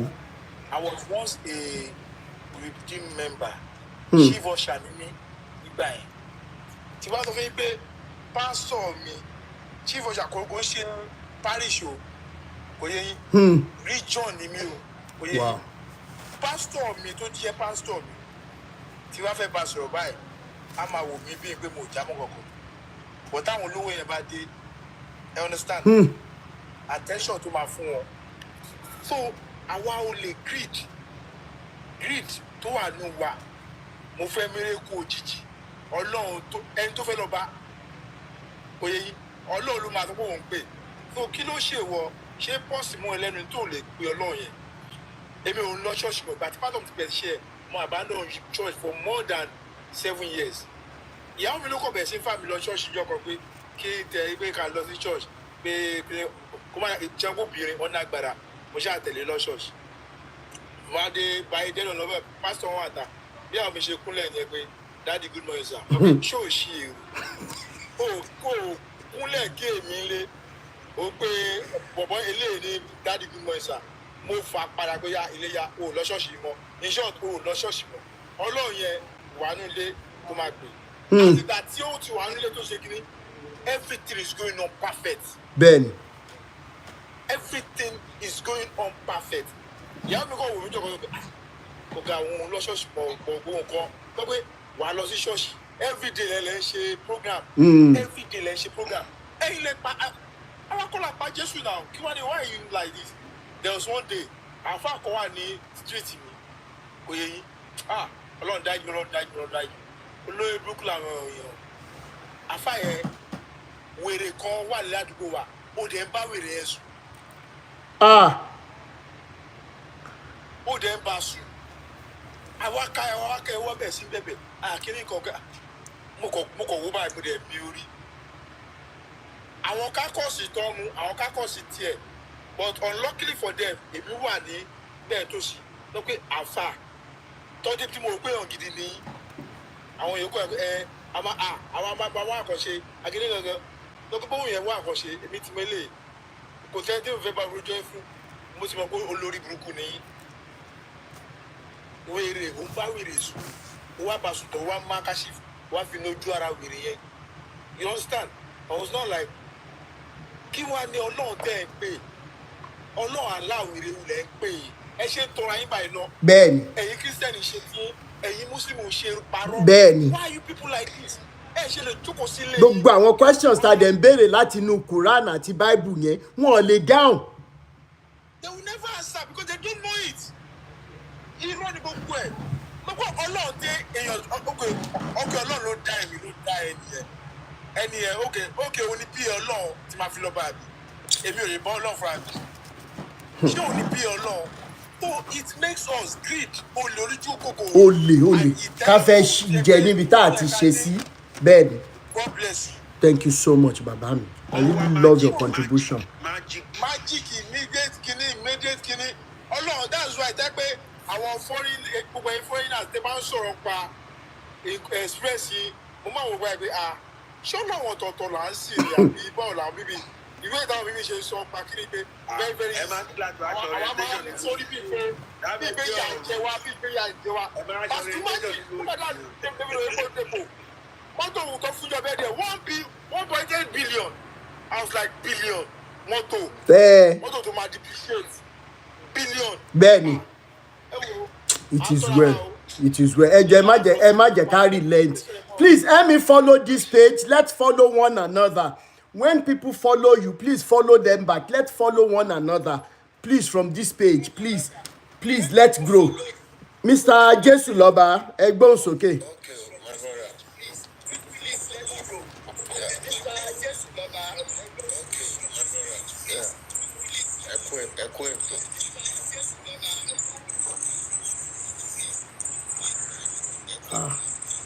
Ó dà pé ẹ máa jáde kẹ́ tún wọlé padà.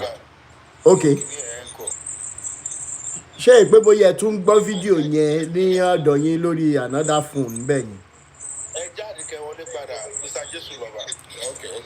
Ẹ jáde kẹ́ wọlé padà kí n gbé Golden Sig ẹ bá wa on mute kẹ́ bá gbóhùn sókè.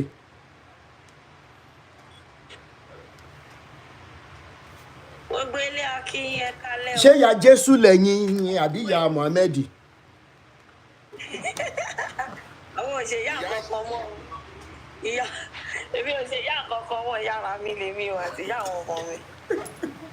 Àwa ti bá wọn fìyẹn lẹ̀. Àwa ti gbàtú sílẹ̀. Elédùmarè Àtìgbà ṣe. tí mi gbàtú sílẹ̀ èmi ò ní wàhálà. Kò sógun láyé mi, kò dẹ̀ sí nǹkan tí mò ń wá pásítọ̀ kọ̀ọ̀kan kiri fún. Bẹ́ẹ̀ni.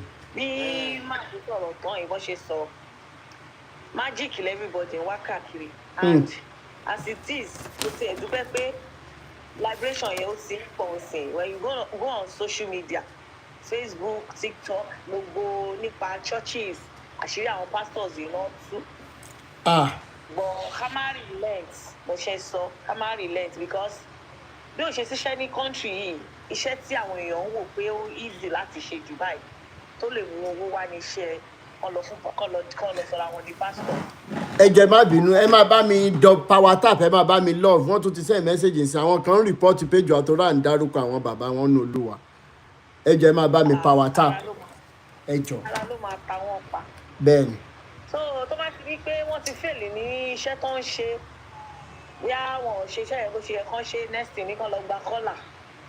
Ẹ wò ní state tí mo wà yìí, Ondo state tí mo wà yìí, wọ́n ti tú àwọn kan lẹ́sìn. Wọ́n pọ̀ bàjẹ́, wọ́n ṣe ọ̀dẹ́. Àwọn scammer tó ṣe ọ̀dẹ́. Wọ́n ti pọ̀, wọ́n ti ṣí wọ́n lẹ̀ gidi. So tí àbájẹ́ kí iná liberation yìí tábàjẹ́ kó máa jó sí kó máa lọlẹ̀. A máa kápá àwọn yẹn kó tó di pé wọ́n bẹ̀rẹ̀ sí tún gbogbo sí àwọn èèyàn lára. Because wọ́n ti pọ̀, àwọn kan ti lọ fún school of ṣé pastoral school. Theology school. Theology, just last week. In fact, they are more than 200. Wọ́n tún ti ordain. So wọ́n ti recruit wọn nǹkan tí mo máa pè wọ́n nìyẹn because wọ́n ti recruit wọn pé kọ́ wá tó wá máa jẹ àwọn èèyàn. Àgbàrá wọn ò lóhùn onílé wo onílé wa ni ò ní gbà. Onílé wa ni ò ní gbà o. Especially àwọn evidences tá a bá ti ní against àwọn people yìí ká má bẹ̀rù láti bẹ̀rẹ̀ sí ní sọ síta mọ́. Bẹ́ẹ̀ni. Let's say it out, let's share it. Thank you so much, ìyá mi. Mo ṣe nǹkan tí Awíkókó nìkan lè dá ṣe. Bẹ́ẹ̀ni. Anything tó bá ti ní ṣe pẹ̀lú liberation, please let's share it. Bẹ́ẹ̀ni. Bí àwọn sọ̀rọ̀ ni then àwọn èèyàn wa tó bá súnmọ́ wa àwọn ẹ̀gbọ́n wa tó wà nílé most especially àwọn tó ti wà outside the country.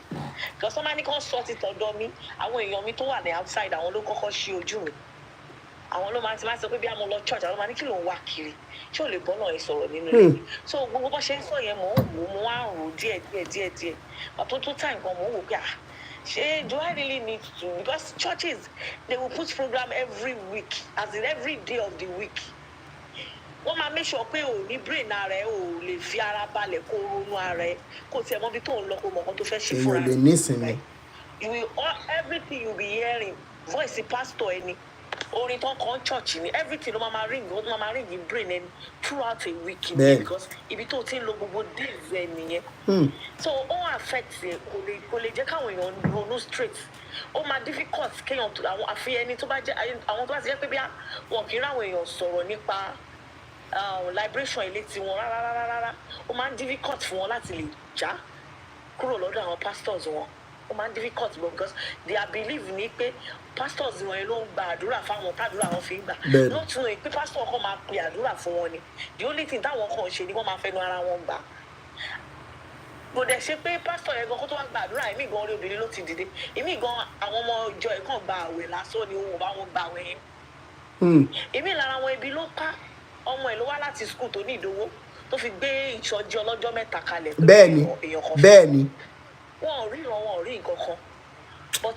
once they need money wọ́n á gbé sọ́jí kalẹ̀ once they need attention wọ́n fẹ́ káwọn èèyàn wà around wọn wọ́n á gbé program kalẹ̀ because wọ́n ti mọ̀ pé the more tẹ́ bá ṣe ń fún yín space wọ́n ṣe ń fáwọn èèyàn ní space tó wá sí church kan wọ́n á gbọ́ fún fàbú wọ́n wá gbọ́ àwọn story tó máa já wọn láyà tó máa jẹ́ kó máa wà lọ́ndà wọn ṣáà 247 tó máa ṣe àwọn program yẹn táwọn èèyàn bá ṣe ń fi wọ́n lẹ̀ bó ṣe ṣe kán máa wà liberated reason tó ṣe ń keep wọn under their roof ni. bẹ́ẹ̀ni. so mo bẹ̀ àwọn èèyàn tó wà ní platform mo ṣe ṣe àwọn tó ti wà outside àtàwọn tó ti wà liberated tó wà ní Nàìjíríà àwọn èèyàn yín bó ṣe ìyá aláta ni bó ṣe anywhere tẹ bá ti di ẹ máa try láti máa sọ létí wọn wọ́n lè má gbọ́ immediately ìjọba sọ, but later torí nǹkan tí mi experience ni wọ́n máa rò later pé kíní yìí, because a lot of them ò sí lórí social media láwọn tá à ń sọ tó kú sí church. Bẹ́ẹ̀ni. They are not on social media. Ìmí lára àwọn ìyá aláta ìyá onítòmátò gbọ́ àwọn tó ń jìyà yìí àwọn náà ló máa ń lọ sí church jù. Lẹ́yìn tó bá ti lọ forí po òrùn tán lọ ta ọjà wọn, wọ́n ṣẹ̀ṣẹ̀ tún lọ fàbọ̀ sí church lọ fún pastor lówó. So most of them ò kì í sí lórí social media, àwọn ọ̀gbọ́n wọn tá à ń sọ yìí. But tá a bá ní opportunity láti bá wọn sọ̀rọ̀, bóyá ó lè tó ń bá tá a bá ń ṣeré lára wọn, àbẹ́lẹ̀ ìta súnmọ́ lára wọn, ẹ máa sọ létí wọn, ẹ máa jù fún wọn lẹ́ẹ̀kọ̀ọ̀kan. Tó bá yá wọn máa rò wò, because that's what I'm doing. Bẹ́ẹ̀ni. Work. Thank you so much. So Thank you so much. Say. Thank you so much. I posted a picture of myself with one elderly woman tó ń ta tom tálé ìtagbá. That was last year. Mo kàn rí fọ́tò yẹn nínú archive mi. Àwọn sàn dá mẹ́wàá o, àwọn ò gbúdọ̀ mọ́ sàn o, kọ́lọ́hún ó mọ̀ bínú sàmọ́ ní. Ṣé nínú ọ̀run tẹ wà yìí lọ́lọ́run kan tó ti bínú sí yín mọ̀mọ́? Mo wá fún ìyá yẹn ní lecture, mo fà àwọn fídíò mi kọ̀ọ̀kan bí mo ṣe ń bọ́ ní ìyá yẹn wá ṣe bá wọ́n ṣe bá lẹ́ni nǹkan ìyá ti gbà wòsàn torí wípé mo sọ̀rọ̀. Inú mi dẹ̀dùn pé bẹ́ẹ̀ ya bí èèyàn 3-4 ló rálé ràǹdì mi tá a fi báyà yẹn fowó kún owó ọjà wọn tán fi ń tajà dá níbi tó ní bòjì kì í ṣe inú òrùn mọ́. You know, Elédùmarè adẹ́tún mọ̀ ràn wá lọ́wọ́. Sister V Beauty Glam ẹgbọ́n sókè pàápàá. Ẹ kálẹ́ o. Ẹ kálẹ́. Ẹ kú wo. Ẹ wò. Elédùmarè á gbà fún gbogbo wa. Àṣẹ Èdùmàrè. Ọlọ́run tó sílẹ̀ yẹn á lọ káríkárí.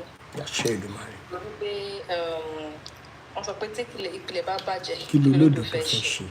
It's quite unfortunate pé ẹ̀yìn nǹkan tó ṣẹlẹ̀ ń sìn àwọn forefathers wa láti ẹ má bínú mo wà bí iṣẹ́ ẹ má bínú ẹjọ́ you can give the cash to me. Yeah, you can give me cash. Yeah, I don't mind. So, Emma Binejo. Okay. I will join you later. I'm in a program. Okay. I'll come for it. I'll send you my number. So, sorry, I'll be with you shortly. Emo, can it be Ariru Awikonko? Then, come to be Meta Mary, probably Ruawayi, Abama 4 victim of what we are seeing today. But unfortunately, our forefathers were. Most likely currently don't go against it, but we want to term our long abalaye was evil.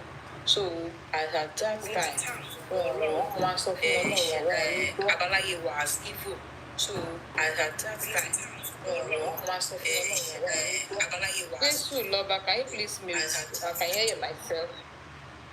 So Chemo, money go. So Iremi, no. I'm a victim of all these shenanigans. A very fact, my life history, me still share like I'm sharing. But if not for forgiving spirit, ordinarily, Baba me sorry. But I won't blame him because, Chemo, understanding our way, face the challenges of life determines how they react to it. She understands. Like the last caller, what are you going to take? I'm going to go and speak, but I want sorrow from my mind. Same thing I'm doing as well with my children. Dear, won't drop a left one. Don't worship any pastor. Just pray to God. Don't believe in this because I almost think no logical reason. Oh, sharp one way. You can't tell me this and this. So what we can do is, am I a kadake? Because as much as Bashe solid Jujumon Town liberated, because the funny thing is Lori page me everything that people buy to match share. There's a particular sister. Nígbà yẹn tí mo wà ní winners, nígbà tí ọkàn mi ṣí kúrò ní winners, mo wò pé kíní yóò dàbí ẹni nǹkan tó jọra wọn mọ́, and once my spirit leaves, ẹ mọ̀ kò sí nǹkan ọmọ yẹn gbọ́dọ̀ kúrò ní. Ẹni yìí ó bá mi yan òdì wípé mo fi winners sílẹ̀, ṣe understand? Only for me to see a chat lórí WhatsApp tó sọ pé big sis ẹ kú iṣẹ́ ìtúsílẹ̀ mo rí gbogbo nǹkan tẹ́ ń post yéé ó káwọ́ lórí mo ní oh my goodness, I was shocked to hear that from her. Somebody mo ní láti fọ́ pé your wife is getting angry with me because of pé mo fi her. I'm an adult. Mo mọ̀ nǹkan tí mo ṣe wá seminars mo ti dẹ́rí pé nǹkan tó ti ń ṣe òde bá mi lọ́mọ́. For her to have said that, definitely that encouraged me more pé definitely nǹkan tá à ń ṣe àwọn èèyàn ń rí codedly wọ́n agree but wọn ò lè agree openly ni. That is a confirmation to you, RD, pé your work is going. thank you so much. You understand me? So, in fact, that's now everywhere when I see. That is why I always share your movie, your videos. Because more like, oh, so I come home, me don't page me. Bẹ́ẹ̀ni. Anything much against what Bible might share. So, you understand?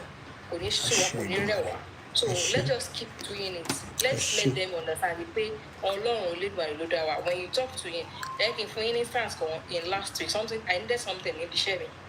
Normally, tó bá jẹ́ tẹ́lẹ̀ màmá ra kabosh. Màá believe pé tí mi bá gbàdúrà kí n gbé lórúkọ Jésù kí n ṣe gbogbo nǹkan mi ò ní rí kíní yẹn. So mo wá ṣe mail yẹn mo dẹ̀ wò pé okay, it's about timing mo wo nǹkan tó lè ṣẹlẹ̀ tó fún mi for me to be able to achieve that. Mo rí pé okay, this is the right time for me to make that request. And I made the request. She understand? In fact, ever since mo ti bá page Àwíkòkò pàdé. In fact, I struggle with, but eventually I was able to drop them. Mo rántí pa sọ̀rọ̀ dáadáa nígbà yẹn bẹ́ẹ̀ ni. You know, I used to chat to guy and go back. But and funny enough, the me would like, I have to go and start putting this in prayer. Only share for me. But I just sent the mail. I did my justification. Only for me to David sharing your last week Friday called him because they can mail me. And I got a positive response. I was saying, oh God Almighty, thank you. She understand. But if brainwash was so much that they told back to God Jesus, told back Barbe, told back shaking of shade, told back consult pastor. You read me, because I don't want to be a slave to any man of God. Because the moment you make any man of God your pastor, bẹ́ẹ̀ni so kíákíá mo pé ọmọ báwo ni màmá sọ pé ẹnìkan dáàdi mi in the Lord ẹ wá ti jú birthday ẹ fẹ́ ra nǹkan so Ọlọ́run máa fún wa ní ọgbọ́n àti mọ́tò yìí to deal with them and Elédùmarè ò ní fi wá sílẹ̀ ní agbára Ọlọ́run wọ́n fẹ́ wọ́n kọ̀ àwọn ti já o bọ̀ àwọn kan wọ́n ṣì wà nínú ìdèyí tó yẹ pé àti já wọn a máa ṣe more work. bẹ́ẹ̀ni ní jẹ́ kó sú wa ní jẹ́ kó rú ẹ̀wà wọ́n ti ń flag flọ́tò wọ́n ti ń posting it let them ọ̀rọ̀ kan lè máa sọ tó máa liberate ẹlòmíì tó bá lọ sọ so by the time they are not quiet wọ́n máa gbọ́. bẹ́ẹ̀ni thank you so much thank you so much that's very wonderful thank you so much V-Beauty thank you so much. Jésù lọ́bẹ̀ sáré on mute kẹ́. Yes, sir. Okay, ẹ jẹ́ nǹkan sáré sọ one or two things. Ó dà pé bíi wíìkì náà mo ṣe bẹ̀rẹ̀ sí ní gbọ́ wọn fídíò yín kankan. So mo dẹ̀ gbọ́ one or two things kan tẹ́ ẹ sọ. But nǹkan ẹ̀kọ́ tẹ́mi kàn tí ẹ fẹ́ sáré sọ̀rọ̀ lé lórí ni pé Ọlọ́run á ṣàánú fún gbogbo wa. Kò dẹ̀ ń jẹ́ ká kéèyàn sọnù síbi tí ò ti níran títí padà sílé. Ṣẹ́rí brother kan sọ brother tó kọ́kọ́ sọ̀rọ̀ before kí mo ti gbàgbé orúkọ wọn tẹ́níkà follow yẹn. Wọ́n sọ nǹkan kan tí mo mú ọgbọ́n bíi mélòó kan nínú ẹ̀. Ṣẹ́rí èèyàn jẹ́ Christian àbójẹ́ Muslim omi pé torí kó jẹ́ Christian àbójẹ́ Muslim kò túmọ̀ sí pé kẹ́nìyẹn gọ̀. Ṣé ti èèyàn kírun àbò ń gbé Bible ń lọ sí ṣọ́ọ̀ṣì kò túmọ̀ sí pé bóyá ó gọ̀. Gbogbo wa yìí náà one way or the other some of us we are Christian we are Muslim and some of us we are church goer but it does not mean pé torí pé bóyá a ti ń lọ sí church yẹn ká wá jẹ́ arìndìn torí pé from Genesis to Revelation gan ọ̀rọ̀ Ọlọ́run sọ pé kéèyàn gọ̀ kò dẹ̀ sọ pé kéèyàn wá sin èèyàn. Ó ní ká tutù bí àdàbà ká gbọ́nú bí ejò. Ká gbọ́nú bí ejò kò dẹ̀ ní ká wá sin èèyàn. Ṣé ti yẹn ṣe rí èmi jẹ́ ìgbà tí mo wà Nàìjíríà mo lọ sí church to the level that I was committed a parish pé bóyá kí n máa take care kó tó di pọ́n pé pastor but despite that I'm not a foolish man mi ò sọ sense mi nù kò ń ṣe gbogbo nǹkan tó bá sọ wá látòkè mi ò fẹ́ dárúkọ church ẹ̀ bọ̀ tí n bá ṣe ń sọ̀rọ̀ ẹ̀ máa mọ orí church tí mò ń lọ kò ń ṣe bóyá gbogbo nǹkan tó bá sọ wá látòkè ni mò ń ṣe gbèmí lẹ́lì tẹ sọ látòkè yẹn ni mo ti mọ ibi tẹ́ ẹ ti ń bọ̀. gbogbo nǹkan tó bá sọ wá látòkè ó ṣe kó bóyá gbogbo ẹ̀ ni mò ń ṣe ilé tó tó ti ṣẹ́rí tí bá dẹ̀ ṣẹ́rí èmi máa ń ṣe nǹkan kan personally láti bí ọdún méjì sọdún mẹ́ta tí mo lò níbi tí mo wà ẹ̀ mi ò ever sọ̀rọ̀ nípa táìtì rí. I'm very sorry because me personally I don't too much believe in it. Mi ò preach lórí title because ìwọ tẹ́bi ń pa tí mo wá ń sọ fún pé lọ mú ìdá mẹ́wàá ẹ̀ wá. Ṣé Ọlọ́run ló fẹ́ ná ìdá mẹ́wàá yẹn ni àbí àwa èèyàn fún ara wa? So mi ò disturb àwọn èèyàn. If you like, tí Bíbélì ẹ bá convince ẹ dé level yẹn, you can go ahead and do it. But if I convince ẹ dé level yẹn, yes, serve God and go back to your house. Ntẹ́mi máa ń ṣe ń bẹ̀ lọ́jọ́ Sunday ni come to this place, worship God and go back to your house. Either you have offering or you did not have, go back to your house. I will never force anybody to do anything. Mo discover báwa ènìyàn fún ara wa la gọ̀. À ń wá miracle kiri bọ́n ṣe kọ́kọ́ sọ síwájú.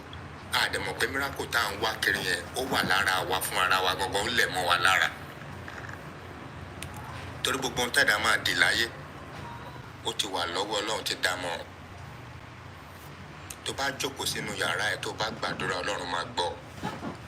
Mo máa ń sọ fáwọn èèyàn pé ó san dá mẹ́wàá o. Ó san rẹ o. Ó san rẹ o. Tọ́lọ́run bá fẹ́ bùkún fún ẹ, ó máa bùkún fún ẹ. Yes. Ọlọ́run tó lọ ń bùkún fún àwọn tí ò gbé Báíbù tí wọ́n lọ sí ṣọ́ọ̀ṣì. Ṣé Ọlọ́run yẹn ṣó wá fọ́ lójú láti wá bùkún fún ọ fún ara ẹ̀? Then àwa tá dẹ̀ sọ pé à ń lọ sí church yẹn jù tá à ń gbé Bible yẹn gan jù most of us ara wa jù ni ìyà ń jẹ jù torí pé àgbọ̀n tó wọ́n sọ pé ọwọ́ ẹni tí ò ní báyìí láti máa ń gbà fún ẹni tó ní. Èmi fi ọgbọ́n gbé ọ̀rọ̀ yẹn pé èmi tẹ̀mí ní ó máa pọ̀ sí ẹni kan ṣọwọ́ ti tẹ̀mí lọ́sùn máa lọ gbà bẹni tó ní èmi máa multiply ti tèmi ó pọ̀. Church, I'm very sorry mi ò mọ bí àwọn tó máa ń wá sọ̀rọ̀ fún àwọn pásítọ̀ kan wọ́n gbà 100,000. Bàbá mi ò mọ̀ bóyá pásítọ̀ yẹn bóyá ó fẹ́ lọ lò kàn ó. Ṣùgbọ́n bí tí mo wà yìí pásítọ̀ tó máa gba 100,000 lọ́wọ́ mi. Ọwọ́ ẹni tí ò ní. Ṣẹ́bẹ̀ mi ṣe wà náà mo máa ń give. So sometimes tí àwọn pásítọ̀ mi bá mi sọ̀rọ̀ nínú ọkàn mo kàn lè rò pé bóyá bí ń pa ẹni yìí jẹ́ nǹkan fún bí 10,000. Ṣé tó bá ti ń ju level yẹn lọ máa block yẹn. Àwọn olùgbẹ́ kọ́dá wa rò ní pé Ọlọ́run ni o ìgbẹ́jọ́ Ọlọ́run o. Bàbá Ṣọ́lọ́run bèrè owó lọ́wọ́ yín ni. Ẹ jẹ́ kí n tiẹ̀ sáré sọ nǹkan kan Jésù lọ́ba. Bàbá mi mo ń kọ́. Mo ṣe fídíò kan ní almost 2 years ago. Fídíò yẹn wà lára àwọn nǹkan tó liberate so many because fídíò yẹn go viral. Mo ní ẹjọ́ bá mi béèrè lọ́wọ́ bàbá Adébóyè Oyèdépò Kúmúyì pẹ̀lú gbogbo àwọn ọmọ tán ti bí sílẹ̀ nínú ẹ̀sìn pé tí Ọlọ́run tẹ̀ ń sọ ìbákan tí ẹ̀ dé jìgà tó ní òun fẹ́ jẹ àmàlà. Ẹjọ́ ibo lẹ ti fẹ́ ro àmàlà yẹn òkè ńgbà tẹ́ lọ tẹ́ bẹ́ẹ̀ rí pé bá bí ìṣe máa tó torí Ọlọ́run yín yẹn oúnjẹ kú jẹ ní àti kọ́kọ́ gbà yẹn. Now ẹ wá decide pé ibo lẹ ti fẹ́ sí ọbẹ̀ ẹ wá wò pé Canada is the second largest landmass all over the world. Wọ́n máa nílẹ̀ tẹ́ máa gbẹ́ tẹ́ máa fi ṣe ọbẹ̀ yẹn technology àdẹ́wà okay. Ẹ má gbàgbé pé Ọlọ́run tẹ́ ń sọ is the owner of 1,000 cattle on 1,000 ewes bẹ́ẹ̀ ṣe máa ń sọ. Ibo lẹ ti fẹ́ rí ẹran wà Canada dẹ̀lélẹ̀ ẹ̀ lè pa ẹran nípakúpa bá a ṣe ń pa ní. Ẹjọ́ ẹ dá mi lóhùn ẹ̀yin bàbá ẹ̀. Ibo lẹ ti fẹ́ rí ẹran wà sínú oúnjẹ tẹ́ ẹ fẹ́ fún Ọlọ́run tẹ́ ń sọ yìí. Ibi ilẹ̀ ti máa mọ̀ wípé ẹ̀yin èèyàn rádaràda amúnisìn ni ẹ̀yin gangan ni generational causes náà ń sọ. Ẹ̀yin gangan ni generational causes mọ́ yẹn sá lọ ni. So many people kàn wá pé àwọn ò tiẹ̀ wá ròrí ọmọ ní ẹ̀yin afọ́fúngbẹ́mu náà tẹ́lẹ̀ ń fún Ọlọ́run the owner of the heaven and earth ọba wọn ló tóbi títí ọ̀run ò gbà ó fi ilé ayé ṣe àpótí títí ẹ wá ń fún ní owó ata owó àgbàdo owó ẹran owó wòsíwòsí owó tọ́ptọ́m. ṣẹ́rí ìjọ kan mo lọ sí church kan mo forúkọ bo church yẹn ní mo bo shop mi ní dárúkọ church yẹn ó ti pẹ́ nǹkan tí mo ń sọ rẹ̀ láti fẹ́ tó bẹ́ẹ̀ bí 8 or 9 years ago so mo ṣàdó síwájú pastor yẹn ṣà ń ṣe program ọ̀rẹ́ mi kan ló invite mi ó ṣà ń ṣe program yẹn mo ṣà ń wo pastor jọ ń wojú ara wa bí mo bóyá ẹ̀mí náà ń sọ nǹkan fún nípa mi ni o ó ṣe dó sórí ọ̀tá ló ń pe fóònù àwọn èèyàn á pe nọ́mbà àwọn èèyàn á tó bá ti pe nọ́mbà yẹn ẹ̀mí ọlọ́run ló sọ bẹ́ẹ̀ fóun níwàá mo dẹ̀ náwó kan sápò mi mo ṣàwò pé kọ́nà ṣàtẹ̀jẹ́ kí pásọ̀ kó lọ porúkọ mi pé sọ pé owó kan wà ní àpò mi ibẹ̀ ni màá ti dójú tì pé ṣé òun ló ṣiṣẹ́ owó sí mi lápò máa kan ó láti pe máa kan 500,000 ló gbà lọ́wọ́ máa yẹn lọ́jọ́ yẹn ó lówó tó wà nínú àkáǹtì ẹ̀ ní ìgbà tá a bá ṣe tán mo wá sọ fọ́ọ̀rẹ́ mi pé ṣé o mọ̀ pé pásítọ̀ tí ó ní kí n wá sí ṣọ́ọ̀ṣì ẹ̀ yìí pásítọ̀ yìí kàn ń sàn fún àwọn èèyàn oníkè máa sọ wípé anointing wà lára mo náà anointing ló wà lára anointing ló wà lára ló ń pe telephone number ẹ ṣé òun ló ń bá Glo ṣiṣẹ́ àbò ń bá MTN ṣiṣẹ́ àbúrò abẹ́ńjọ́ táwọn ẹlẹ́ni ra nọ́mbà wọn. àti wá dáràn báyìí àwọn bàbá ẹ̀ ti bí nǹkan lẹ̀ o. most of us ọlọ́run á fún wa ní ọgbọ́n àṣẹ ìdùnnú. kò síbẹ̀ ṣe bá ṣe sọ̀rọ̀ yìí ọ̀pọ̀lọpọ̀ ṣùgbọ́n tẹ pé wọ́n máa wò pé nǹkan tá à ń sọ yìí kò ń ṣe nǹkan gbọ́n pé wọ́n lè kàn ẹlòmíì ò ní gbọ́n títí ayérayé. bẹ́ẹ̀ni. yes ọmọ kan wà sọ pé wọ́n máa sin èèyàn aláàrẹ̀ ẹran bíi tiwọn wọ́n máa sìn wọ́n títí tó wọn fi kú ni. torí tó bá ti ń ṣe bọ̀ìbọ̀ì lábẹ́ pásítọ̀ ó ń sin èèyàn aláàrẹ̀ ẹran bíi títí ẹ̀ lẹ̀. bẹ́ẹ̀ni ẹ ṣe bàbá mi. èmi ò ìgbà tó dídí èèyàn bá wà pásítọ̀ bá tó sọ pé yes tẹ́kùn lẹ jókòó tì tẹ́ ń fún lówó tẹ́ ń kówó fún afẹ́ṣẹlẹ̀ afẹ́ṣetàn nǹkan tẹ́kùn fẹ́ ṣe tẹ́gbà the end of the day ẹ̀yin fúnra yín ẹ̀ ní benefit nínú nǹkan yẹn. yes ẹ̀ ní benefit nínú nǹkan yẹn òun ẹ̀ ń dá ìdá mẹ́wàá tán bá kó ìdá mẹ́wàá yín lọ síbi tán kó lọ tán wọ́n á gba gbogbo àpò yín wá owó ṣọ́ọ̀ṣì gan tẹ́gbẹ́ ẹ̀tún fẹ́ràn ṣọ́ọ̀ṣì tẹ́tún ti ń sàn ìdá mẹ́wàá gan tó owó ṣọ́ọ̀ṣì bá tún díù gan ẹ̀yin lẹ máa tún dá owó yẹn jọ láàrin ara yín àmúlé mi ò ní báyọ̀ ṣerú ẹ̀ mo ṣe débi pé chọ́ọ̀chì yẹn tán bá fẹ́ sanwó nínú àkáǹtì chọ́ọ̀chì yẹn náà ti máa ń yọ owó wọ́n á ṣẹ̀tún lọ gbowó ní ìyá ìjọ tó sún sínú ọ̀bí tí mo wà yẹn wọ́n á lọ gbowó mọ́ yes wọ́n bèèrè lọ́míjọ́ kan ní kílódé tí mo ṣe máa bá àwọn ọmọ ìjọ sọ pé kọ́ máa sọ ọmọ níjọ́ mi ni mo ṣiṣẹ́ sọmọ ìjẹ lápò mo ní owó tá a yọ nínú ṣọ́ọ̀ṣì àkáǹtì pé ọmọ ìjọ náà ló ń dá o yes mo ní owó tá a yọ nínú ṣọ́ọ̀ṣì àkáǹtì ọmọ ìjọ náà ló ń kó síbẹ̀ o àbáṣọ́mi gba lọ kọ́ńbì kan má wọ́rì bọ́lá òun ṣe fẹ́ káwa ṣe máa ṣe ti wà nìyẹn tẹ́ ẹ bá wá mọ̀ pé ẹ lówó ṣọ́ọ̀ṣì san mọ́ ẹ jà sọ fún àwọn láńlọ́ọ̀dù tó ní ibi tá à ń lò kán gbé fẹ́ lómi àbí ká tilẹ̀kùn bẹ̀ pa. bẹ́ẹ̀ni. yes kò jù bẹ́ẹ̀ lọ so àwa ẹni tó yàn bá fẹ́ ṣe nǹkan kó mọ nǹkan tó ń ṣe tó bá ń gbé pásítọ̀ kan ríran sí ẹ oníkó wa máa wúmọ̀ kan tó ní ọlọ́run ló tètè fún arábìnrin yẹn ní ọpọlọ pé máa yẹn fẹ́ kó yọyọ sóhun lẹ́sẹ̀ ni. bẹ́ẹ̀ni. ọba ní kó má gbà pásítọ̀ mi à ní kó lọ gbà wọ ọjọ́ méje mo ti rí pásítọ̀ kan rí tẹ́kọ̀ máa ní káwọn èèyàn lọ gbà wẹ̀ báyìí tẹ́ bá máa dé ṣọ́ọ̀ṣì òun jẹ chicken. yes ìjọ kan pásítọ̀ yẹn ń ṣe program ó wá invite pásítọ̀ ẹgbẹ́ ó sọ fún pásítọ̀ ẹgbẹ́ tó invite òun gangan ló fún pásítọ̀ yẹn ní brain tó máa lò tó máa bóun fi generate owó.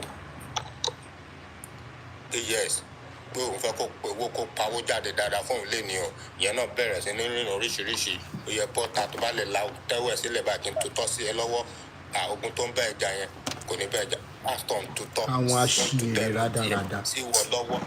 it is well. pásítọ̀ mi à ní kó lanu àtúntò ẹnu ẹ̀. olúborí náà ti ṣe rí sẹ́ẹ̀. olúborí náà ti ṣe rí ó tatọ́ fún wọn ní UK. ṣé àwa èèyàn náà la ṣe gọ bàbá. àwọn sista Yorùbámi kan ní bíbá àwọn náà ra tọ́ lọ́wọ́ olúborí wọ́n tiẹ̀ sì gbé pamọ́ sínú ilé gáàsì wọn ò tí tó ọ̀rọ̀ ẹ jẹ́ kí sista Àṣàkẹ́ fà bẹ́ẹ̀ bá wa gbó sókè. it is well. ní dákẹ́ ó yá sista Àṣàkẹ́ ẹ bá wa on mute abẹ́ ti sùn ẹ gbọ́dọ̀ mọ̀ sùn lórí rúùtù sílẹ̀ báyìí. sista Àṣàkẹ́ fàbù sista Yorùbámi ẹ̀yin gan ò ní wá mọ́ ẹ bá tún fẹ́ wá ẹ̀ ní mọ̀nà bí tá a wà ẹ̀yin náà bá wọn ra tọ́ £1,000 ń wá wàkúwà káàkiri ẹ jẹ́ ń gbé sista abe wọlé sista abe ó yẹ bá wa on mute kẹsàn-án sista Àṣàkẹ́ ti sùn lọ. Ẹ on mute o sista abe. Hello. Ẹ kálẹ́ o. Ẹ̀yin lẹ́yìn ọmọ yẹn ẹ kalẹ́ jàre. Àwọn kí gbogbo lé o. À ń kí yín kẹ́ lè gbẹ́nu sí máìkì dáadáa. Ẹgbẹ́ mi sí máìkì. Àti lọ́dọ̀ orí yọmí. Èmi ò tiẹ̀ ní much láti sọ. Ní kò bí a torí pé mi ti gíràn láti ilẹ̀ ní I don't know because Catholic la wá. Ok. Ìjára mi ojú pé àwọn Bible náà lọ́kà fún wa wípé má ṣe ya Ọlọ́run kan sọ́tọ̀ àbí nǹkan kan.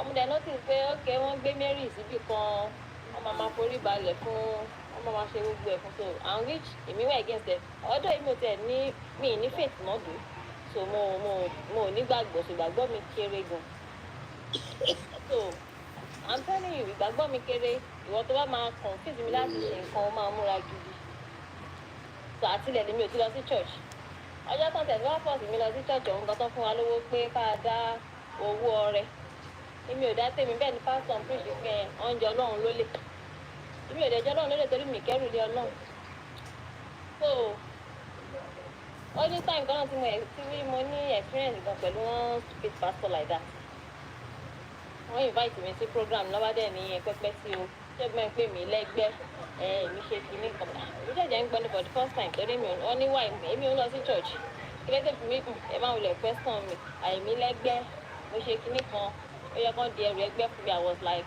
ẹrù ẹgbẹ́ ní church báwọn ìbílẹ̀ lèmi mẹ́fọ́ máa ń ṣe ẹrù ẹgbẹ́ kí ló tún kọ church pẹ̀lú ẹrù ẹgbẹ́ nígbà tí pásítọ̀ tẹ̀ máa bọ̀rọ̀ jẹ ló bá ní tí n bá ti dẹrù ẹgbẹ́ yẹn o èmi máa ṣe wẹ̀ náà ìwẹ̀ nínú ẹrù ẹgbẹ́ gbọ́dọ̀ ti correlate mọ́ra. Ṣáwọn náà ló máa lọ wẹ̀ fún yín bóyá wọ́n rí ìdá lọ́rùn yín gbà tẹ́ débẹ̀. lọ́ba ní pẹ́pẹ́ sí èmi àwọn ẹ̀kọ́ láago kan máa wẹ̀ kọ́ láago mẹ́ta ìwé odò dẹ ní èmi á lọ wẹ̀wẹ̀ odò láago kan àtàgò mẹ́ta ẹ̀jẹ̀ ta ni ó wàá tẹ̀lé mi lọ́ba náà làwọn máa mú mi lọ ó ti ẹ̀ ti dà ẹ̀fẹ̀ pátá ń di mi nídìí iye mo níwájú iye mọ́jà. Wọ́n fẹ́ lọ fọmọ rẹ̀ bọ́ rẹ̀. Wọ́n fẹ́ ṣe kíní yẹn fún yín. Kò ní lè possible ó ní ọwọ́ fún mi ní àwọn tó ti ní pé ṣé mi ò rí wípé ṣéǹjì ó pọ̀ lọ́wọ́ tèmi o èmi kàn ní àwọn àti donate owó ni wọ́n ṣe ń donate èmi ò lè donate ìyẹn kó bóyá ṣe ni mo ò rí ṣe débẹ̀ Ọlọ́run máa mú wa mi ìkàn mówó lẹ́ni kémi ní pé kí n lọ bẹ grandma tèmi grandma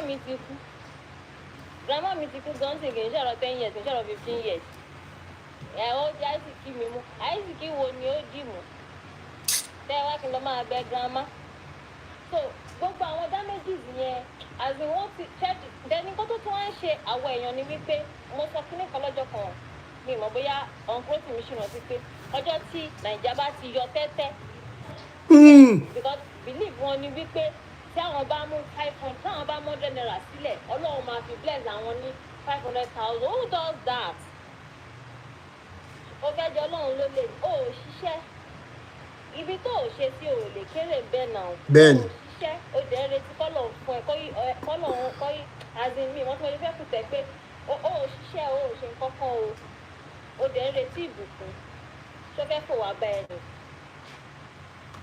tí Nàìjíríà bá ti lè yọ tẹ́tẹ́ kúrò nínú ọ̀rọ̀ ayé wọn kán bá ti lè yọ mindset pé tí mo bá fún Ọlọ́run ní 200 naira Ọlọ́run máa fi bless. ṣé ẹ mọ nǹkan tó tiẹ̀ máa ń dùn mí jù sista Abe ṣé ẹ mọ tó máa ń dùn mí jù ṣé ẹ ráwọn tí wọ́n lọ sábẹ́ àwọn aṣèrè rádaràda tó ń yan àdúrà ìfọ̀ wọ́n bẹ́tà jù wọ́n lọ o wọ́n bẹ́tà ju àwọn Samojo Ọdẹ́kúnlé Epafras wọ́n bẹ́tà jù wọ́n lọ o. and you know what Audi mo wo ẹni tó lóun fẹ́ ṣe ìrìbọ ààrẹ òun fẹ́ lọ wẹ̀ fún mi mo wò láti òkè délẹ̀ I swear as in mo kàn rẹ́rìn pé èmi àti wọ́ọ̀ṣá nínú odò àwọn amúrarẹ o so tọ́ bá ti lè yọ kúrò wípé àwọn ń ta tẹ́tẹ́ wàláì láì wọ́n máa balance. bẹ́ẹ̀ni. because ìwọ tí o níṣẹ́ o ṣe nǹkan kan àti kò tó yẹ kó wà níbi iṣẹ́ wà ní church wà ní pé òun gbàdúrà ṣé ẹ rọrùn àdúrà ẹ jẹ́ kí n sọ kankan kí n tó gbé sacolis wọlé. àdúrà ló lè ṣe o. àdúrà pálapàla wo.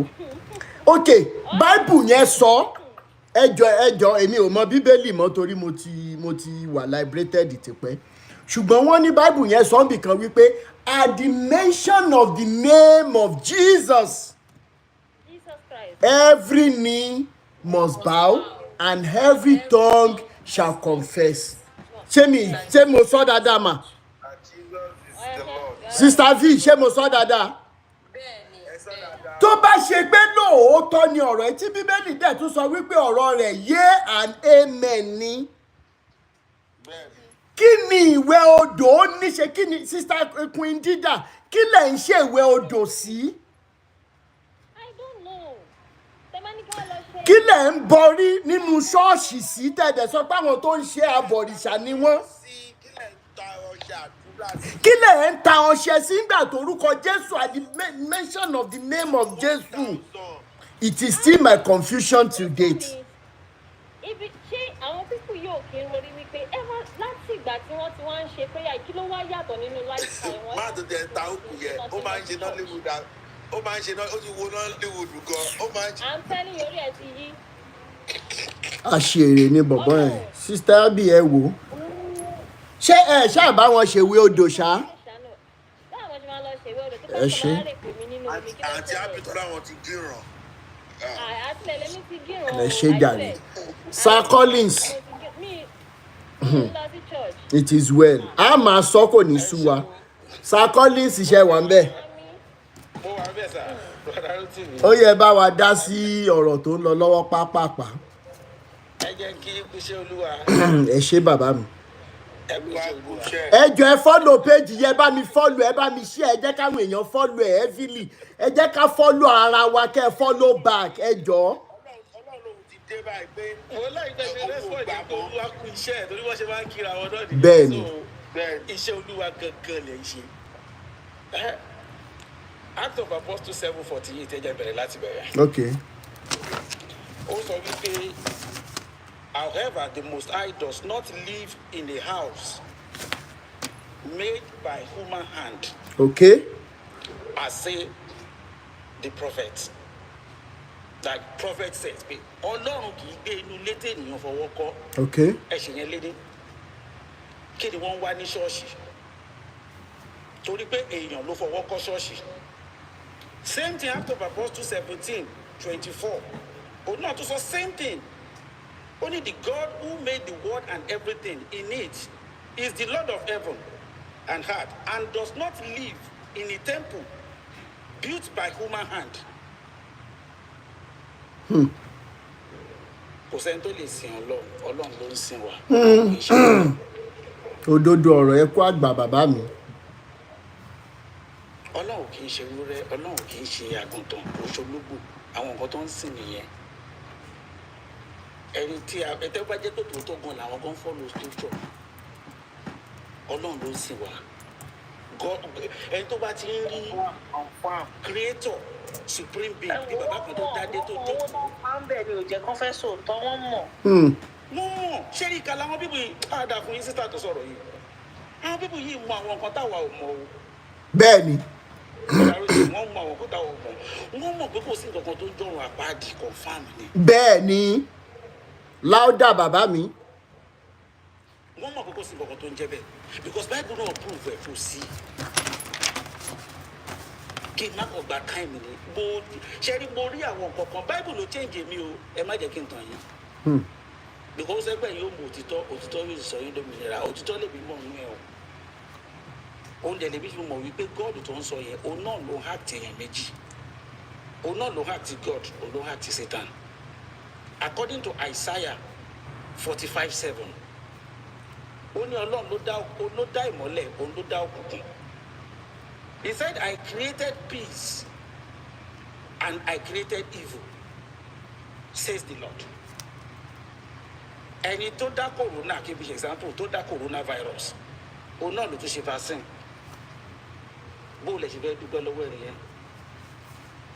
Ẹ jẹ́ àmú for example ìgbà ẹ̀kún omi Noah tó pa gbogbo ayé rẹ̀ ó pa ọmọdé ó pa àgbà ó pa ọkùnrin ó pa obìnrin ó pa bébì ṣé Satan ló rọ òjò ní àbí God ló rọ òjò náà tó yẹ pé ìdílé inú ànìkan ló wà nù àkè Sodom and Gomorrah tó jó náà ti rọ̀ tó pa gbogbo city wọn everybody kú ṣé Satan ló rọ òjò náà ní àbí God náà ni ìgbà tí plague ṣẹlẹ̀ ní Egypt tó pa gbogbo àwọn àkọ́bí àtàwọn àkọ́bí ẹran àtàkọ́bí kékeré àti parí ní àkọ́bí ta ló sẹ́yìn the plague ṣé Satan ni àbí God náà ni. wọ́n wá kọ àwọn sítórì yẹn sílẹ̀ wọ́n fi ń bambúzù wa bá a ṣe kàwé tó. kòrò tọjú orí mọ àwọn ọmọ kéékèèké lára tó ń kọrin bàbá parí tó ń fi ṣe yẹ̀yẹ́ ó pe ẹranko búburú láti inú ó fa gbogbo wọn ya pẹ́rẹpẹ́rẹ. bẹ́ẹ̀ni. agbára ta ló lò agbára God náà ni ẹ wá béèrè lọ́wọ́ àwọn tó jọ theology school wọ́n jọ kọ́ fún wa lórúkọ ẹ̀yọ̀ kan tí Sátánì pa tí wọ́n tó kọ́ sínú báyìí. bẹ́ẹ̀ni ẹyọ kan péré. gbogbo másákà tó wà ní báyìí God náà. ẹ ṣe mọ̀ pé Sátánì ẹ ṣe mọ̀ pé èṣù tán ń sọ yẹn ń sìn dúdú ni torí àwa náà ti accept pé dúdú ni gbogbo tó wá ti jẹ́ dúdú báyìí tèṣù ni. tá a bá wá fẹ́ wo God náà dáadáa fúnra rẹ̀ níbo ni God gan ń gbé káyé tó bẹ̀rẹ̀ ṣé bó pe ìmọ́lẹ̀ jáde nínú òkùnkùn ni ó ṣògbé inú òkùnkùn gan. inú òkùnkùn bírímù lọ.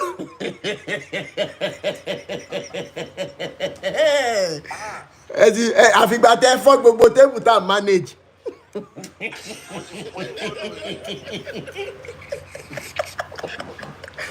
ṣẹ́rí iṣẹ́ ọjọ́ tó dé ṣẹ́rí àwọn ṣẹ́rí wọn náà lọ ń gbé níbi tí kò wà without form. ó wà formless.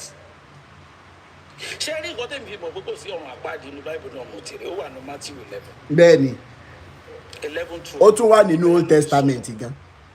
wípé since the day of John the Baptist the kingdom of God suffered violence. And the violent take it by force. Ada fún yín sísá mi. Tẹ́ ẹ bá wò ó náà. Àwọn bá lù wá bí o. Ẹ jẹ́ ká gbé báyìí. Ẹ̀yin sọ fún wa wípé Ọlọ́run tó dá ọ̀run àtayé is a perfect God. Àbí? Gbogbo nǹkan tó dá everything is beautiful, we can see his hard work, perfect. So ẹ wá ń jẹ́ ká mọ̀ wípé ibi tí Ọlọ́run yẹn ń gbé. There is orderliness there, kò sí order ń bẹ, rúdurùdu wà ń bẹ. Ṣé possible? So kingdom tó ń sọ pé John the Baptist suffer nù ẹ̀ ó láwa yìí. Ibi tí rúdurùdu wà rè ibi tí ò sí orderliness wà rè ibi tí wọ́n ti ń take care by force rè. Ẹ lè sọ fún wa pé Ọlọ́run tó perfect ibi tó ń gbé kò sí orderliness rẹ̀. Wọ́n dẹ̀ ní orderliness is next to God. Ẹ lè sọ fún wa pé ibẹ̀ ni wọ́n ti ń take care by force. Ibi ìbàyí ni wọ́n ti ń take care by force. Ibi ìbàyí ni rẹ̀ jẹ́ wà ibi ìbàyí lè máa rí ẹni tí ò ní láárí dákọ̀dé di pastor. lásán lẹrò páǹdé tẹlómi bá já kúrò ní Nàìjíríà lẹ́ni tó gba visa ìmídélì tó bá ti ń láǹdì sí airport ìlú tó ń lọ báyìí ẹ kàn rí tí ó mọ hallelujah ṣe mọ̀ pé fún lòdì yẹn báyìí. Exactly. hallelujah holy tẹlómi ò sunkún. Bàbá mi ẹ wá wo àwọn tó jẹ́ wípé àti wọn wọlé lálẹ́ bóyá wọ́n lọ ibiṣẹ́ látàárọ̀ wọn ò rówó oúnjẹ tó fẹ́ mú lọ sí fúlé fúyàwó àtàwọn ọmọ wọ́n tún sá fún láńlọ́ọ̀dù lẹ́gbẹ̀ẹ́ kan pé kó má ra wọn. ṣó ti yẹ yín ẹjọ́ sọ fún mi pé ṣé kò ń ṣe hẹ́ẹ̀lì ni wọ́n ń gbé ọ̀rẹ́ yìí. ẹ̀fọn tún jẹ wọ́n títí wọn ò ní lè sùn nínú ooru. Exactly. àwọn tá à ń inú ayé náà ni hẹ́ẹ̀lì wà. dan gáàsì òkọ́ tìrì everything every làwọn ń sọ. The kingdom that suffered violence is here. Really? And then the Bible let it go further. Ṣẹ́ni tẹ́ bá wo John 14:6. Ó sọ̀rọ̀ kan bẹ̀rẹ̀. Ó ní Jésù ní èmi ní ọ̀nà òtítọ́ àti he said I'm the truth to life because tẹ́ bá wò nǹkan tá a bá ń pè ní truth we can't see it with our naked eyes. Bàbá mi ṣe bọ̀pá lọ́sọ̀. We can only feel it. Jésù wá sọ pé òun ní òtítọ́. Ó ṣòpé kò exist. Jésù lọ̀nà òtítọ́ àti ìyè. Jésù lọ̀nà òtítọ́. When you know the truth, ẹ̀yin sì you have know the truth already. That's why ìdáṣẹ́ lè sọ̀rọ̀. anywhere kan gbé ọ̀bẹ sí mi lọ́rùn báyìí màá mọ̀ sọ òótọ́ yẹn lọ níṣẹ́. That is sharing about if you're under bondage of religion, you are free. You are free. Bondage of religion. Indeed, because you know the truth. Ìgbà yẹn gan lè trust the creator yìí. Ó dàbí ọmọ tẹ nísìn ṣé ó máa wà lórí àwẹ̀ àtàdúrà pé kẹ́ni fóònù ló ń jẹ láàárọ̀ ọ̀la ni. No way. Tóró ti mọ̀ pé ẹ̀tọ́ òun ni kóun jẹ́. Bó ṣe yẹ kárí lọ́wọ́ creator wa nìyẹn. Queen Dida ṣe ń gbọ́ àdákù lọ́wọ́ ṣọ́ọ̀ṣì ẹ fi Jésù lọ́rùn lẹ̀. Fòsọ́lọ́ọ̀nù church ṣé kó má láti kálẹ̀ wọ̀nyí. Àdàkù lọ́wọ́. Pastor Redeem ṣé kí n má parọ́ tán yìí ní 2011 Pastor Redeem ló ń sọ ní workers meeting wípé tẹ́ ẹ bá sì pé inú the body of Christ ló ń ti rí pé tó bá sick tó wọ́n admit ẹ̀ sí hospital pastor pẹ̀lú àwọn ọmọ ọ̀jọ́ á wá sister Queen Dida ẹ̀yin lẹ́nu ìṣòro Jésù is your saviour wípé táwọn bá wá kí ẹ ní márùn dání wọ́n á dẹ̀ pray fẹ́ wọ́n á kọ́sàn yẹn fẹ́ pé ẹ mọ̀ sàn yìí o ọjà gidi náà ti lọ rà supermarket náà ti rà á ìgbé ṣùgbọ́n tó bá ti pray tán kí wọ́n tó lọ church àtúnṣọ fẹ́ pé àwọn dẹ̀ bẹ̀rẹ̀ project kan ìkéèsì tẹ́ bá ní interest láti ìjọ mo mọ̀ pé nǹkan ti ṣe wá I'm telling you pastor ló sọ pastor Káyọ̀dé wípé sister ẹ tó wà lọ hospital lórí ìdùbúlẹ̀ sọ pé ẹ dẹ̀ lè ní interest sí project tá à ń ṣe yìí o.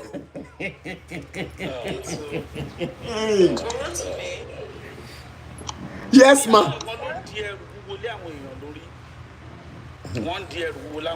Bàbá mi ẹ jọ̀ọ́ mo máa tún fẹ́ jẹ́ kẹ́ ẹ padà wá sórí láìfù mi ṣe gbọ́ mo máa táàgì yín ẹ jọ̀ọ́ nítorí Ọlọ́run ó wà very very important. Ẹ bá jẹ́ sọ gbẹ̀tọ́ lẹ́ẹ̀kan náà tó tọ́. Ká tó fẹ́ lómi láyé. Bẹ́ẹ̀ ni mo máa tún fẹ́ jẹ́ kẹ́ ẹ padà torí ẹ̀yin tún fi Bible tún tú àṣírí ẹ̀gbọ́n àṣírí yẹn. Àṣà kẹfà rẹ̀ ó dà pé ẹ ti lọ sùn tẹ́lẹ̀ ọ́ bóyá dádì wà ń lé kí ẹ ti dé. Ẹ sáré kí Jésù kò dáríjì yín kẹ́ ẹ rí ògolo kẹ́ ẹ wọbi gíga. Iṣẹ́ tó ń ṣe tí kì í ṣe pásítọ̀ ni iṣẹ́ pásítọ̀ ni Mr. Rotimi ṣe. And really Mr. Rotimi, we just have to appreciate you.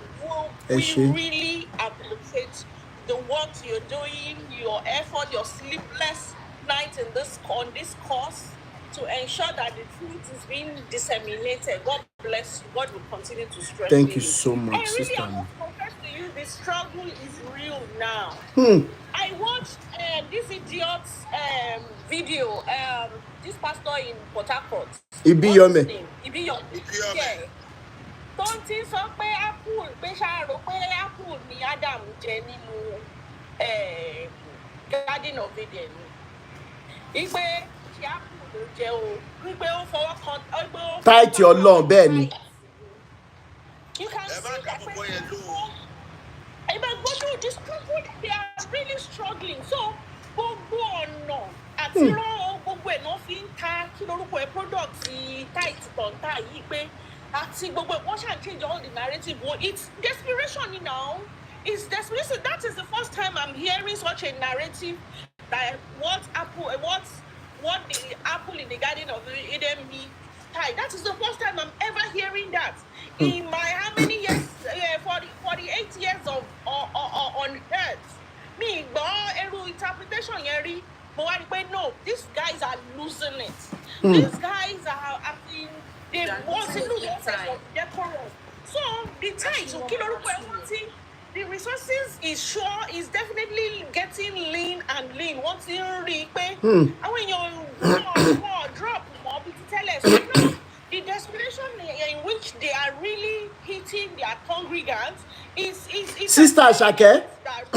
Sister Shake, when they offered me 200 million naira, I had the man before kí n tó fi èpèlé kó tó sá lọ. Mo ní ẹjọ́ ṣé àwọn fídíò tí mo ti ṣe tẹ́lẹ̀ does it mean pé máa bring it down or they can be there? pé mo ní láti bring it down because ó tàbùkù bá àwọn bàbá ẹ̀ gan. Ibẹ̀ wá ni mo rántí pé mo ti bẹ̀ mo ní àbùkù yóò ní kúrò ní ilé ayé ìwọ tán rán wáyé. Ọ̀fà nígbà tí mò ń jẹ tepo tiyọ̀ mi mọ how many of us ló mọ tepo tiyọ̀ tó mọ kíní tán máa ń fi àgbàdo ṣe bí ọ̀lẹ̀ yìí olórúkọ kan tán ń pè nílẹ̀ Yorùbá. Mo ní mo nítẹ̀lọ́rùn tá a máa jẹ́ tán tó ẹgbẹ́ di kànga láti máa lọ fa dóró tá a máa mu sí tá a dẹ̀ máa lọ gbá bọ̀ ìyókù tún dalẹ̀. Mo nítẹ̀lọ́rùn gbà yẹn. I have always known what love and humanity is. Ẹ̀yin ìwádìí ẹ fẹ́ fún mi ní 200 million naira. Mo ní ẹ̀ní wọ́ pẹ̀lú gbogbo àwọn tó ràn ẹ́ wá. Mi ì mọyì àwọn tó ràn yín wá. Abari, brother Akizo, thank you so much. Abari.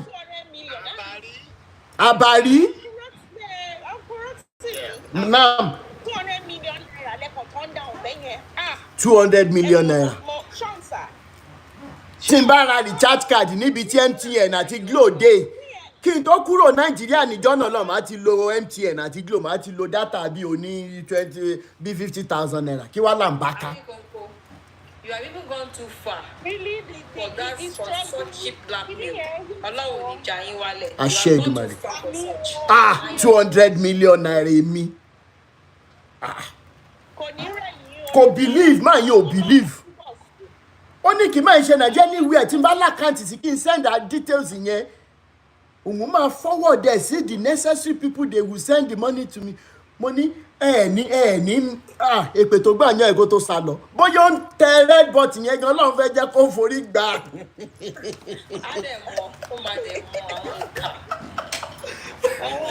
Ẹ̀rí àríkòkò tó fẹ́ ṣe ó ń bá wọn like sister Àṣàkẹ́ fab so iṣẹ́ tá à ń ṣe yìí ó ń bá wọn badly income wọn ó ti lọlẹ̀ so they are fighting back so in the case of trying to fight back láti gba wọn ewúrẹ́ wọn padà lọ́wọ́ wa wọ́n wá ń ṣì sọ. Wọ́n ń ṣì sọ bẹ́ẹ̀ ni. The tithe ni ó ṣe wọ́n wá ń ṣì sọ so orí wọn ti yí wọn ọmọ kan tó ń sọ mọ́ and I love the fact tọ́lọ́run tó wá ń gbà wọ́n mí náà dìde. Dìde bẹ́ẹ̀ ni. Wọ́n pé wọ́n wá ń sọ̀rọ̀ against wọn even ara wọn so àwọn máa tú sílẹ̀. Gan. It is well. Well done. Mama monitor tithes. All disciples in this course. God bless each and Àṣẹ every one Èdùmàrè. of us. Thank you so much. Thank you. Mọ́mí Jíò Ọmọbọ́lá Níkẹ́. Mọ́mí Jíò. Mọ́mí Jíò Ọmọbọ́lá Níkẹ́. Ẹ káàárọ̀. Ẹ káàárọ̀ mà. Ilé liberation tá à ń sọ yìí. Bẹ́ẹ̀ ni mà. Èmi níbi rò pé àti ilé ló máa ti bẹ̀rẹ̀ láàrin èmi àtàwa bí. In the sense that màá fún yín ní example méjì bí mẹ́ta kan. Nígbà I married so late. Wọ́n á ní àǹfà kan báyìí tí mo lọ bá. Nígbà tí mo lọ dé bẹ́ẹ̀ sọ pé ó ní kí n má bínú nǹkan tó ń fẹ́ sọ yìí mo ní kí lè fẹ́ sọ. Ó ní kì í ṣáàjọ kí ọmọ ní mi ò ní bínú. Mi mọ nǹkan tó rí o ó ní ṣé mo lè fẹ́ òun táì mo ní kò possible àwa ni kì í má wọrí yẹn lọ as God will have it mo marry mo fẹ́ ọkọ mi so in the process yẹn pé marriage kò sí ló full of ups and downs nígbà tí yẹn lọ mo sọ fún dáàbò yẹn pé mo máa rìnrìn báyìí dáàdì mi ní kí ló ń wà kiri sọ fún mi tásìkò kan bá tó Ọlọ́run máa ṣe mo marry àwọn ojú Ọlọ́run fọmọ 8 years now ṣe mọ̀ bóyá mi mọ̀ bóyá situation ló máa jẹ́ kọkùnrin misbehave ni o ọ̀rẹ́ mi kan tí mo lọ sọ́dọ̀ àfa kan that àfa is a very young guy very handsome to the couple àṣà lọ sílẹ̀ nígbà tó yẹ mi àti yẹn máa ń sọ̀rọ̀ dáadáa bóyá wọ́n yí 2 years lẹ́yìn tí mo marry pé ọmọ kọkọ bẹ́ẹ̀ báyìí dáadáa sọ̀rọ̀ wọ́n á dijọ́ kan wá ní pé the first kìíní tó wá láti ilé I was at the end of pé let me divorce my husband wọ́n á pè wọ́n á ní ẹjọ́ ẹ bá mi wá èèyàn ó ní kí ló dé mo ní ẹ ṣáà bá mi wá èèyàn pé I'm tired I'm sick nìkan mo ní kò sí wàhálà fortunately ìjọ bẹ́ẹ̀ tèmi tó lọ yìí ó ṣe pè mí ní ṣáàkiri ọgbà ṣáàkiri kí n má wọrí òun ti réyàn kan fẹ́ introduce sí èèyàn kan kí n wá ní ọ̀la ti gbọ́ but tí bá ń bọ̀ kí n má drive o kí n má drive mo ní kò sí wàhálà ọ̀ kí n páàkì mọ́tò mi síbi tó jìnnà sí ọ̀dọ̀ àṣà lò gbàgbé dọ́dọ̀ ẹ̀ ó ti sọ pé wọ́n ṣe dẹ́sẹ̀ pé ọ tó sọ fún mi mi ò lè máa sọ lórí ẹ ẹni tó ní kí wá mìtì dá wá ní kí n jẹ́ ká rìn mẹ èmi ní pé bóyá ẹni yẹn wà ní ṣọ́ọ̀bù àbọ̀ ọ́fíìsì tí ó jìnnà sí ibẹ̀ àṣà àjọlọ àṣà àyàwó ọkọ̀ nìkan bàtà máa wọlé ó di hòtẹ́ẹ̀lì.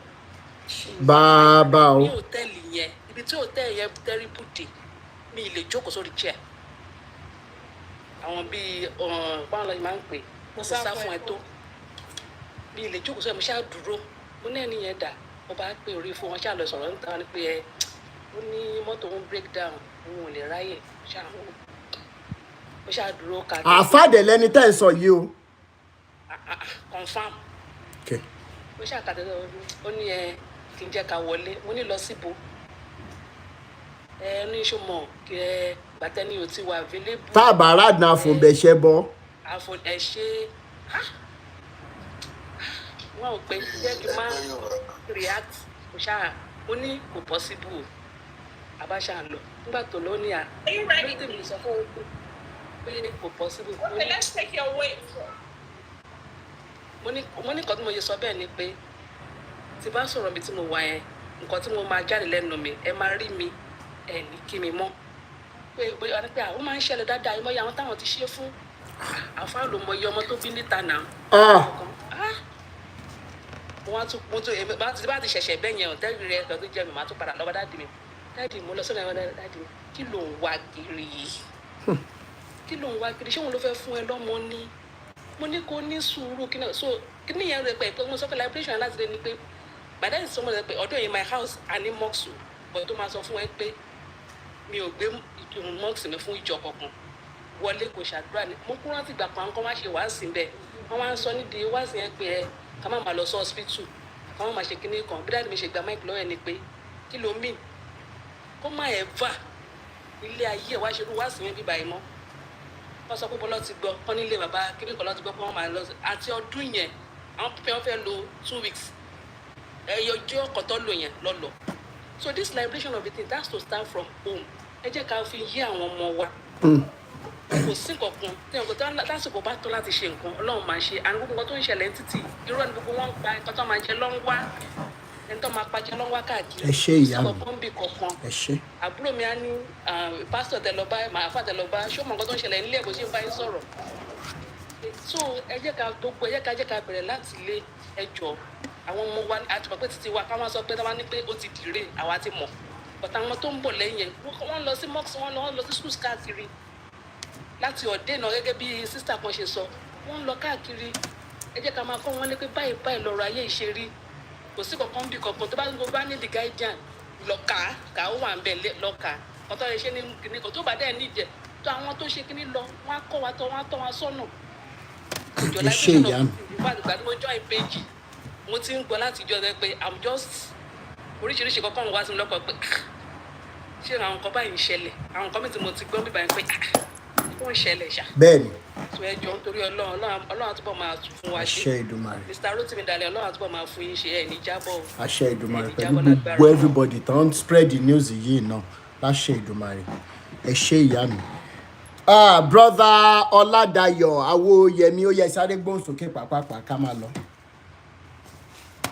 ẹ on mute Sister Queen Dida àmì Jésù wàhálà yín pọ̀ ó yẹ on mute Brother Ọládayọ̀. ẹ pẹ̀lẹ́ sá o. Yes sir. ẹ kú ètò. ẹ wo ètò ni. mo máa ń gbádùn program látijọ́ tí mo ti join for over 1 year now. ẹ ṣé bàbá mi. láti mi gbádùn yín. ṣe rí àwọn àkàn wà tó ṣe pé láti bẹ̀rẹ̀ ayé àwọn ò rí ní ṣe ọmọ burúkú ààrẹ ń ṣe so to say à ń sọ ọmọ Jésù.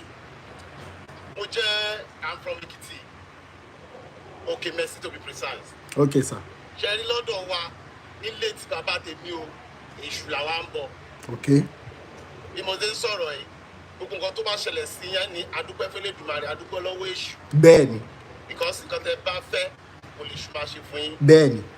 látijọ́ tó ti bí mi kò sí nǹkan tí mo tọrọ lọ́wọ́ ọlọ́run through èṣù tí mi ò rí ọlọ́run gbogbo ẹ̀ ni mo kó nǹkan mo fi tẹ bá ti ẹ mọ inú ni òun náà dẹ̀ sọ pé orí mi ẹ máa bọ orí ẹ dẹ̀ máa bọ èṣù because èṣù làwọn yẹn máa rán sí yín ní búburú èṣù yẹn náà ṣe rán síyàn ní rere. bẹ́ẹ̀ni. so nǹkan tẹ bá fẹ́ òun lè ṣù máa ṣe fún yín kí ni èyí pé ló máa ṣe o ó máa gbé lọ bẹ́lẹ̀ dùmarè nítorí dẹ́ẹ̀tì ni àwọn dẹ́ẹ̀tì kíni wa ní ilẹ̀ Yorùbá. nílẹ̀ Yorùbá ni bẹ́ẹ̀ni. kí ni mo tẹ̀ láti sọ bẹ́ẹ̀ ni kí ni mo tẹ̀ láti sọ fún yín sáà ni pé nígbà táwa ń dàgbà ní village nílùú wa ń gbà yẹn màmá tó bí mi bí dàtí pé òun ń ṣọmọ ọ̀dọ̀ wa Kwara lọ ó ti wà use mọ́ àwọn CNS ni ó máa force gbogbo wa pé dandandandan ká lọ sí church later táwọn yẹn bá ń rí nà màmá rúgbà nǹkan tó ń sọ yìí kò bá nǹkan tí ó ń ṣe mí mo sọ pé tó bá ti wá sọ yamayama tó lọ jákájáká á wá sọ pé ẹ béèrè màá ní mi ò ní ìbéèrè then mo wá discover pé wọ́n ṣe ń lo màmá tí màmá gbogbo owó tó máa fún kó fi jẹun àwọn ẹ̀gbọ́n wa tó wà lábroad tó máa fún kó fi jẹun a máa divide into 3 mo ṣàwá súnmọ́ bọ̀bọ̀ ẹ̀ wòlíì ni o wòlíì tí mo sọ irun orí ẹ̀ gùn déjì àjàyàn náà gba àgbàlagbà ní nísìn bàbá yẹn ní less than 70 something now. okay. nígbà yẹn bàbá yẹn ó wá ní ọmọ gbogbo wa la wá láti ilé babaláwo là ń ṣẹ̀ṣẹ̀ ṣe ìṣẹ̀ṣe yẹn náà wá transform torí ẹ̀ ní gbogbo àwọn churches àwọn prophet àní anybody bá fẹ́ sọ lẹ́yìn àwọn tó ń wo yanrìn láfà àti àwọn wòlíì yẹn àwọn méjèèjì mo mọ̀ pé subsidiaries àwọn babaláwo ni wọ́n. so mo máa ń gbà àwọn yẹn náà gbọ́ ìdí ni wípé wọ́n á ní kẹ́ ẹ lọ ra wọ́n á ṣe bàbá yẹn já mi sí to the extent that mo close wọn tó lọ́ máa gbà níwọ́ gbogbo bó ṣe máa ń pe kánù wọnú ìgò bó ṣe máa ń pe cross wọnú ìgò àwọn àbámọ́dá tó máa fi ọṣẹ fò yín lórí tí náà ṣe gbà iná sọ lórí yín. èmi mo ṣe wáyé mo mọ̀ ṣe tí mi ò ní bá wà náírà tí màá kàn scope ni etiquette. bẹ́ẹ̀ni. gbogbo àwọn kìíní ìṣẹ̀ṣe làwọn bàbá yẹn làwọn wòlíì yẹn mú wọnú inú kẹrù. tí wọ́n fi Jésù bò mọ́lẹ̀ tán ń tà fáwọn èèyàn.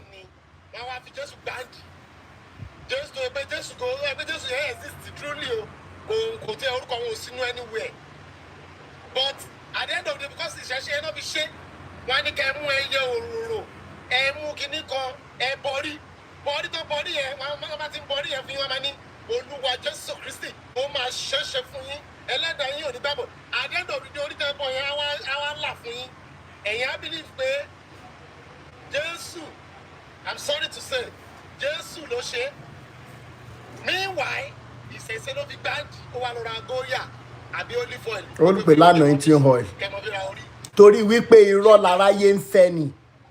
irọ́ ni wọ́n fẹ́ ni bàbá yẹn já mi sí bàbá yẹn nídìí ó ní kódà kó fẹ́ máa rí nà láì sọ pé lórúkọ Jésù ìṣíjú wà ó wà tó máa ṣe permanently sí yín lára tẹ bá wòyàn lẹ́ẹ̀mejì báyìí ẹ máa rí nǹkan tẹ́ni ẹ fẹ́ ṣe in the next 10 years. ara àwọn nǹkan tán fi tan àwọn ìyá wa kankan lórí ètò lẹ́nìí ni wọ́n ní pé ìgbà táwọn débẹ̀ ó rí kọ́lọ̀ pátá àti bra táwọn wọ̀. that is it gbogbo kí ni ìṣíjú ni a ní ẹkúnlẹ̀ bàbá tí mo sọ ẹ̀ tí mo sọ fún yín lónìí tí mo ní ẹ kàn pé lọ́hùn fóònù ó máa fún yín níjọ́ tó bí yín dọ́là àjọ wà ní bí mo ṣe wà lábúròdì mo máa ń pe bàbá yẹn tá bá mi ṣe 1 or 2 things kò sí kó tó ń ṣe wọ́n ń gbẹ́ bọ wọ́n ń gbé gbogbo ẹ̀ òru ìwé odò ìwé gbá ìwé ẹ̀yìn kì í ṣe psalm 33 psalm 35 ni wọ́n ń kà. àbórí sáàmù burú mọ́ tilẹ̀ ni. tí wọ́n bá jẹun tó gbàdúrà pé tọ́ni kẹ́ ẹ máa súre wọ́n ń pè àyájọ́ ni tọ́ba ní kẹ́ ẹ máa súre àwọn àdàdúgbò àwọn fẹ́ sọ speak in tongues wọ́n ń pè àyájọ́ ni kíkí ní ẹni jẹ́ wọ́n invoke spirit tó lè help yín. We have so many spirits in the world. Ní ẹ̀ta wọ̀ọ̀dù yìí dà wá yìí nílé ayé yìí. So ṣé wọ́n rí àwọn tí ó máa ń bí mi sí jù tó ń gbowó jù because àwọn kẹ́rùbù gan wọn they live like pauper as in wọn wà flamboyant to that extent. bẹ́ẹ̀ni.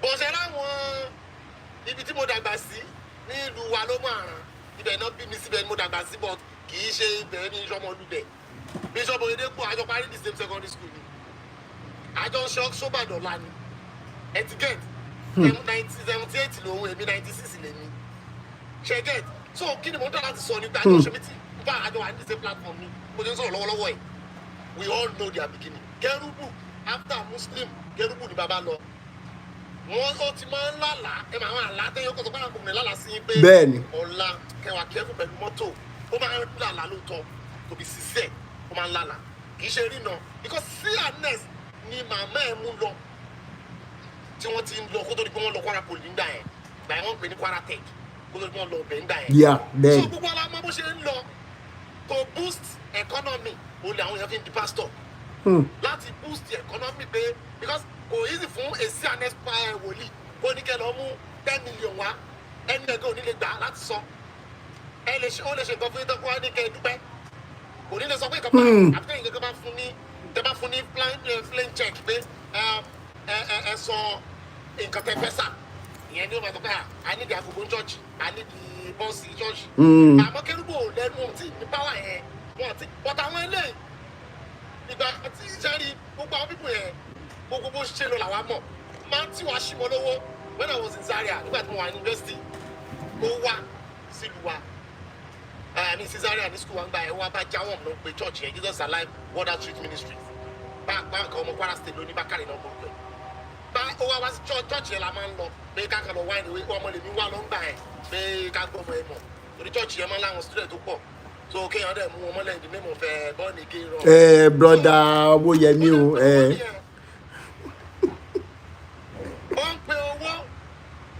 ó ń pe owó látòrí 10 million 2001 ọ̀rọ̀ tí mo sọ fún yín dé 50 naira èmi àtọ̀rẹ́ mi kan sọ̀rọ̀ ni jáde ó bá ní káwa méjèèjì jáde gbàgbọ́ ayé ti jáde tán lóní ká jáde pé òun máa bless wa that àìlówó àdúgbò àti máa ń sọ ìbò rẹ̀ wípé kò ní ṣẹlẹ̀ sí wa ọ̀rẹ́ mi nìkan jáde mi nìkan mo dúró mo ní mi ò ní ìdí ẹ̀ gbogbo church ìjọ ìní mo dé church yẹn last because they were not looking at me ẹni gbé ṣù mi o ẹ wá wá aṣímọ lówó yẹn lọ wo ní UK KICC they are all old bàbá ńlá ṣẹ́rí liberation tẹ̀ ń ṣe yìí ẹ̀gbọ́n ó ti go viral o ó ti go viral gidi tó ṣe pé ẹ̀yin ò lè mọ̀ àwọn míì ti dìde gbogbo àwọn àfa àwọn kan tẹ̀ tó wá lọ depth tó àfa level tó ṣe pé wọ́n á tún wá tú gbogbo àti ohun ẹ̀ mọ̀. bẹ́ẹ̀ ni àwọn àkànbí ọlọ́ba bẹ́ẹ̀ ni wọ́n ti àwọn yóò ti kọ́ viral gan o but ẹ̀yin gbọ́ngbẹ́ wà lára àwọn pioneer please just keep on doing all this. ẹ ṣé bàbá mi thank you so much. ibùdó ìyá tó bí mi kó ló ń ṣe sí àná ìyá mi kò ń lọ ṣọ́ọ̀ṣì kankan mọ́ àjọ wà ní Australia tí mo wà yìí ni àjọ ń jẹ àjọ ó máa ń sọ pé irọ́ náà ń pa ìwọ gbàdúrà kọ̀ọ̀kan borí ẹ̀ fàgbọ́n ẹ̀ borí kó máa ṣe fàájì ẹ̀ owó máa wá tó bá ti ń ṣiṣẹ́ wàá máa rí shift wàá máa rówó àmọ́ pé kó máa retí pé ẹnì kan ju 1 million láti bìkan irọ́ ni o ẹ ṣé bàbá mi. Now, in fact, everybody that has contributed today, I cannot even appreciate you enough. And I will round up in this manner, and I need everybody to listen without sentiment. Number one, some of you have gone to these covens that they call churches. Wọ́n wá ní pé kẹ́ ẹ jẹ́jẹ́, pé ẹ ní lọ́wọ́ báyìí ṣùgbọ́n ẹ wá jẹ́jẹ́. Mo fi títóbi Elédùmarè sọ fún yín lénìí. Mo fi ṣe ẹlẹ́rìí mo fi ń sọ fún yín lẹ́nu wípé ẹ sì lábẹ́ májẹ̀mú àti ẹ̀jẹ̀ wèrè kan láti san owó fún ọ̀lẹ kan tí ò fẹ́ ṣiṣẹ́ ẹ lọ yàwé tẹ́ máa ń kọ yẹn tán máa ní ó yẹ kọ́ ẹ wá rìdíìmù ẹ̀ létà tí pásítọ̀ kankan bá wá béèrè lọ́wọ́ yín ẹ jọ̀ọ́ ẹ fún mi nírú nọ́mbà pásítọ̀ bẹ́ẹ̀ mò ń bẹ̀ yín mò ń rọ̀ yín if you have such a pastor tó ní pé torí ẹ jẹ́jẹ́ pé tẹ́ ẹ bá san ẹ̀jẹ̀ yẹn nǹkan ó ṣe yín nǹkan ó ṣẹlẹ̀ kinní kan mo fi Ọlọ́run bẹ̀ yín mo fi Elédùmarè bẹ̀ yín ẹ jọ̀ọ́ ẹ máa fún mi ní nọ́mbà ru pásítọ̀ bẹ́ẹ̀ dẹ̀ máa fún mi láwọn chaati wọn pé wọ́n dúnkokò mọ́ yín that is number one.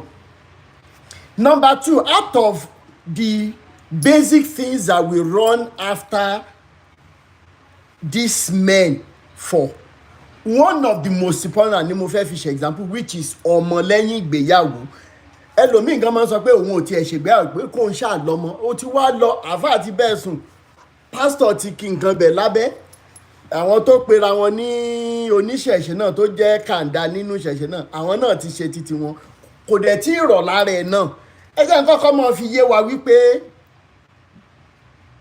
n tí Elédùmarè bá fẹ́ ṣe ni ó ṣe kéèyàn mọ́ kúrò nínú ilé ẹ̀ èmi ní àǹtí kan tó ṣe wípé káníkè pé bóyá ó ń wá ọmọ kiri ni ó yẹ kó wà láyé lẹ́nu ó ṣe títí òun ṣàgùdọ̀ lọ́mọ for so many years nígbà tí àǹtí mi yìí pàpà lọ wá ọmọ mo rántí pé mo lọ ra golf 3 kan lọ́dún náà lọ́n lẹ́kọ̀ọ́ a gba Ìjẹ̀bú lọ lálẹ́ ó ṣáà lọ jẹ gbogbo kinní yẹn ó jẹ ó ṣe ó mọ̀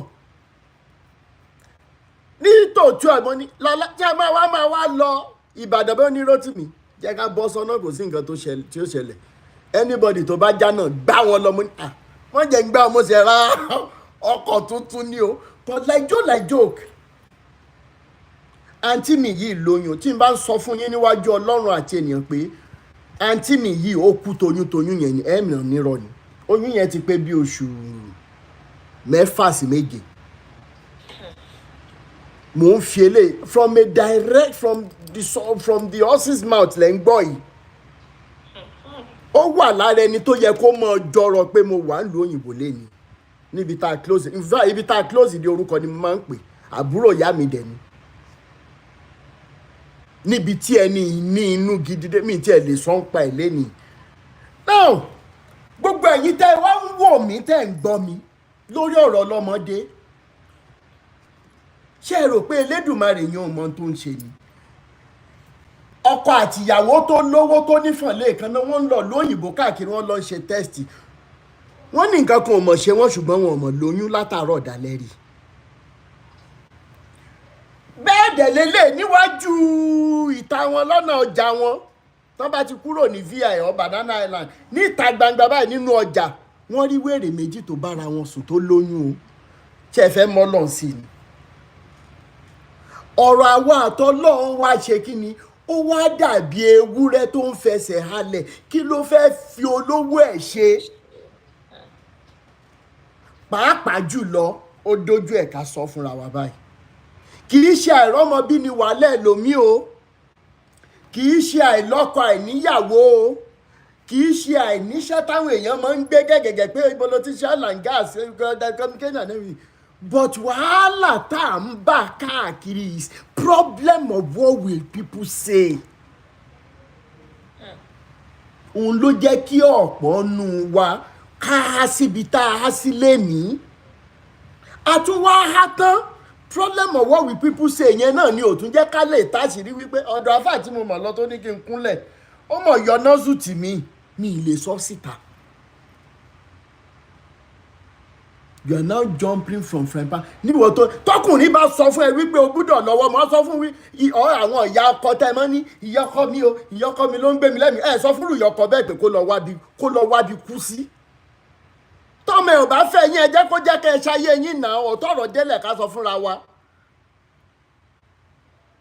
a tó ń bọ̀ sí pé ọkọ mi gan ò níyàwó lára ìyàwó ló ṣàṣe problem ọwọ́ wípé ṣe wọ́n ní mo ti marry tipẹ́ wọ́n ní mo ti ṣe wọ́n ní mo ti mọ mi ìbímọ kí ni ṣé àwọn ló ń ṣọmọ ni.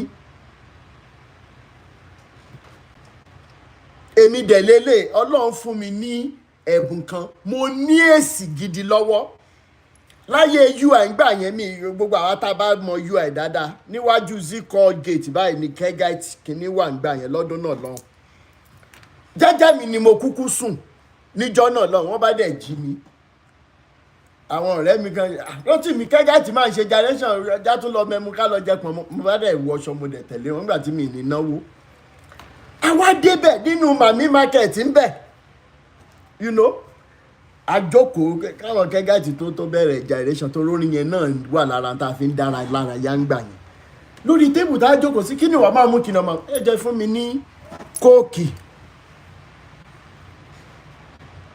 ẹ fún mi ní kóòkì bọ̀bọ̀ kan wà tó ń jẹ́ Gbénga lọ́dún náà lọ́hùn ibi tí bọ̀bọ̀ náà bá wà lẹ́nìí yóò mọ̀ rántí ráyọ̀ ṣe máa mú coke àwọn ọmọ wà nítòsí àwọn máa wò pé bóyá ọmọ kéékèèké làwọn mo dẹ̀ ń fi sùúrù sọ fún pé tẹ́bí ṣé wọ́n ló fẹ́ sanwó ni ẹni tó ní ká gba tó ń wá kò complain kóòkì ni mo fẹ́ mu ẹ̀yin tẹ́ lè mu bíà ẹ máa mú mi ì mu bíà kóòkì yẹn ni mo fẹ́. Ó wá bẹ̀rẹ̀ sí ní kódà ìfimilẹ̀ kò mílẹ̀ wá bẹ̀rẹ̀ sí ní sọ̀rọ̀ ẹ máa àwọn èèyàn ọmọ kéékèèké tẹ̀kan máa èsì ọ̀rọ̀ tí mo dẹ̀ fún bọ̀bọ̀ ìjọ náà lọ́hùn mo ní Gbénga má bínú o ṣé bí wọ́n lo sọ fún wa ńjọ́ kan pé ọtí tó pa bàbá ẹ̀ lélẹ̀ ṣé dandan ni kí bàbá ẹ̀ kú wọn ẹ̀ kú kí wọn náà dẹ̀ tún fẹ́ gbabẹ̀ lọ ni ó wá fẹ́ jàǹjọ́ náà lọ wọ́n sọ pé ṣé o mọ Rótìmí ṣá Rótìmí ò gbádùn tó gbogbo bẹ̀ yẹn sórí bó ṣe ga tó ìní màá ṣe mú ẹ wálẹ̀ mí gbádùn rárá inú mi wá dùn pé bọ̀bọ̀ ì kì í ṣọtí nìkan ló wá ọ̀rọ̀ yẹn dùn gan ó ní létà ló sọ fún mi o oníkálukú jà àtúkànjọ yẹn a lọ sí Kegite shrine a lọ mọtìmọ̀ẹ́mú a lọ jẹpọ̀n mọ́ àná mo kí njọ́ kejì kò dá mi lóhùn àdẹ̀jọ́ wà á faculty of agric ni. Years down the line mo pàdé Gbénga pẹ̀lú ìyàwó ẹ̀ pẹ̀lú ọmọ méjì ní Adábọ̀ rotẹ́ ẹ ló Gbénga alpha báwo ni ó wá ń sọ fún ìyàwó ẹ̀ ṣe pé ẹni tí mò ń sọ fún ẹ pé ó sọ̀rọ̀ burúkú sí mi leléyìí ò tí mi fi mọtí àti sìgá mọ́. Ó ní lóòótọ́ mo fẹ́ jàǹjọ́ yẹn ṣùgbọ́n rántí pé ìgò kóòkì tí mo mú dání mo ti fọ́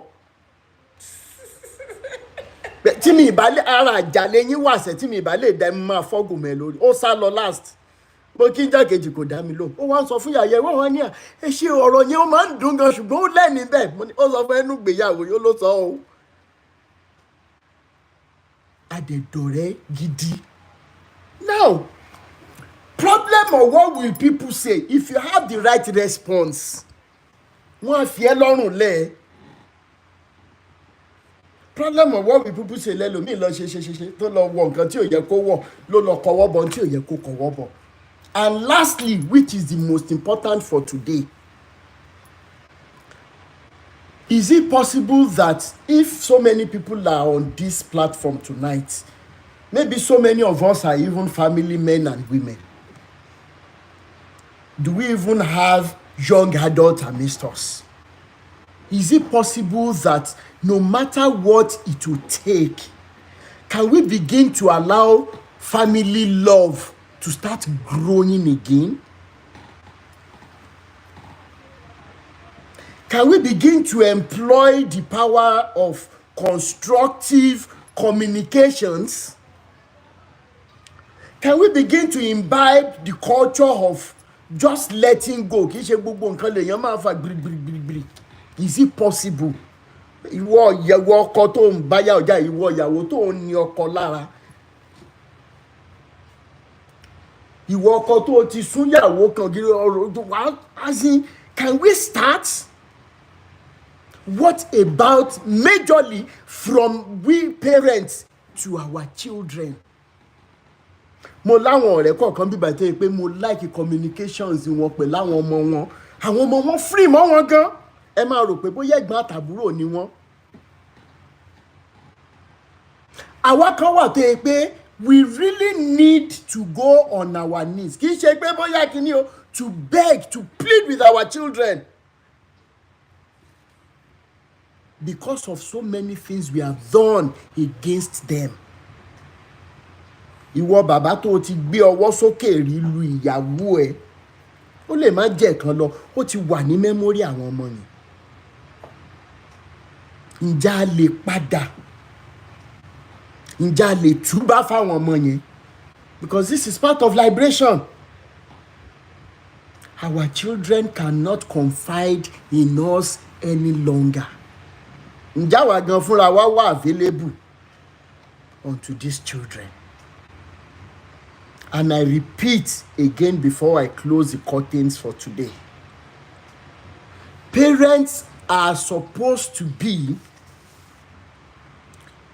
the gods that their children are supposed to see first and foremost. They are the first gods that their children are supposed to see. And I repeat that question again. When your children look at you, who or what do they see? Do they find mentors in you? Do they find encouragement in you? Amongst family. Thank you so much, brother Temitope. When your children are not performing very well in school, do they have that last line of confidence that my dad will never shut doors against me? That my mom will not shut doors against me? Will they encourage me? If you happen to be the last line of defense for them, there is nothing they can suffer outside.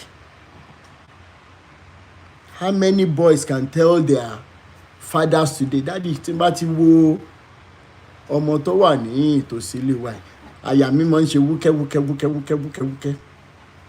Kí bàbá yẹn wá farabalẹ̀ pé kì í ṣe pé bóyá ó wrong. Come and sit down. Let's talk like father, like son, and as friends. Kì í ṣe nǹkan tó bàdì tí àyà ẹ bá ń ṣe wúkẹ́ o pé orobìnrin o. Ṣùgbọ́n ṣó orí ọ̀rọ̀ wúkẹ́ àtobìnrin yẹn ó máa ń dàbí iná ni. If you apply it very well, ó ń ṣe sùjì náà. But if you don't manage it, it can burn down a whole house. Kò sí tí wọ́n lè sọ fún àwọn ọmọ yẹn níta tó lè dàbí voice of reasoning of parents.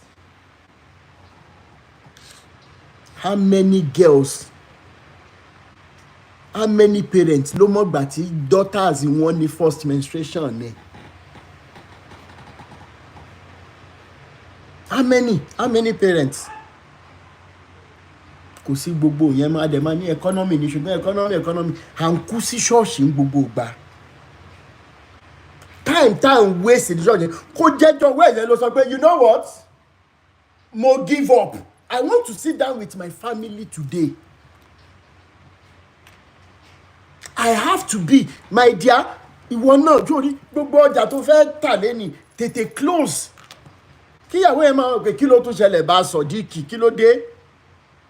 Má bínú ṣá tètè palẹ̀ mọ́ kí ìwọ náà dé close. Jórí kò sí bí struggle yẹn ṣe lè pọ̀ tó. Togetherness of the family is the most important right now. Tí ò ní jẹ́ kí ọmọ wa di ọmọ ọlọ́mọ.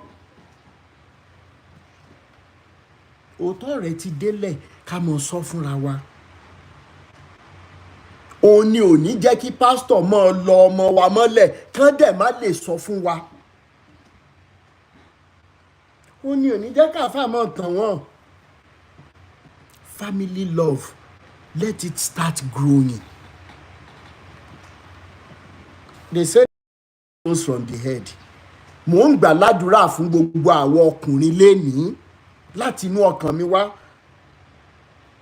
Wípé tí àwọn ẹgbẹ́ wa bá ná owó àní máa ná idea. Lóòótọ́ kì í ṣowó nìkan lèèyàn fi ń ṣe ọkọ obìnrin, ṣùgbọ́n ó wà lára ẹ̀. Gbogbo ibi tí bàtà ti ń ta wá lẹ́sẹ̀ kí Elédùmarè máa bu òróró òtura sí. Thank you so much, Adam Sola. Kò mú àwọn ọkùnrin kọ̀ọ̀kan náà kí wọ́n máa hùwà tán ń hù. Ṣùgbọ́n owó tún ní tóun ò bá sílé kán mọ́ dámọ̀ràn lẹ́yìn òun.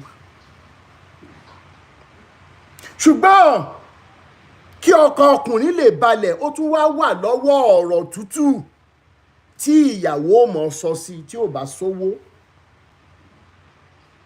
Ìtorí ẹ̀ lè pé wọ́n bá tá a bá ní ẹja fi tọ́jú ẹbí àtàrà, ẹja fi tọ́jú àwọn ọmọ, torí ńgbà tó bá sáfẹ́ díẹ̀ irú obìnrin bẹ́ẹ̀ ó mọ̀ rántí. Ọ̀rọ̀ ló ń yọ ọfà lápò, ọ̀rọ̀ náà ló ń yọ obì lápò. Proverbs 25:11 nítorí ẹ̀ làwọn ọ̀rọ̀ kọ̀ọ̀kan wà nínú Bíbélì yẹn tó yẹ pé ọ̀rọ̀ àwọn baba ńlá wa náà fi síbẹ̀ ni mo ṣe máa ń make a reference nígbà mi. Proverbs 25:11 says that a word that is fitly spoken is like the kinika of gold in the settings of silver. obìnrin míì torí bí gbogbo ẹ̀ ṣe rí kò mọ bọ́n ṣe ń sọ̀rọ̀ sọ́kọ mọ́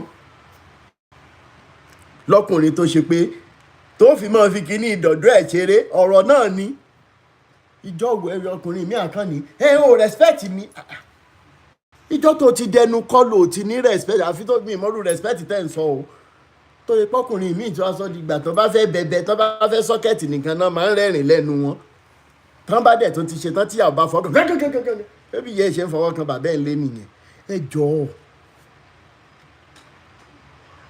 bí mo ṣe sọ lẹ́ẹ̀kan Elédùmarè ó mọ̀ fún wa sọ́ṣe Elédùmarè ó mọ̀ ràn wá lọ́wọ́ a ní rí jù báyìí lọ lórí ètò tòní bí mo dẹ̀ ṣe sọ tẹ́lẹ̀ we will have to establish a live video like this. I will need many Ìṣẹ̀ṣe people to come and lecture us on what exactly started this establishment of relationship between human body part àti ẹ̀jẹ̀. Then ọ̀rọ̀ ayé ibo náà ti bẹ̀rẹ̀ kí la lè ṣe sí láti bẹ̀rẹ̀ sí ní dẹ́kun ẹ̀. Ǹjẹ́ ọ̀nà kan wà tá a lè mọ fi mú àwọn tó ń wúrú wà bàjẹ́ ẹ̀ láwùjọ? Elédùmarè ó mọ̀ ràn wá lọ́wọ́. Orúkọ tèmi ò yí padà. Anírinláyà bí ìbọn arúkoko lójú ọlọ́rọ̀ tí bàbá ọlọ́rọ̀ bá gbọ́ kí ló fẹ́ fi mí ṣe. Ó tó dìgbà náà. Happy night rest. Sakọ́lísì ẹjọ́ ẹ má gbàgbé o. Ẹjọ́ thank you so much V-Beauty. Ambassador Adekunle, I appreciate you, sir. Sister Fakoya Olajumoke, let me. I'll follow everybody who has followed now. I'll follow back. Queen Dida, thank you so much. Thank you so much, man. I appreciate you for the constant encouragement and support always. Thank you so much. Blessed Show, thank you so much. I'll follow back. Thank you so much. Abe, thank you so much. I'm not dancing. If you want me to dance, you spray money on me. Shoot me, God of money. You mean bobo? Hey, me.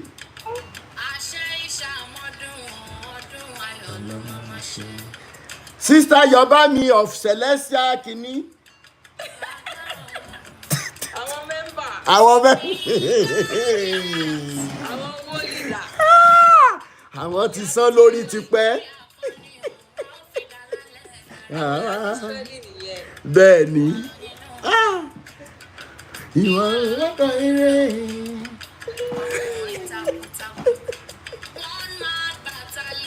Egbe. Oh yes, so Elédùmarè is the team. Sister, I appreciate you. Jare, show that rocket to close by. I hope they close. Yeah, more strength and grace. Thank you so much, ma. Yeah. You're welcome, my brother.